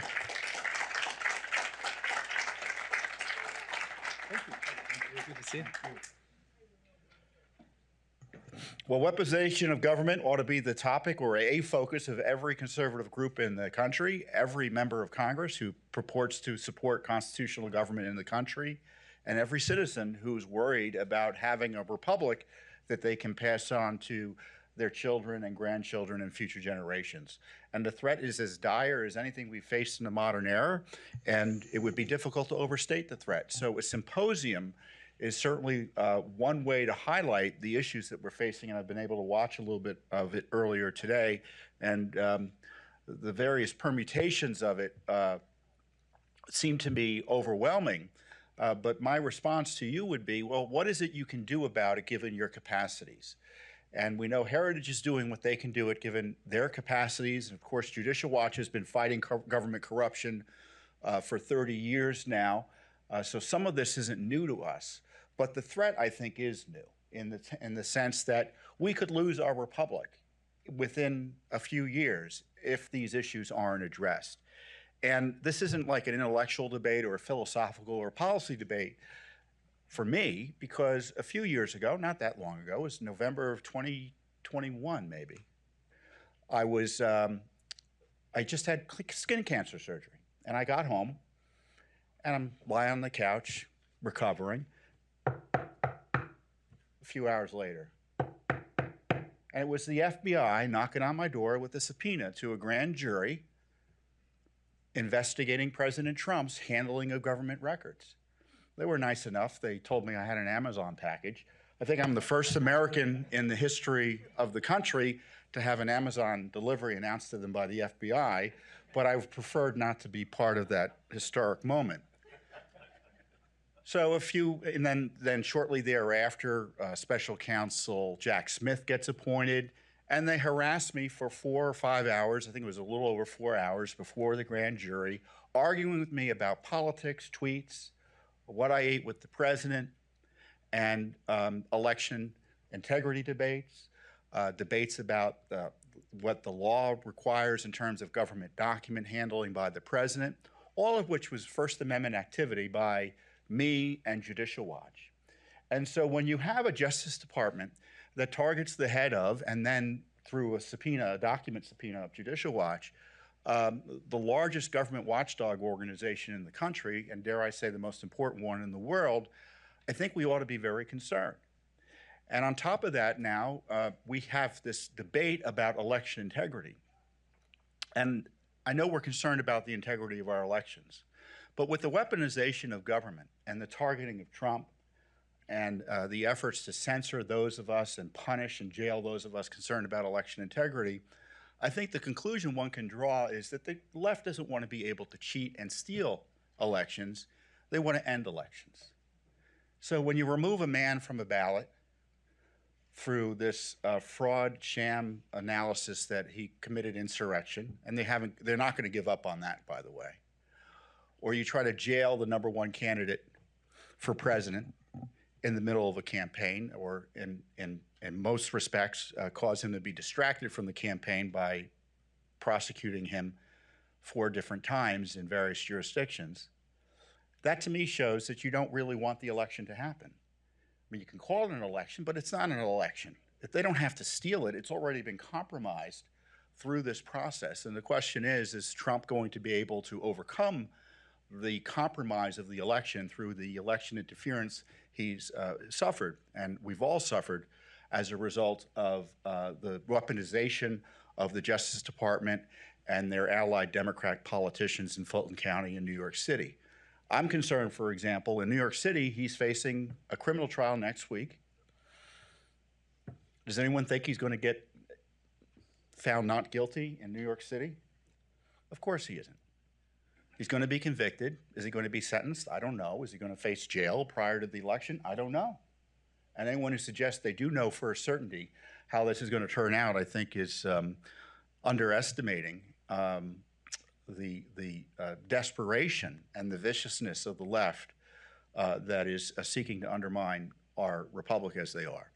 And it's not just about Trump. You know, I talked about the targeting and victimization of Judicial Watch, but of course there are 18, 19 others who were prosecuted with Trump down in Fulton County, Georgia.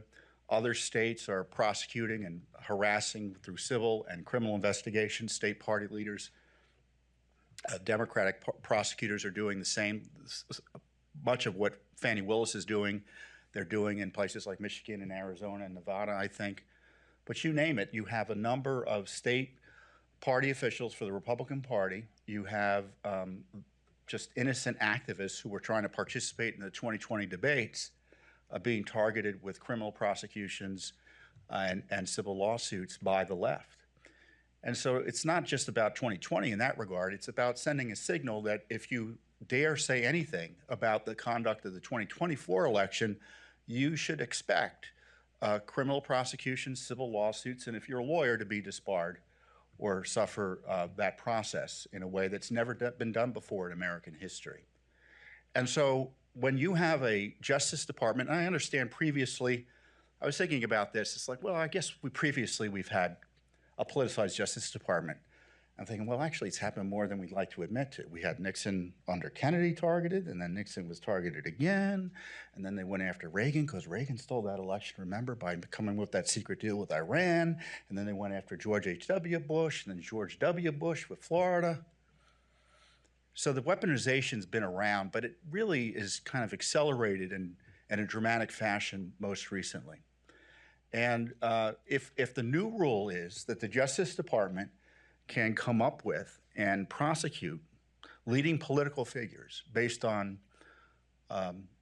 radical, innovative, to put it charitably, applications, novel applications of the law, and it's obviously political, and they pursue these claims in friendly courts with almost 90% party population support based on partisanship.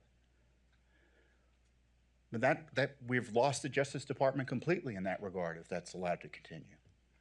So I do think the Republic is on the line. And it's like, so what do? We have to, in my view, the left helps us figure out what to do because they're kind of telling us what they're interested in. And maybe one rule of thumb is, well, let's figure out what the left is interested in and maybe address those issues and confront them in the areas where they're showing interest. The effort to jail Trump seems to be a priority for them. I would submit it ought to be a priority for honest Americans and Republicans who purport to stand for the rule of law. Sadly, Congress has refused to do much in the way of curtailing, if anything, any of these prosecutions of Trump. They had opportunities time and time again, and most recently, they punted on it again, and they have fully funded Jack Smith. They have not curtailed any federal funding to the jurisdictions in New York and Fulton County that are harassing and violating the human and civil rights of Trump and others. Missed opportunity. And to me, it ought to be a priority. And I understand that some members of Congress, or many members of Congress, don't consider it a priority, but I would ask voters and those watching to let them know it's a priority.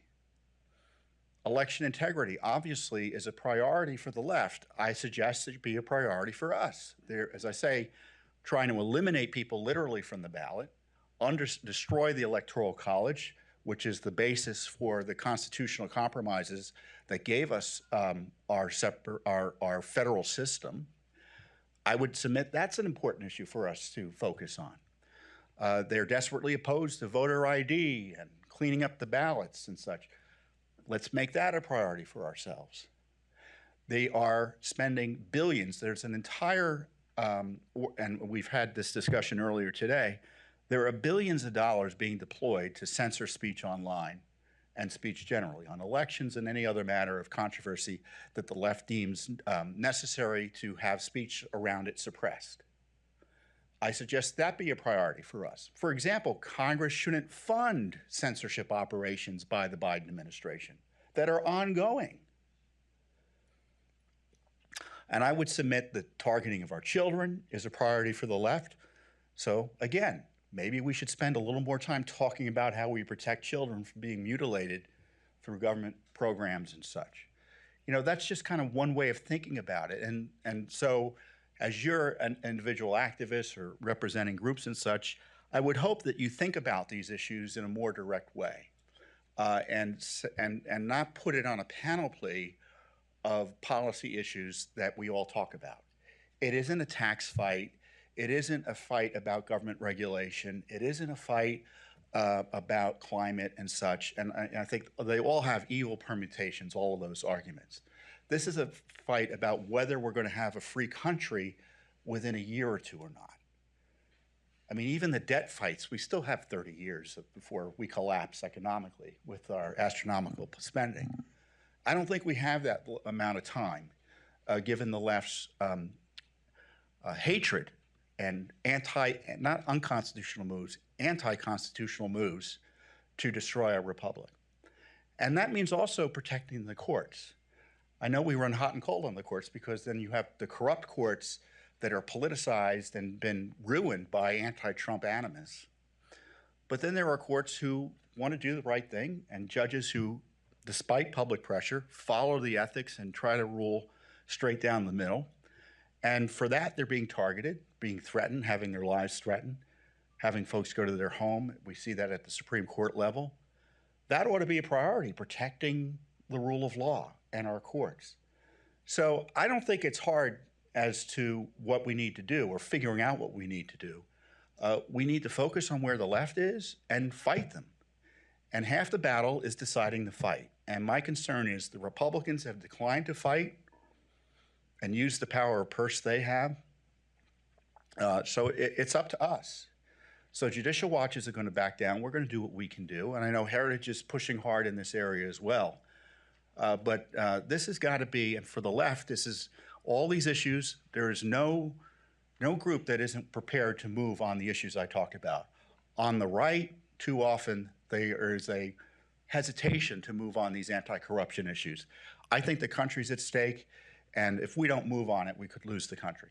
Thank you very much. Hey, thank you.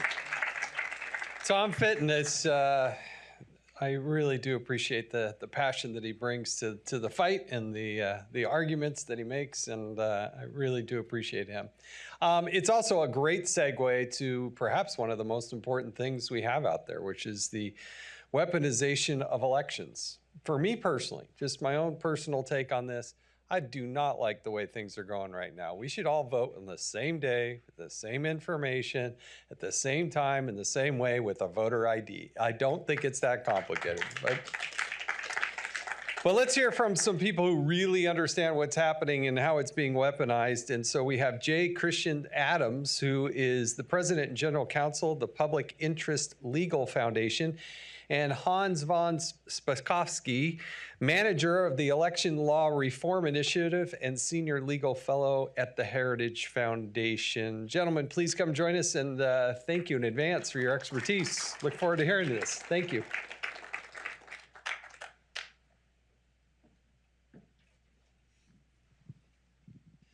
Well, welcome everyone to Heritage and everybody watching us online. You know, this is a topic that is of vital interest to Americans all over the country, particularly in election year. It's of great personal interest to me. Many of you know I'm first-generation American. Both my parents experienced dictatorships, and boy, the most important right we have is the ability to go into a voting booth, to vote, and to have the votes counted in a fair and honest election. And that's the kind of system that we really want. Now, there's really two aspects to this. One is the role of the government, and in particular the Justice Department, where Christian and I both worked, and private advocacy organizations that are also in this area. And the one thing I should note for everyone is the 2000 election, with the presidential election being decided by, what, 500-something votes down in Florida? 534, right. I think.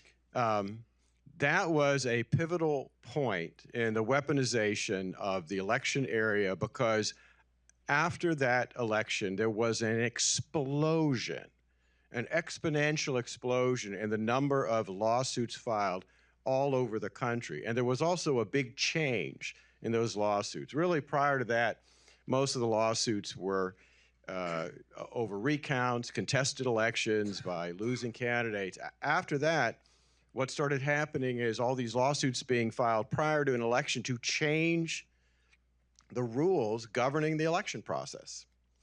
The problem in the government area is one, I think, Christian, you came up with the label of it's the B&B problem. That does not stand for a bed and breakfast. That stands for Biden and bureaucrats. So why don't you tell folks a little bit about this? And I should mention, in addition to working at the Justice Department, he also worked for a state Secretary of State and now works for a conservative advocacy organization whose big interest is election integrity. Christian. You left out the fact we were appointed by President Trump on the Presidential Advisory Commission for Election Integrity. Oh, yeah. Which proves your point of lawsuits, doesn't it? I'll get to that. Right. Okay.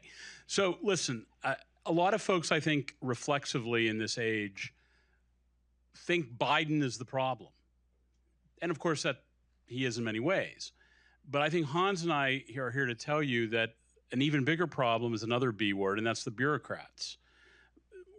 We were in the Justice Department in the voting section, and we could regale you with story after story, sometimes funny, although many of you won't laugh at these stories because they're also tragic, of the manipulation of power from inside the Justice Department. Hans talked about lawsuits. Georgia passed a citizenship verification procedure in approximately 2008, and that had to be pre-cleared by the Justice Department. Some of you know this area know there used to be a time before a case called Shelby v. Holder in 2013 where every election change had to be approved by bureaucrats of the DOJ. And guess who supported that procedure? Republicans did. When Hans was against this power in 2006 reauthorization, when it was reauthorized, it passed with overwhelming Republican support. So there's been a sea change. There's been a sea change, but the bureaucrats who are in charge of the Justice Department use their power to change how we run elections.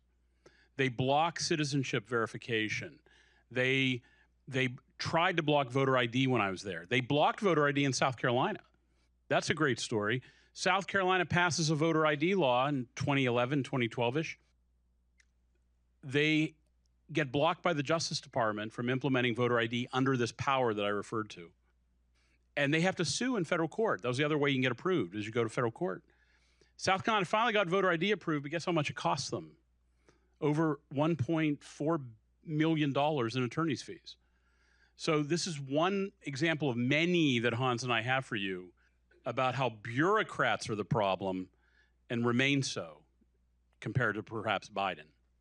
And look, this isn't just our opinion. There's actually a little-known 2013 Inspector General report looking at the voting section. One of the criticisms of that division was that when it came to hiring people, they only tended to hire from 5 organizations, like the Lawyers Committee for Civil Rights, all these far-left advocacy organizations that are basically political allies of one side of the political aisle. So if you think that political hiring is not going on in the career ranks, look, I've been a lawyer now for a number of decades, and the most partisan lawyers I have ever encountered in my entire career, and I worked for the Heritage Foundation, I've worked in the federal government, I've been in private practice, I was a corporate lawyer. The most partisan lawyers I've ever met worked inside the Civil Rights Division of the U.S. Justice Department. And there are numerous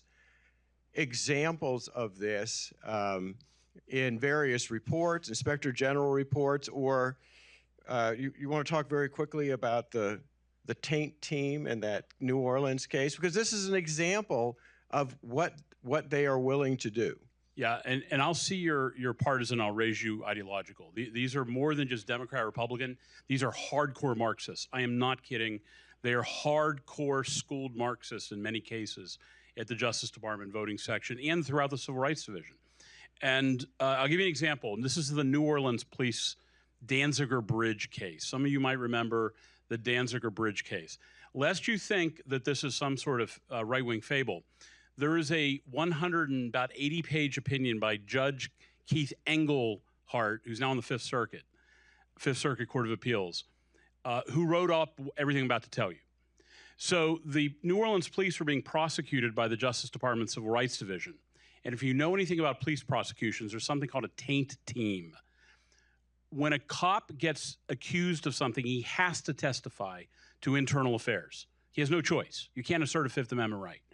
But what you do is you encapsulate that testimony in concrete, and the taint team is responsible for keeping that testimony inside the concrete. Get it? Okay? Well, the police were on trial in New Orleans for civil rights violations, and the members of the taint team were blogging at the Times-Picayune website comment section about the police trial, the trial of the police. What was that lawyer's name? Karen. They were doing it anonymously, the members of the Taint team. When Judge Engelhardt heard about, finally this came out, the defense lawyer started figuring out, somebody seems to know a lot about this case, and they're blogging at the Times-Picayune. They found it was DOJ lawyers doing it, right? Now, Karen, I wish I could remember her name. Okay. Nobody was fired for this, which raises one of the key points I want you all to walk away with. There's no accountability. There's no, everybody says we need to hold someone accountable. Doesn't happen. Daryl Foster was across the hallway from me at the DOJ. You can read this in the Washington Times. Google Daryl Foster computer's mistress, okay, front page Washington Times, was stealing laptops and using government money to visit his mistress, according to the Washington Times, and he was given a retirement buyout. The point is there's no accountability inside the DOJ. And this feeds into what's going on in the private sector. You all would not believe the amount of money that is coming from large foundations like the Ford Foundation, Carnegie, Arabella Advisors. And we're talking about literally billions of dollars that is going to these advocacy organizations to sue anytime a state passes any kind of common sense reform, whether it's voter ID requirement, which voters overwhelmingly support, or taking steps to, for example, clean up voter rolls so that people aren't registered in multiple states and can illegally vote in multiple states. Those kind of reforms are constantly in court, and you have these advocacy organizations trying to stop any kind of reform that would actually increase the security of the election process, and to change the election rules to make it easier for them to manipulate elections. And I'll give you a very specific example of this, right? If you're in a state like California that bans, you cannot ask anyone for an ID to vote. But they have same-day voter registration. So you can walk into a polling place. I don't even live in California. I could walk into a polling place, register to vote, claim that I'm Christian Adams, give them a fake address. They have to let me vote. They can't ask for an ID. And a month, 2 months, 3 months down the road, they actually figure out it's a false registration. There's nothing they can do about it. Those are the kind of rules that these advocacy groups are trying to put in, and they're doing it with the help of the U.S. Justice Department, right? I just got done with a trial in Galveston County, Texas. I represented Galveston County federal court trial, had other trials. What I'm describing to you, what Tom Fitton said, pay attention to what the left thinks is important. They think election process is important, and they have for 20 years. The right didn't even think about this at all, and some people still don't think it's important. When I do a trial in federal court, there's not enough chairs on the other side for the other lawyers. They have to sit in the jury box. They have lawyers from the SEIU, the ACLU, NAACP, Lawyers Committee for Civil Rights. Here's my favorite one, the Southern Coalition for Social Justice. It sounds like it's out of a Pasternak novel. All of these people are so voluminous with cash, and that's what we're up against. There's literally not enough chairs in the courtroom for their lawyers. Sometimes they have 23 lawyers. The Justice Department sent 5 lawyers, I think, a consultant, a supervisor, and an expert witness consultant, all for a trial in Galveston County. And it's not just Galveston County, believe me, it's every case they do. And part of the problem here, isn't it, Christian, talk about this a little bit, that when all these advocacy groups of the left descend, for example, on a county, along with the Justice Department, I mean, they have so many resources to bring that even if they are completely and totally in the wrong, local officials almost always give in because they just don't have the means to fight, right? Yeah, it was a lot of fun to work at the Justice Department in the sense of we had unlimited resources. When I had a case, I didn't have any concern about running out of money. It was you guys were paying the bill, right? And for example, the Justice Department used to do election coverage. Some of you will know what that means. You send people to watch the election. And we would get a call at the DOJ from a county in Alabama, I should say a political party or a candidate in Alabama or some other state, who wanted us to send DOJ lawyers like muscle to go show up in that county for the perception that one candidate was being discriminated against, or words to that effect. We would send 30 or 40 staffers through OPM, which was this other federal agency, to go show up for a sheriff's race in rural Alabama. And so this is the sort of muscle that was available to the DOJ to influence the outcome of elections. Right. And look, we're not talking about, we don't want to see any kind of racial discrimination in voting, but that is not what the Justice Department is doing in these days. The number of times that there's actually racial discrimination going on in voting is now, it's a handful. It's a rarity that happens. The Voting Rights Act is probably one of the most successful laws ever passed by Congress. It's been extremely effective. And yet, the Civil Rights Division today in the voting section, it's the largest it's ever been. And it's because they're now using it as a tool, a partisan tool. An example of this, if you'll recall, is that after the 2020 election, when the legislature in Arizona decided, well, you know, we really ought to do an audit of the election process, do you know that the Justice Department sent them a letter threatening to sue them, saying that conducting an audit of an election was a potential violation of the Voting Rights Act? I mean, that's an absurd claim, right? Yeah, and a lot of jurisdictions knuckle under right away. East Point, Michigan, knuckled under just recently to a Department of Justice voting section lawsuit. And one of the dirty little secrets is most of the lawyers who work at the Justice Department in the Civil Rights Division have never seen the inside of a courtroom. They've never put up a case. They've never argued a case. They're all out of these groups to a great degree, or out of an Ivy League law school, which of course means they don't know how to practice law. And so they don't know what they're doing, but yet jurisdictions, small ones, are buckling under. Now that trend is changing. A lot of states are fighting back to the weaponization of government, and that's a good thing. And to the extent you're from a state, you should encourage your elected officials to fight back. One of the issues that you're working on, Christian, I know is, and again, this goes to showing how the weaponization that's going on is in order to manipulate election results. For a long time, the left has been opposed to any requirement of any kind, and they've gone to court over this to fight it. They fight it in state legislatures, in the federal government.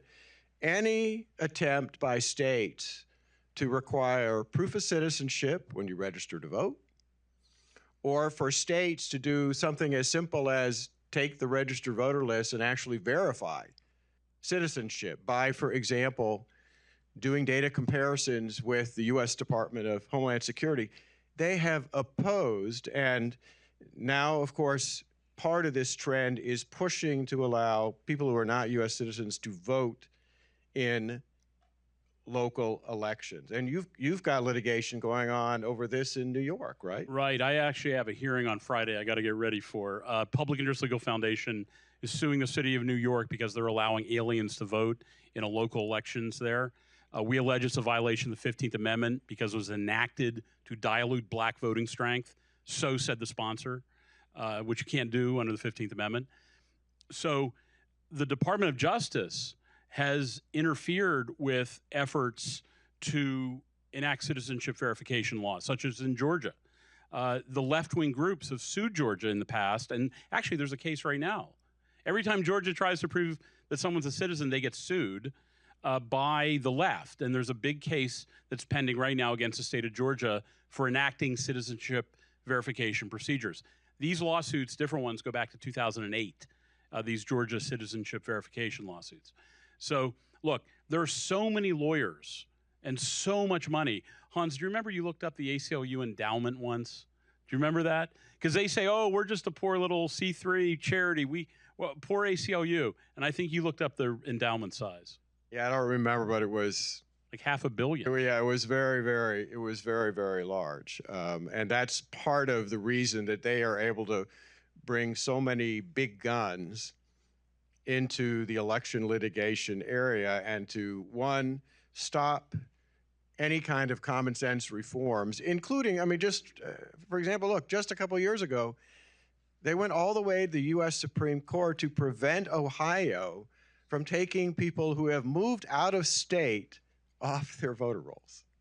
Yeah, and don't listen, there's another problem. I encounter a lot of people say, well, this will just be better as soon as we get X elected, right?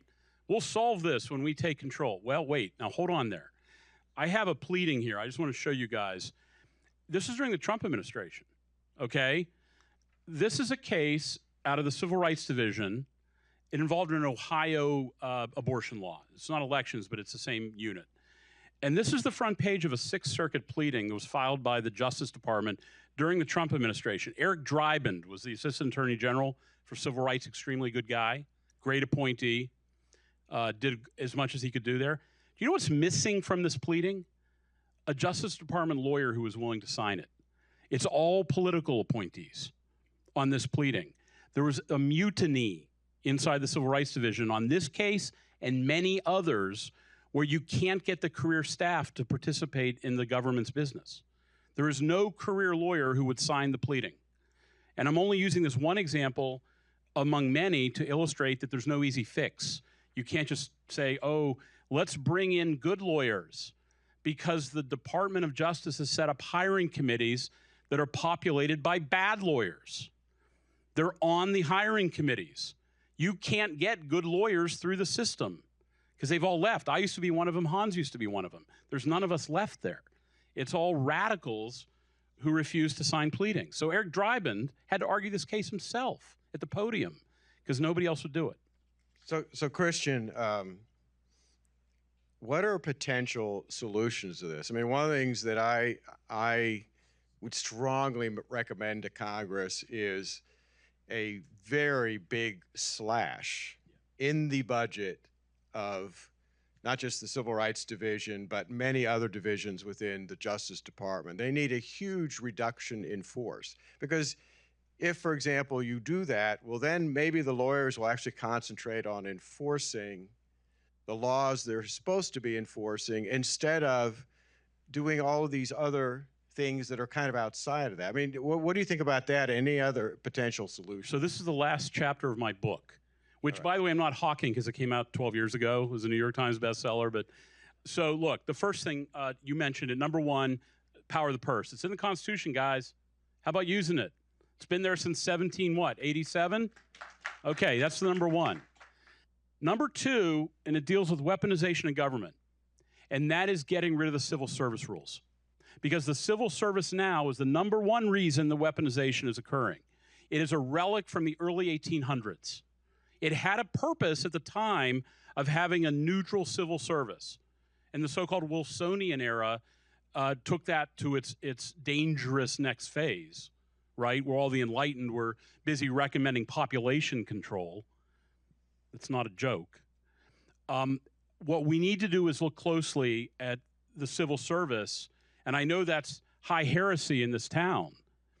But until you allow incoming presidents to hire and fire the civil service, this is going to continue. And it's going to take upending 150 years of tradition before we can get our handles on this. Yeah, that's a really important point. And for folks who think that can't be done, you might want to look back actually to the state of Georgia, where I one time practiced law. And they now, more than 20 years ago, had a governor who came in and said, you know, people who work for the state government ought to work under the same rules as everybody in the private sector. And he actually convinced the legislature to change the rules. And all these critics said, oh my gosh, that means anytime a new governor comes in, why, they're going to fire everybody and just put in political appointees. Good. Yeah, but that's not possible. Look, in the federal government, we have, what, 2.5 million federal employees, right? A president coming in gets, what, 3,000 or 4,000 political appointees. Presidents of both parties have enough trouble just finding enough people to fill those slots.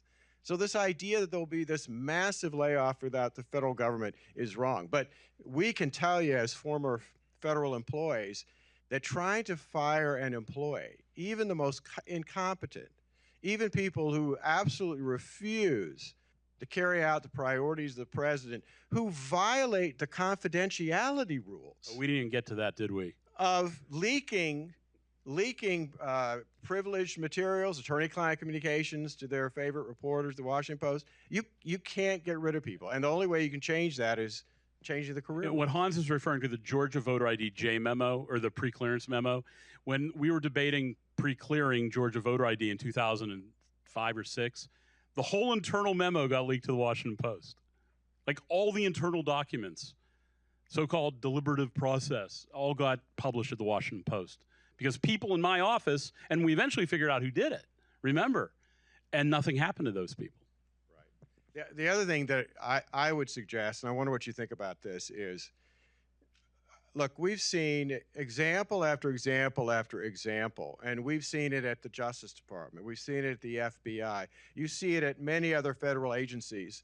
You know, the Inspector General will issue a report showing all these individuals engaging in wrongdoing and recommending everything from termination to prosecution. But guess what? The Inspector Generals have no power to actually prosecute anyone.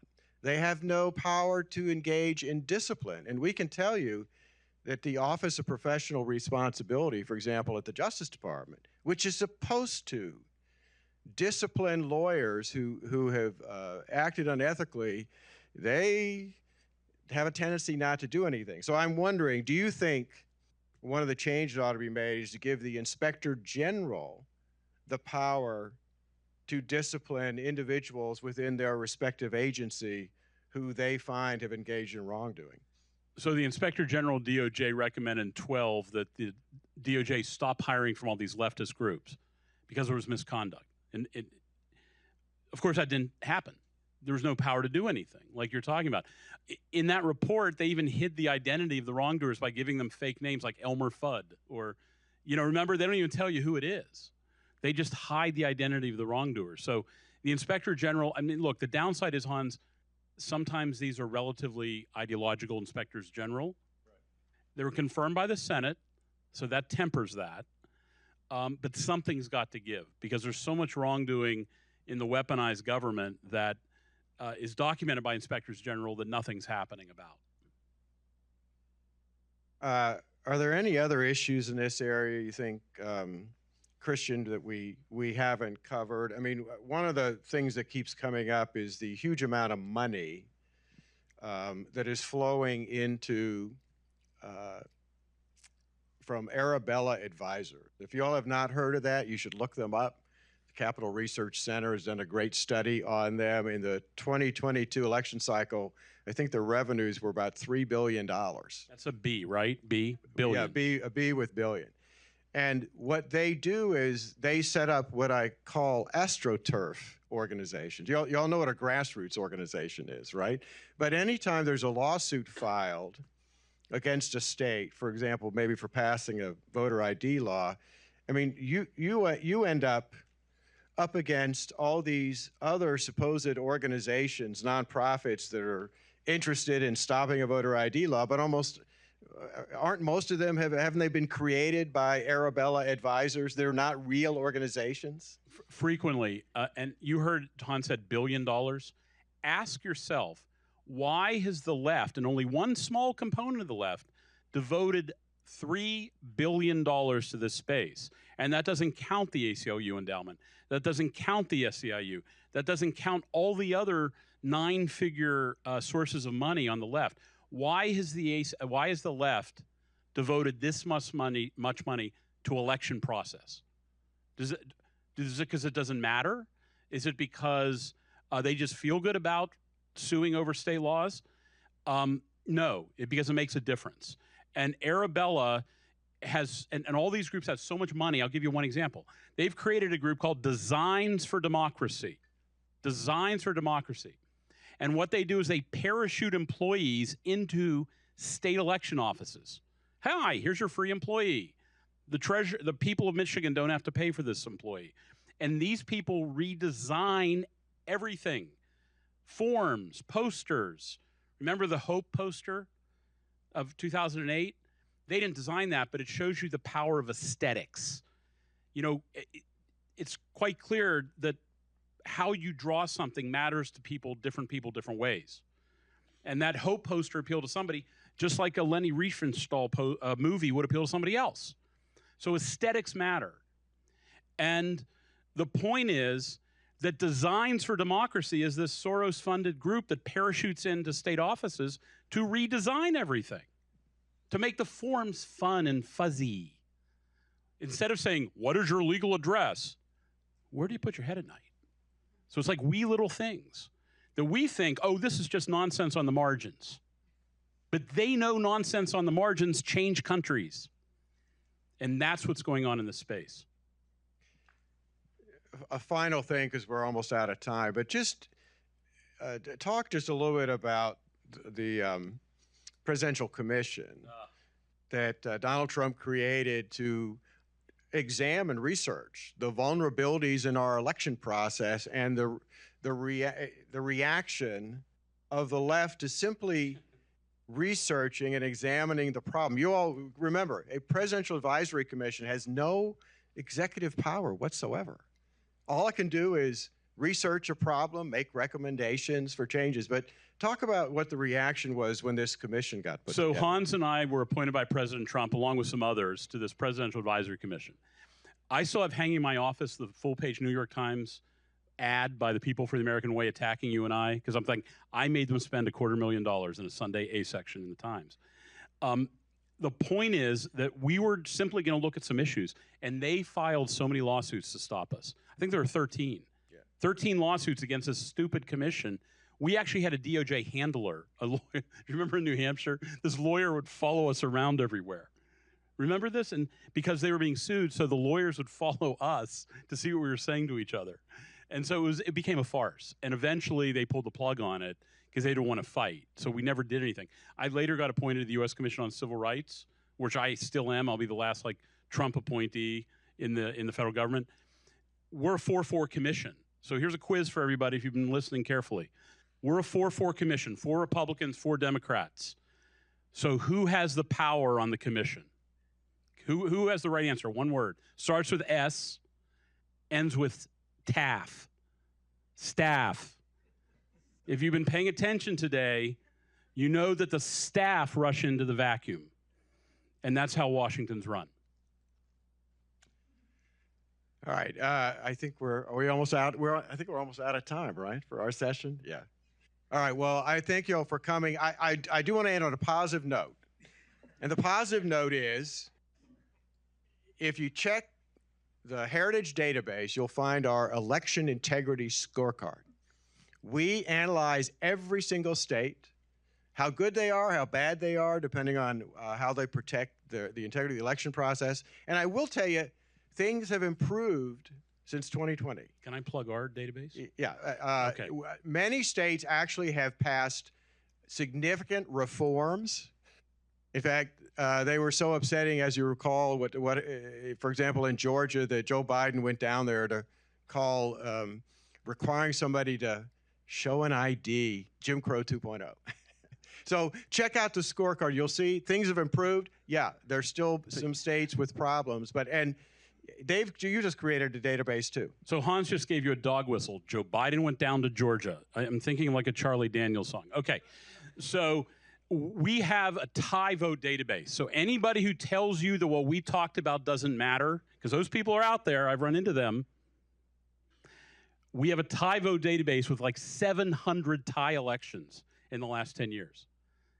Elections that ended in a flat tie. And it's real. The control of the Virginia House was decided by a coin toss a couple years ago. Tie elections happen. That's why this matters. Yep. Every vote counts. Thanks. Thanks. That was wonderful. I just want to amplify what they were saying about the inspectors general.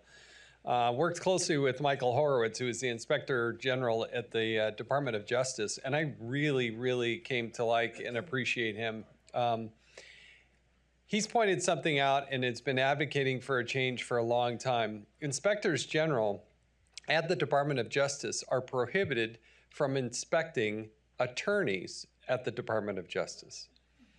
That has to go to the Office of Professional Responsibility. The Office of Professional Responsibility reports to the Attorney General. Everybody else, they're subject to IGs. All the rest of government, they're all subject to investigations by the Inspectors General, except at the Department of Justice. And that is one of his biggest frustrations. You find somebody who you think is doing something bad, potentially criminal, they cannot investigate them. Basically, they have hands off, and it's wrong, and it needs to be changed. And Michael Horowitz has fought that for a long, long time, and most people are shocked and surprised when they learn and hear about that. I'm really excited about this next speaker. I think you're really going to be impressed. When I was chairman of the Oversight Committee, he actually worked over at the Oversight Committee. And Tristan Levitt is now the president of Empower Oversight, really doing some great work with whistleblowers and whatnot. So please help me welcome Tristan Levitt.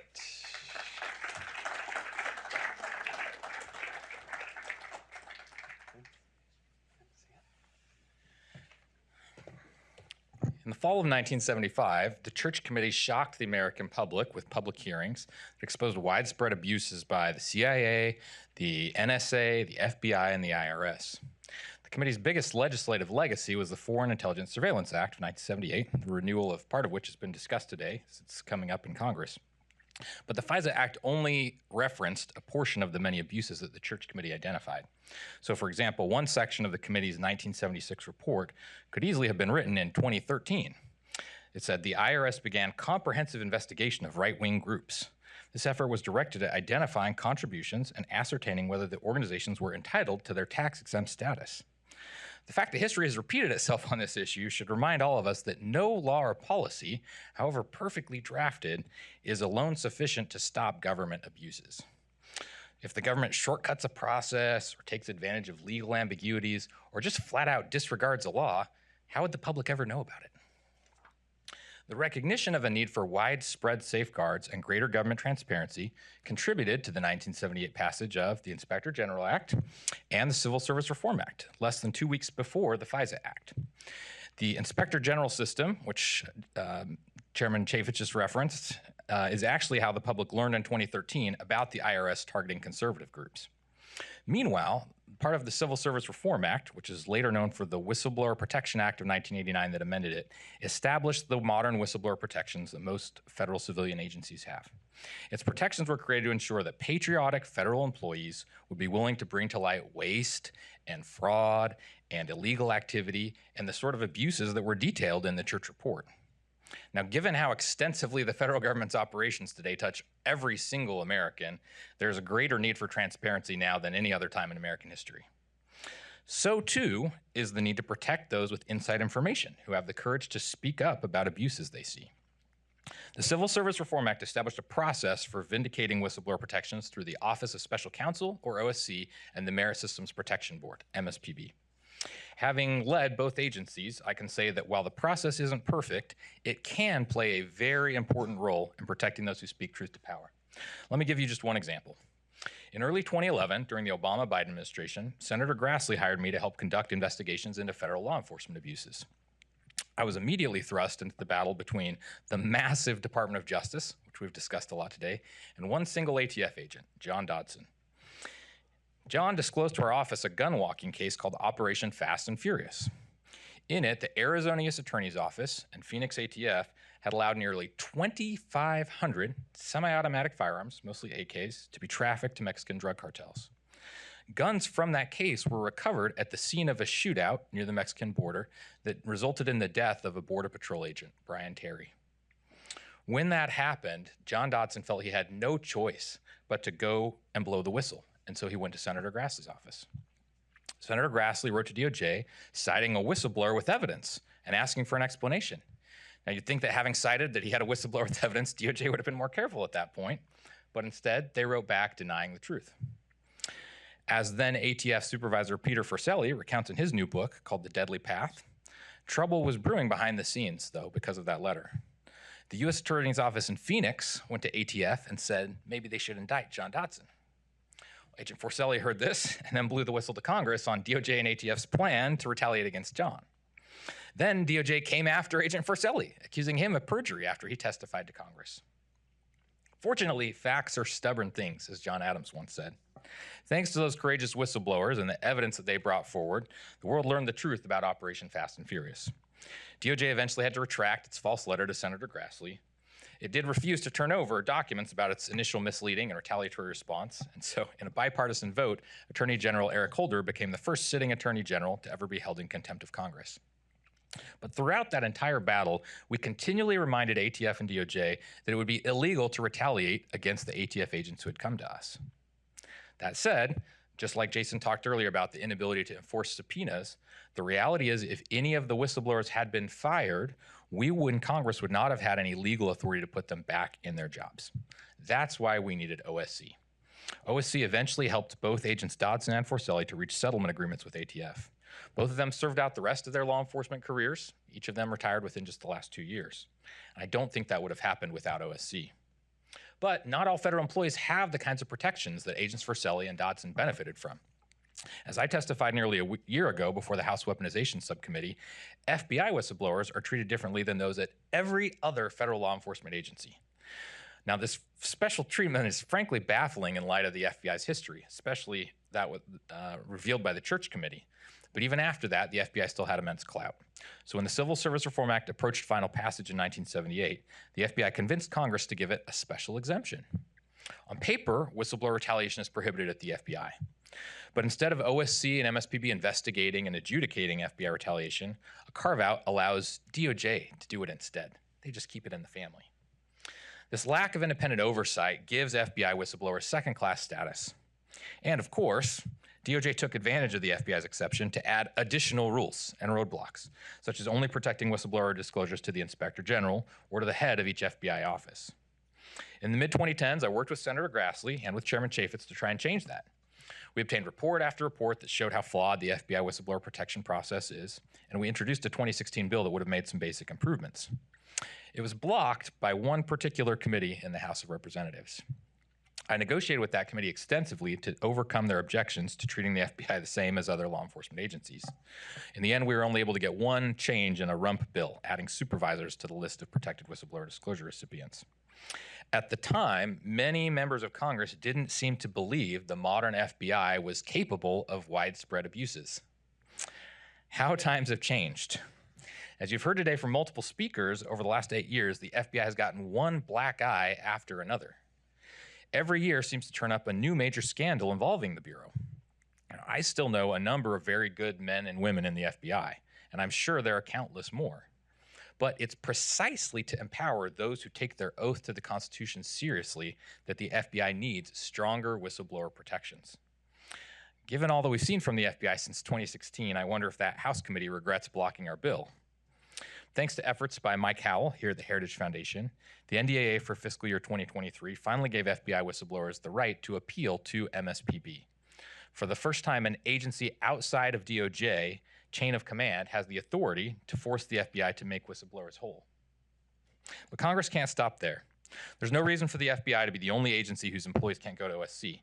OSC has the expertise and the litigating authority to present cases before MSPB, which is the main reason the agencies decide to settle those. Given those abuses, FBI whistleblowers need this protection now more than ever. Even if Congress were to eliminate the FBI's special treatment in the law, the FBI has been retaliating in ways that OSC and MSPB can't correct. In the 1988 decision Navy versus Egan, the Supreme Court considered whether MSPB could review removals on security clearance decisions. The court held this wasn't within MSPB's statutory jurisdiction. And since then, several laws have tried to fix this to stop agencies from using clearances to retaliate against whistleblowers. But again, without OSC investigating, they have little recourse. It's become clear in recent years how ripe this is for abuse. When you heard from Special Agent Steve Friend and Garrett O'Boyle, both of whom Empower Oversight tried to help, they had their security clearances suspended for doing the right thing.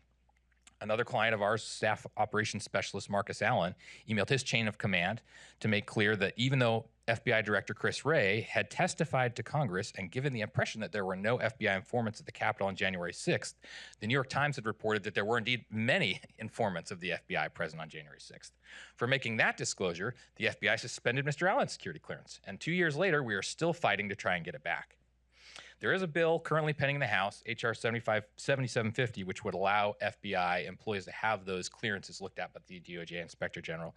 But this, again, is just one small step forward. Ultimately, Congress needs to overturn Navy versus Egan. Let me come to the topic that people are most interested in right now. Just like we saw in Fast and Furious, the final sign of desperation is to accuse whistleblowers of breaking the law. Last April, we at Empower Oversight assisted IRS Supervisor Gary Shapley in disclosing to Congress how the Hunter Biden investigation had been politicized within DOJ. Agent Shapley and Case Agent Joseph Ziegler disclosed that the IRS and the Delaware U.S. Attorney's Office had approved felony tax charges against Hunter Biden because of the income that he made from Burisma in Ukraine, but then tried to hide. And yet, nevertheless, U.S. Attorney for Delaware, David Weiss, allowed the statute of limitations on that to expire. But almost immediately after we went to Congress, Hunter Biden's attorneys started lobbying DOJ behind the scenes to prosecute Special Agents Shapley and Ziegler. They falsely claimed that they violated grand jury secrecy, again, that playbook from Fast and Furious, and the taxpayer privacy laws. Hunter Biden also filed a lawsuit against the IRS, identifying myself and my co-counsel and saying that these agents had violated the taxpayer laws. Now, normally that would be defended against by the government because it's a lawsuit against the IRS. But the attorneys that were assigned by DOJ to defend against that case come from one of the very offices that the IRS whistleblowers identified, the DOJ Tax Division, as spiking the Hunter Biden case. That's a clear conflict of interest. Those attorneys haven't made clear to the court that the law protects the right of whistleblowers to share this tax information with the proper entities in Congress. On another legal front, Special Counsel Weiss recently disclosed in California federal court the existence of a potential investigation into Agents Shapley and Ziegler. If such an investigation exists, it can only be viewed as retaliation. But either way, David Weiss shouldn't even be aware of such an investigation, much less telling the public about it. The IRS whistleblowers' disclosures to Congress were all about the mismanagement of Weiss's own office. He's also the subject of a retaliation complaint we helped to file with OSC. Ironically, even as Weiss is bringing criminal charges against Hunter Biden, his interests align with Biden on one thing: attacking the IRS whistleblowers. Last Thursday, we sent a 20-page letter to Merrick Garland asking him to fix this. But this retaliation can't be allowed to stand against these brave IRS whistleblowers, or why would anyone else come forward in the future? Now, it's important to recognize that that same question applies to all cases of whistleblower retaliation. As conservatives, we believe in equal treatment under the law. Intellectual honesty requires that we prohibit retaliation evenly, regardless of whether you care for a particular whistleblower's point of view or specific disclosures, however big or small. But I wholeheartedly agree with what Chairman Chaffetz, Chairman Mark Meadows, and Senator Grassley wrote to the White House at the beginning of the Trump administration. Whistleblowers can be one of the most powerful allies to drain the swamp in Washington, D.C. By speaking truth to power, these patriots risk their jobs, their reputations, and even their health and well-being. So it's critical that we protect them. To do otherwise would dishonor everything that we stand for as a nation. Thank you.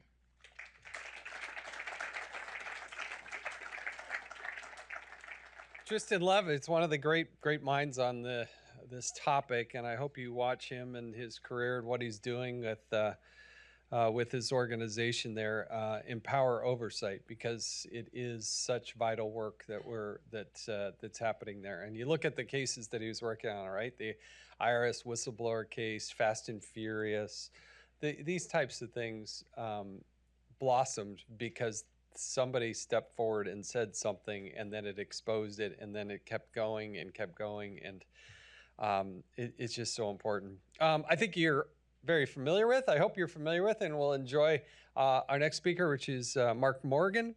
Mark has 30 years of law enforcement experience. He's been a Marine, he's been a police officer, and he was acting commissioner of U.S. Customs and Border Protection in the Trump administration. We appreciate his service to our country and thankful for his enthusiasm for this topic and what's really happening. So please help me welcome Mark Morgan.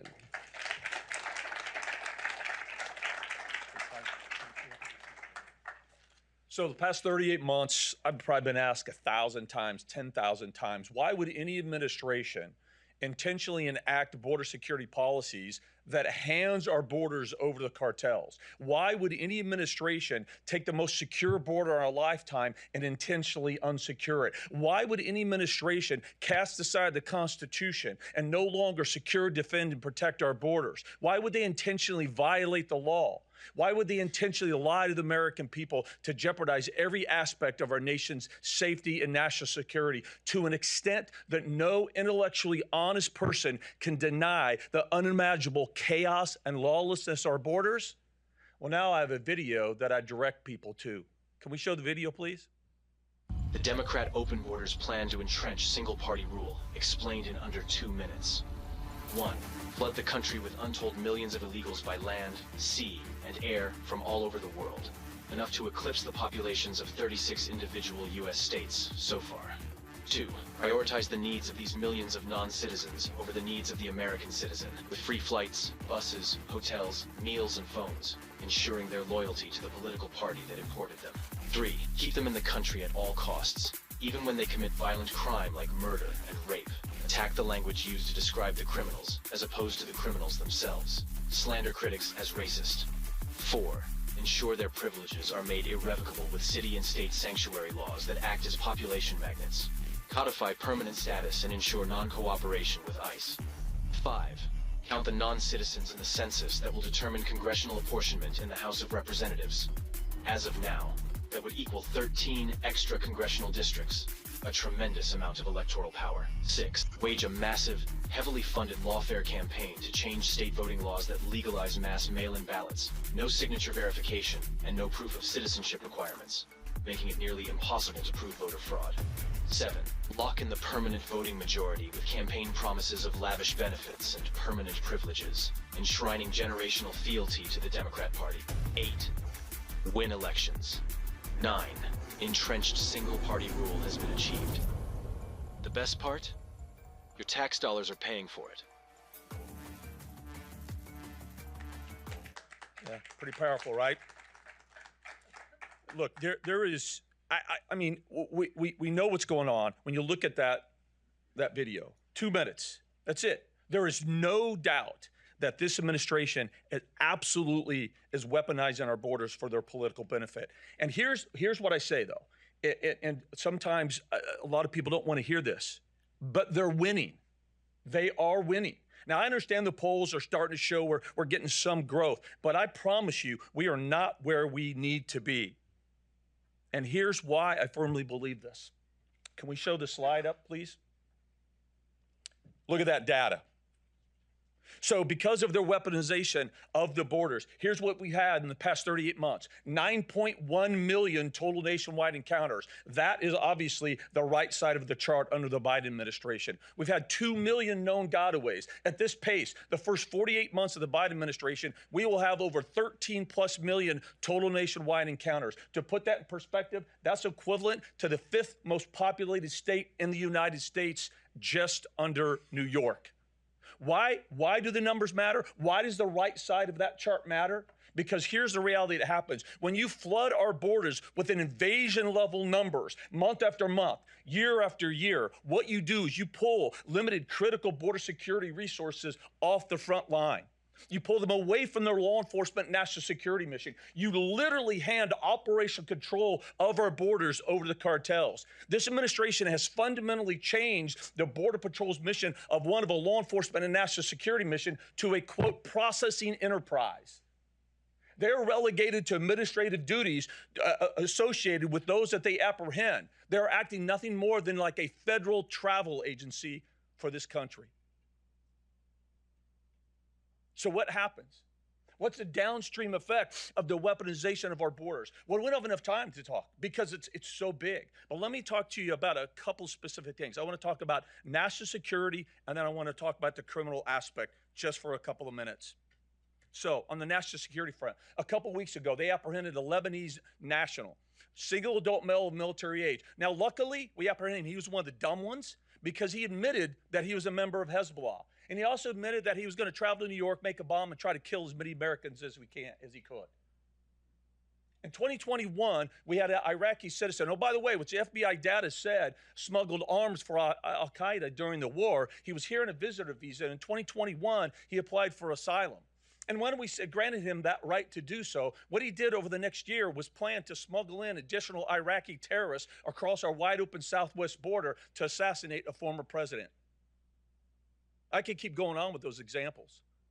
The director of the FBI, just a couple of weeks ago during congressional testimony, said something that was very, very illuminating. I want to make sure I get it right, so I wrote it down. He says, quote, before October 7th, I would have said that we were in a heightened threat level from terrorism. But since the October attacks against Israel, that threat has gone to a whole new level. He went on to say, quote, he's seeing blinking red lights every single day. DHS's own report in 2024 said, quote, terrorists and criminal actors are exploiting the elevated flow in the U.S. They went on to say that individuals with potential terrorism connections continue to attempt to enter the homeland illegally between the ports of entry. The past 38 months, Border Patrol alone has encountered 345 illegal aliens on the FBI terror watch list.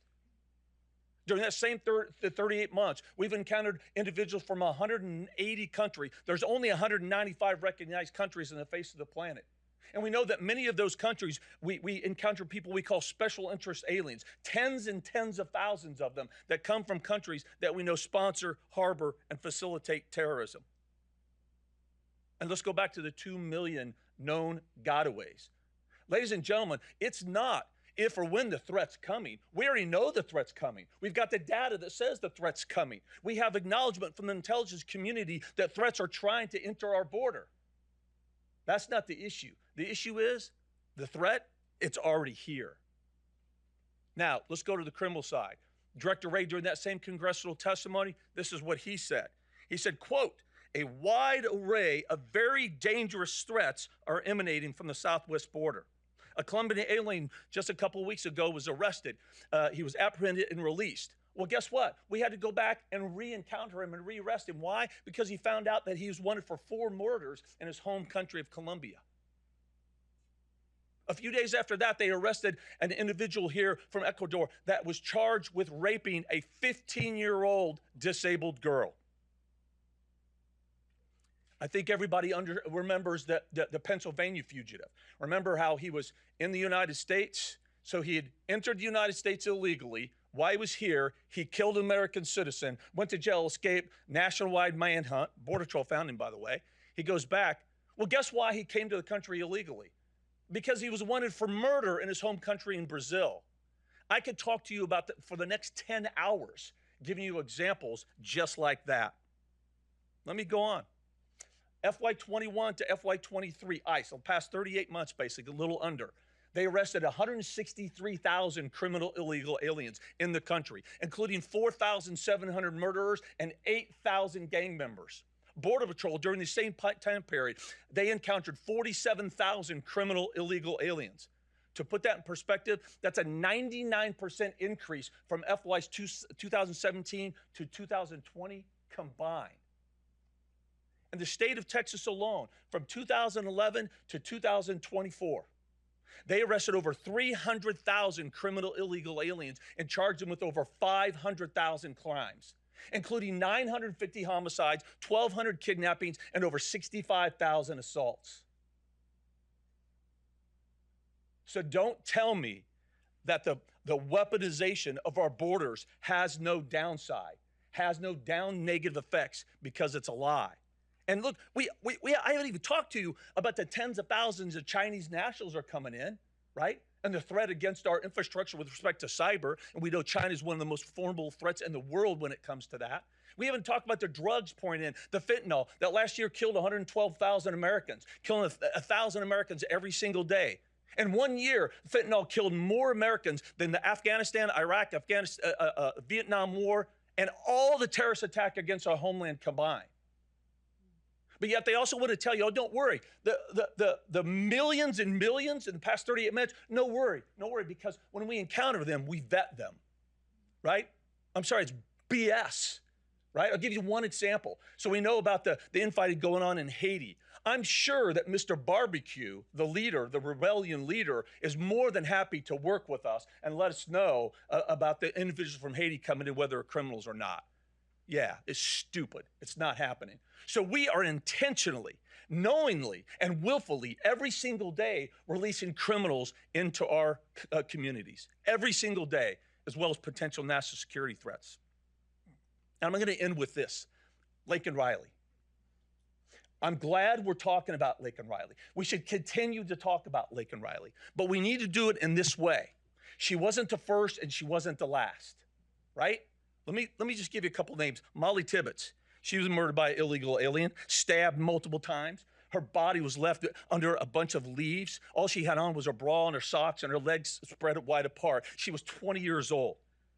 Kayla Hamilton, murdered by an illegal alien in 2022. She was brutally raped and savagely stabbed. And during the attack, she made a phone call, 2.5 minutes. We actually could hear the last minute of this young lady's life. She was also 20 years old. Elizabeth Medina, she was killed by an illegal alien in 2023, repeatedly hit and stabbed multiple times. Her killer was actually on parole for burglary. She was 16. And then we have Laken Riley. We know that story. But I said, when I went on TV, I said, look, I'm glad we're talking about it, but she's not going to be the last. And a few days later, who do we have? Gabby Garcia, an illegal alien in a drunken rage at a carjacking and killed her. The stories are on. And I'm going to end with this. I have been in front of congressional members again and again. I was just in front of a large group a couple weeks ago. I promise you, I begged them, I pleaded with them to hold the line. H.R. 2 was one of those examples where I begged them to hold the line. The strongest piece of border security legislation that's ever been passed. It actually provides a meaningful policy pathway forward to end this madness and end this crisis. And I thought Speaker Johnson for a minute was going to do that. And these are my beliefs, not Heritage, so don't blame Heritage. But Speaker Johnson, he rolled, he caved. He passed a $1.2 trillion omnibus that the border security package in there is worse than the Langford bill, which sucked.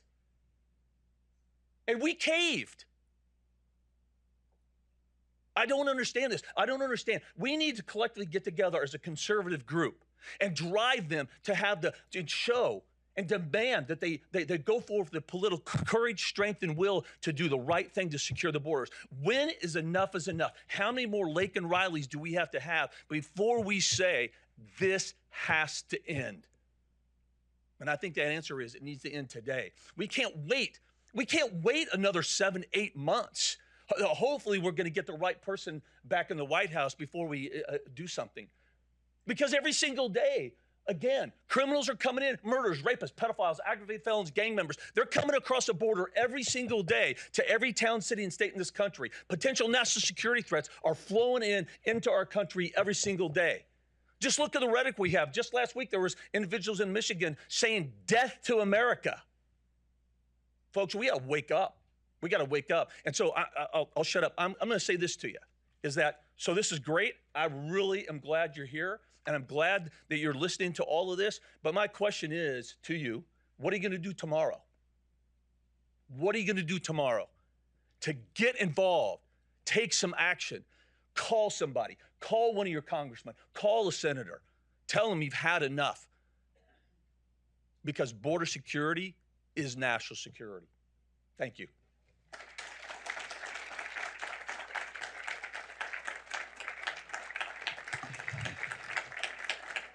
Mark Morgan, I told you I'd love his passion and his belief in it. And you know what? The border policies of the Biden-Harris administration, they're on purpose. These are no accidents. These are on purpose. And he makes the case for that, absolutely. What we're doing today is just so fundamentally, totally wrong for the nation. All right, now we're going to hear from Mike Howell. Mike Howell is the executive director here at the Heritage Foundation for the Oversight Project, which I'm really excited and involved with because it allows us, the Heritage Foundation, to just go on steroids in terms of getting after it and understanding what's going on with this government. And again, I think you'll love his passion and his belief. Worked with him on the Oversight and Government Reform Committee in Congress. Mike Howell, the executive director.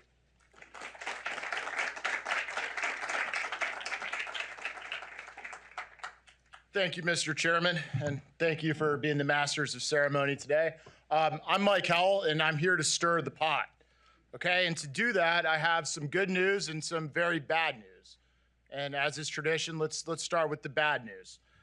The bad news is I think we're living in the peak of American corruption, the absolute peak. I think the closest we've ever been to this historically was yesterday. And I think tomorrow will be a new peak. And that's why we're here today, ultimately, at this symposium on government weaponization. It's to declare a state of emergency. And that's why we're talking about all the different policy areas this weaponization has permeated. Now, let's do a brief assessment of the damage. We've gone over so much of this today.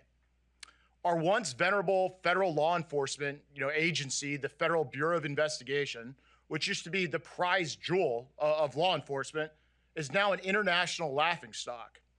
It has gone from an agency that historically was patriots chasing communists to now largely the reverse, and communists chasing patriots. And I'm sure some are very fine people. Now, as we've gone over, the only workable reform at this point is a complete reboot, a complete start from scratch. And now we have these problems with federal law enforcement enforcing absolute tyranny on their political opponents. We have them condoning anarchy in the streets. These Soros-funded rogue prosecutors, which have taken over our not only major urban centers, but cities across the country, big and small, they have allowed rape, murder, robbery, all to become routine, and all under the guise of equity. On big tech, these new awesome powers of digital technology have fallen into the wrong hands. The unholy marriage of the government, big tech companies, academia, the regime, have resulted in the emergence of the censorship industrial complex. And with that, no opinion, how big, how small, is safe. It is in this weaponized environment that those who tell the truth are most at risk. These people are the whistleblowers, of course. And a brief point I must say, my friend Tristan Levitt and his, Jason Foster over at Empower Oversight, an absolutely necessary function that frankly shouldn't be required in a free country, where these people should not be retaliated against for doing nothing but telling the truth to keep our government functioning. Now, our nation is still reeling from the unthinkable, which is COVID, the complete weaponization of the public health system. We were told to trust the experts. We should not have listened. On media, the media has largely become a completely captured entity, toting the regime's party line at every turn and deploying their powers for reputational assassination whenever anyone challenges them. It used to be the case in this country where media would hide their connective tissue to the government. That is now the opposite. Now, our courts have fallen victim to weaponization as well. The rule of law only works when it is a completely neutral instrument. What we see today is the selective choice of different jurisdictions for political persecution. They're fighting battles in the courtroom that should be fought at the ballot box, and they're fighting them there because they could not win them in a free and fair election system. Our schools have become laboratories for the pseudosciences and indoctrination. I don't exaggerate when I say I see this as our schools being turned into transgender recruitment centers. On elections, our elections are an absolute joke. They're laughable. The plan to flood this country with untraceable and unaccountable mass mail-in ballots have made our elections a laughingstock. And for noticing that, you are labeled an election denier and subject to all of the weaponization that's on the table. The intelligence community, subject of debate on Capitol Hill today. What an absolute failure they have been. They've racked them up year over year. In doing this, they've also succumbed to the wokest policies of the day, all while maintaining a marriage of convenience, a marriage that'll get them, this renewal on Capitol Hill pretty quickly, a marriage with those who are supposed to be overseeing the enterprise, but instead are beholden to the military-industrial complex and willing to look the other way at this weaponization if it means foreign wars continue. The financial industry is no longer about markets themselves. It's about forcing behaviors through the use of banking and financial systems that otherwise could not be achieved at the ballot box. Now, finally, the most obvious is what Commissioner Morgan just talked about, and that's the invasion at what was formerly known as the southern border of the United States. This is an invasion which harms everybody in this country everywhere, whether it's the drugs and the crimes or the rapes and the murders or the opportunities that have been taken away.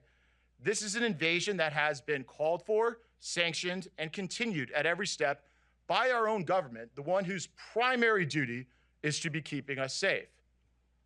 Now, against this entire dismal backdrop of weaponization, we have one of the most glaring examples playing out in plain sight, and that's the Biden crime family. The Biden crime family continues to remain above the law at every step of the way.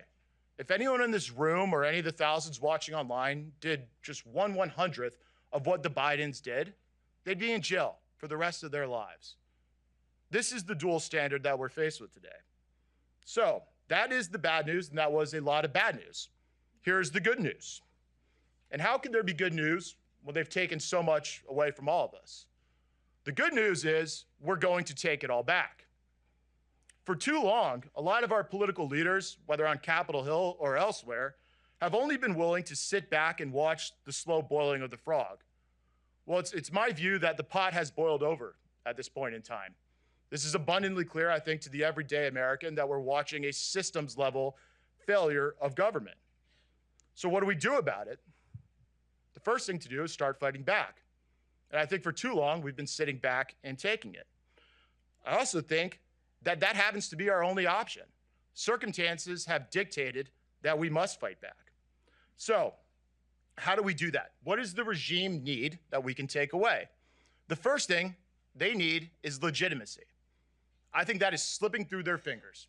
If you look at public polling and trust in the institutions or this government, record levels of low. They can simply not perpetuate themselves and their governing when nobody trusts them. When they run out of that, they turn to what only thing they have left, which is force. Force for your compliance. And there, a simple mathematical proposition works in our favor. There's not enough jail room for all of us at the same time. So that's not great news, but here's some other news about how we're going to fight back. This is why we stood up the oversight project at the Heritage Foundation. It is our task, it's our purpose, to make sure that the victims of weaponization, whether they're people here in DC or out in the country, anybody from any of these different policy areas or walks of life, have somebody fighting for them. That's why we're in federal court in almost 100 lawsuits to date, doing just that. And with every ally's name we clear, with every bureaucrat we discover engaging in misconduct or government abuse, or every other news story we break, I believe we're building bricks in new institutions, which we're going to have to completely recreate on a foundation of neutrality and actual service of the American way of life. And so that's why we're here, and that's why we're doing what we are doing. So I will end there with what perhaps is even better news, and that's Dr. Kevin Roberts will be speaking. Dr. Kevin Roberts has been at the helm of the Heritage Foundation for a couple years now, but he's no stranger to this fight against a weaponized government. About a decade ago, he was the president of Wyoming Catholic College and made some national news by refusing federal government grants and student loans, which, as you know, are the lifeblood of universities and the connective tissue that the federal government, sticks its claws into to control policy. Well, he refused all of that federal cash and struck out on his own because he knew the game before it's, ratcheted up to this record pace that we're seeing now. And so he's been in this fight for a while. And now he takes his fight to the Heritage Foundation, where there is a certain urgency to what we are doing and how we're going about it. So Dr. Roberts, thank you so much for joining us. Thank you for closing us out. Please come on up.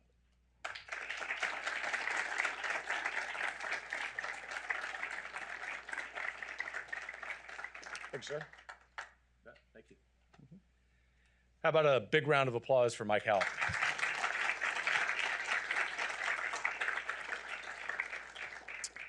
I just showed up personally, but have been following this for a little while flying back from an important and related event. And y'all have done a great job, and there's a lot to be worried about. Those of you who know Heritage, those of you who know me, those of you who know Mike, Jason Chaffetz, who's done a great job moderating this, you know that we do not like hollow optimism. That's the caveat for what I'm about to say. In spite of all of the challenges that have been outlined so eloquently today and with real legitimacy and evidence, we are going to take this country back. And I happen to think that starts here today. But first, let me tell you in addition to everything you've learned today, how it's so bad.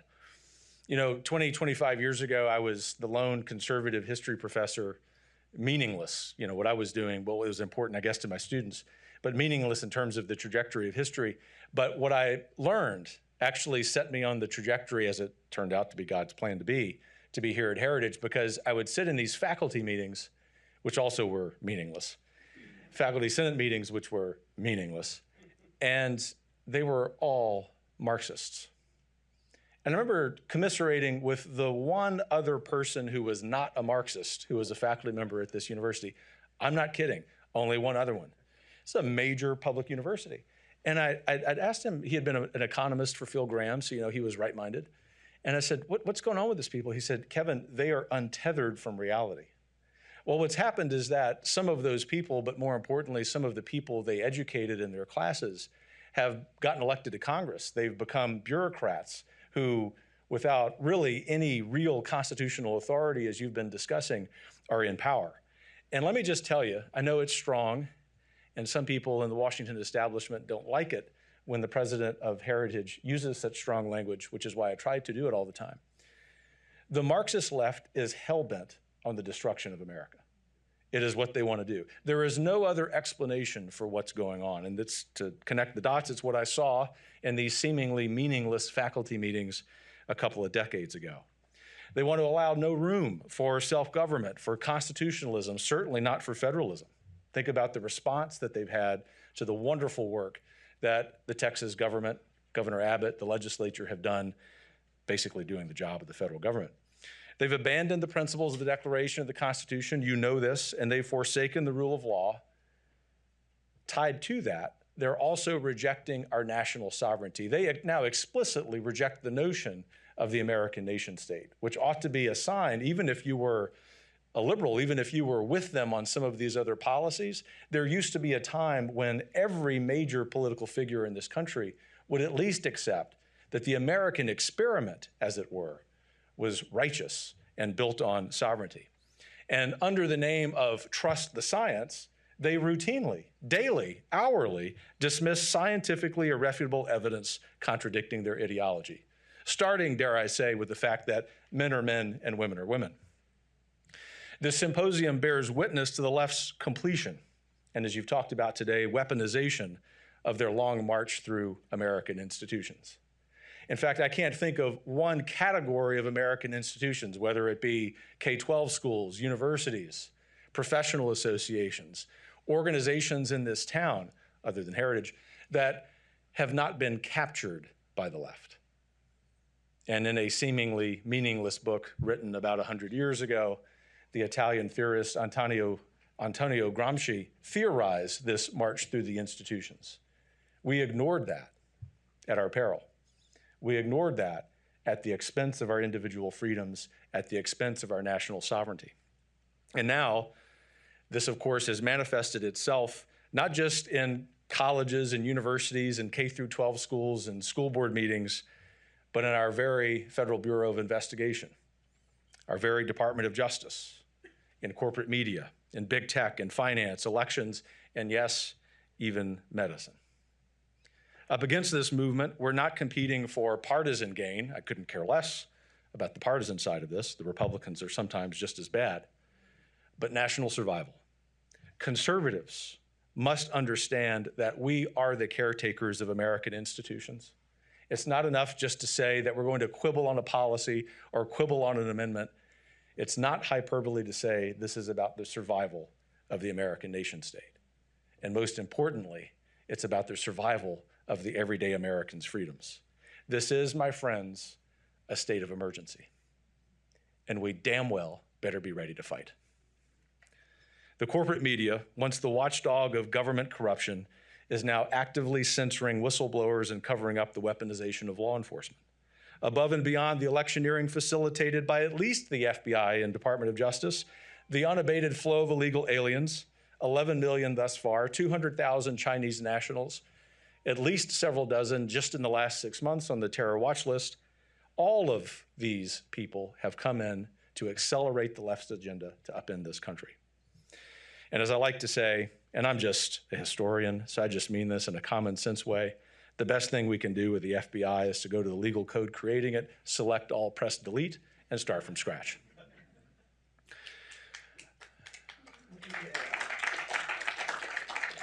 I say that and strange cars show up on my street. They also show up at my church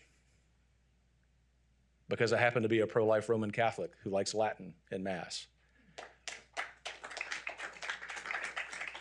And of all the things that anger me, the fact that my pastor in Northern Virginia and his flock and his brother priests in the Diocese of Arlington and the Diocese of Richmond had to contend with the United States of America's government violating the truly, literally most sacred of our freedoms, which is our religious liberty. And the fact that, permit me just a moment to speak as a Catholic, that our so-called Catholic president looked the other way and now explicitly defends this is a sign, even for people who are not Catholic, even for people who think Catholicism is kind of weird, which it may be, that the government has become weaponized against people who do not kneel to the regime. And so I don't think you needed a whole lot more convincing for me that this is a problem.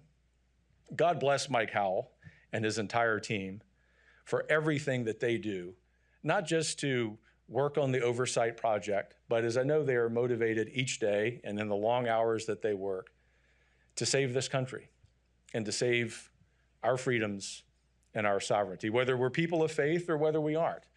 If any one freedom can be taken away, you know that the others, of course, are in question. The good news, I told you I would tell you why it's bad, maybe add a little bit of color, but also tell you why we're going to win. We are winning. There are a lot of victories that have been secured. Some of them are partial, some of them in ways that the other side doesn't yet know are foundations for what's coming. And that's just the beginning. And we're not going to tell you everything that's coming, because for the first time that I'm aware of, the conservative movement, or as I really like to put it, the common sense movement in the United States has really nothing to do with ideology, is ready to fight. And I think that for the rest of this year, and because I also think that this fall will go very well for those of us who believe in common sense and believe in America, that we're not only going to push back on all of these problems, but that, believe it or not, in these depths, these examples of our freedoms being stolen that ought to make us very angry as humans, as Americans, that we're going to flip all of that on its head, learning the lessons from that deep, deep, dark spot, and we're going to enter a golden era of reform. Not just in terms of things that Heritage works on all the time, important things, education, tax policy, deregulation, but most importantly, and I'll leave you with this, putting government back in the teeny tiny box it is supposed to be in.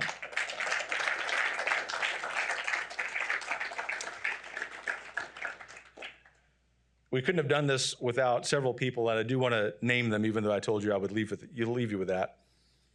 We're at Heritage, of course, very grateful to Mike, as I mentioned, but also not just for being a great program MC, but for everything he's done for this country. Jason Chaffetz, thank you again, sir. Some great featured speakers: Sebastian Gorka, Senator Grassley, Senator Johnson, Congressman Bishop, and Chairman Comer. Thank all of you for being part of this. And whistleblowers Steve Friend and Garrett O'Boyle. Thank you. I know, because I hear it from people all over. I did in the place where I came from this morning, visiting with Heritage friends, that a lot of Americans are doubting about whether we can turn this around.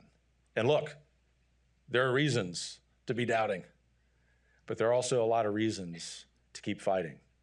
And if you think about the people who've attended this in person, who have watched online, who will watch online, it is a majority of this country. We just have to give them the intellectual ammunition to go get this done. And I'll quote my friend Mark Morgan, who got me really excited in the hallway as I ran into him. What will we do tomorrow differently to take back this country? we can never give back to it what it has given us. God bless you.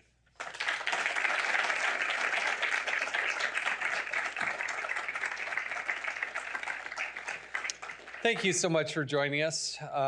The words of Margaret Thatcher are something that ring through my ears, where she said, first you have to win the argument, then you go win the votes. And that is so true. Empowering Americans with this information and encouraging them and empowering them so they can do what they can do in their part of the world, that's what America is all about. This is still the greatest country on the face of the planet, bar none. We somehow, some way, as American people, overcome the challenges that are placed in front of us. I'm so thankful for the Heritage, for Mike Howell, for Dr. Roberts, for the Oversight Project and all the good work that happens from a lot of people behind the scenes. But ultimately, it's up to we the people. We the people. We're the ones in control if we ultimately want to make the change that's going to make the difference. My life, my wife's life, my kids, grandkids' lives. I think that's why you're here on this beautiful day, and I hope this has been empowering to you. So thank you for joining us. There's going to be a reception outside, and for those of you online, thanks for taking the time to enjoy this as well. We appreciate it. Thank you.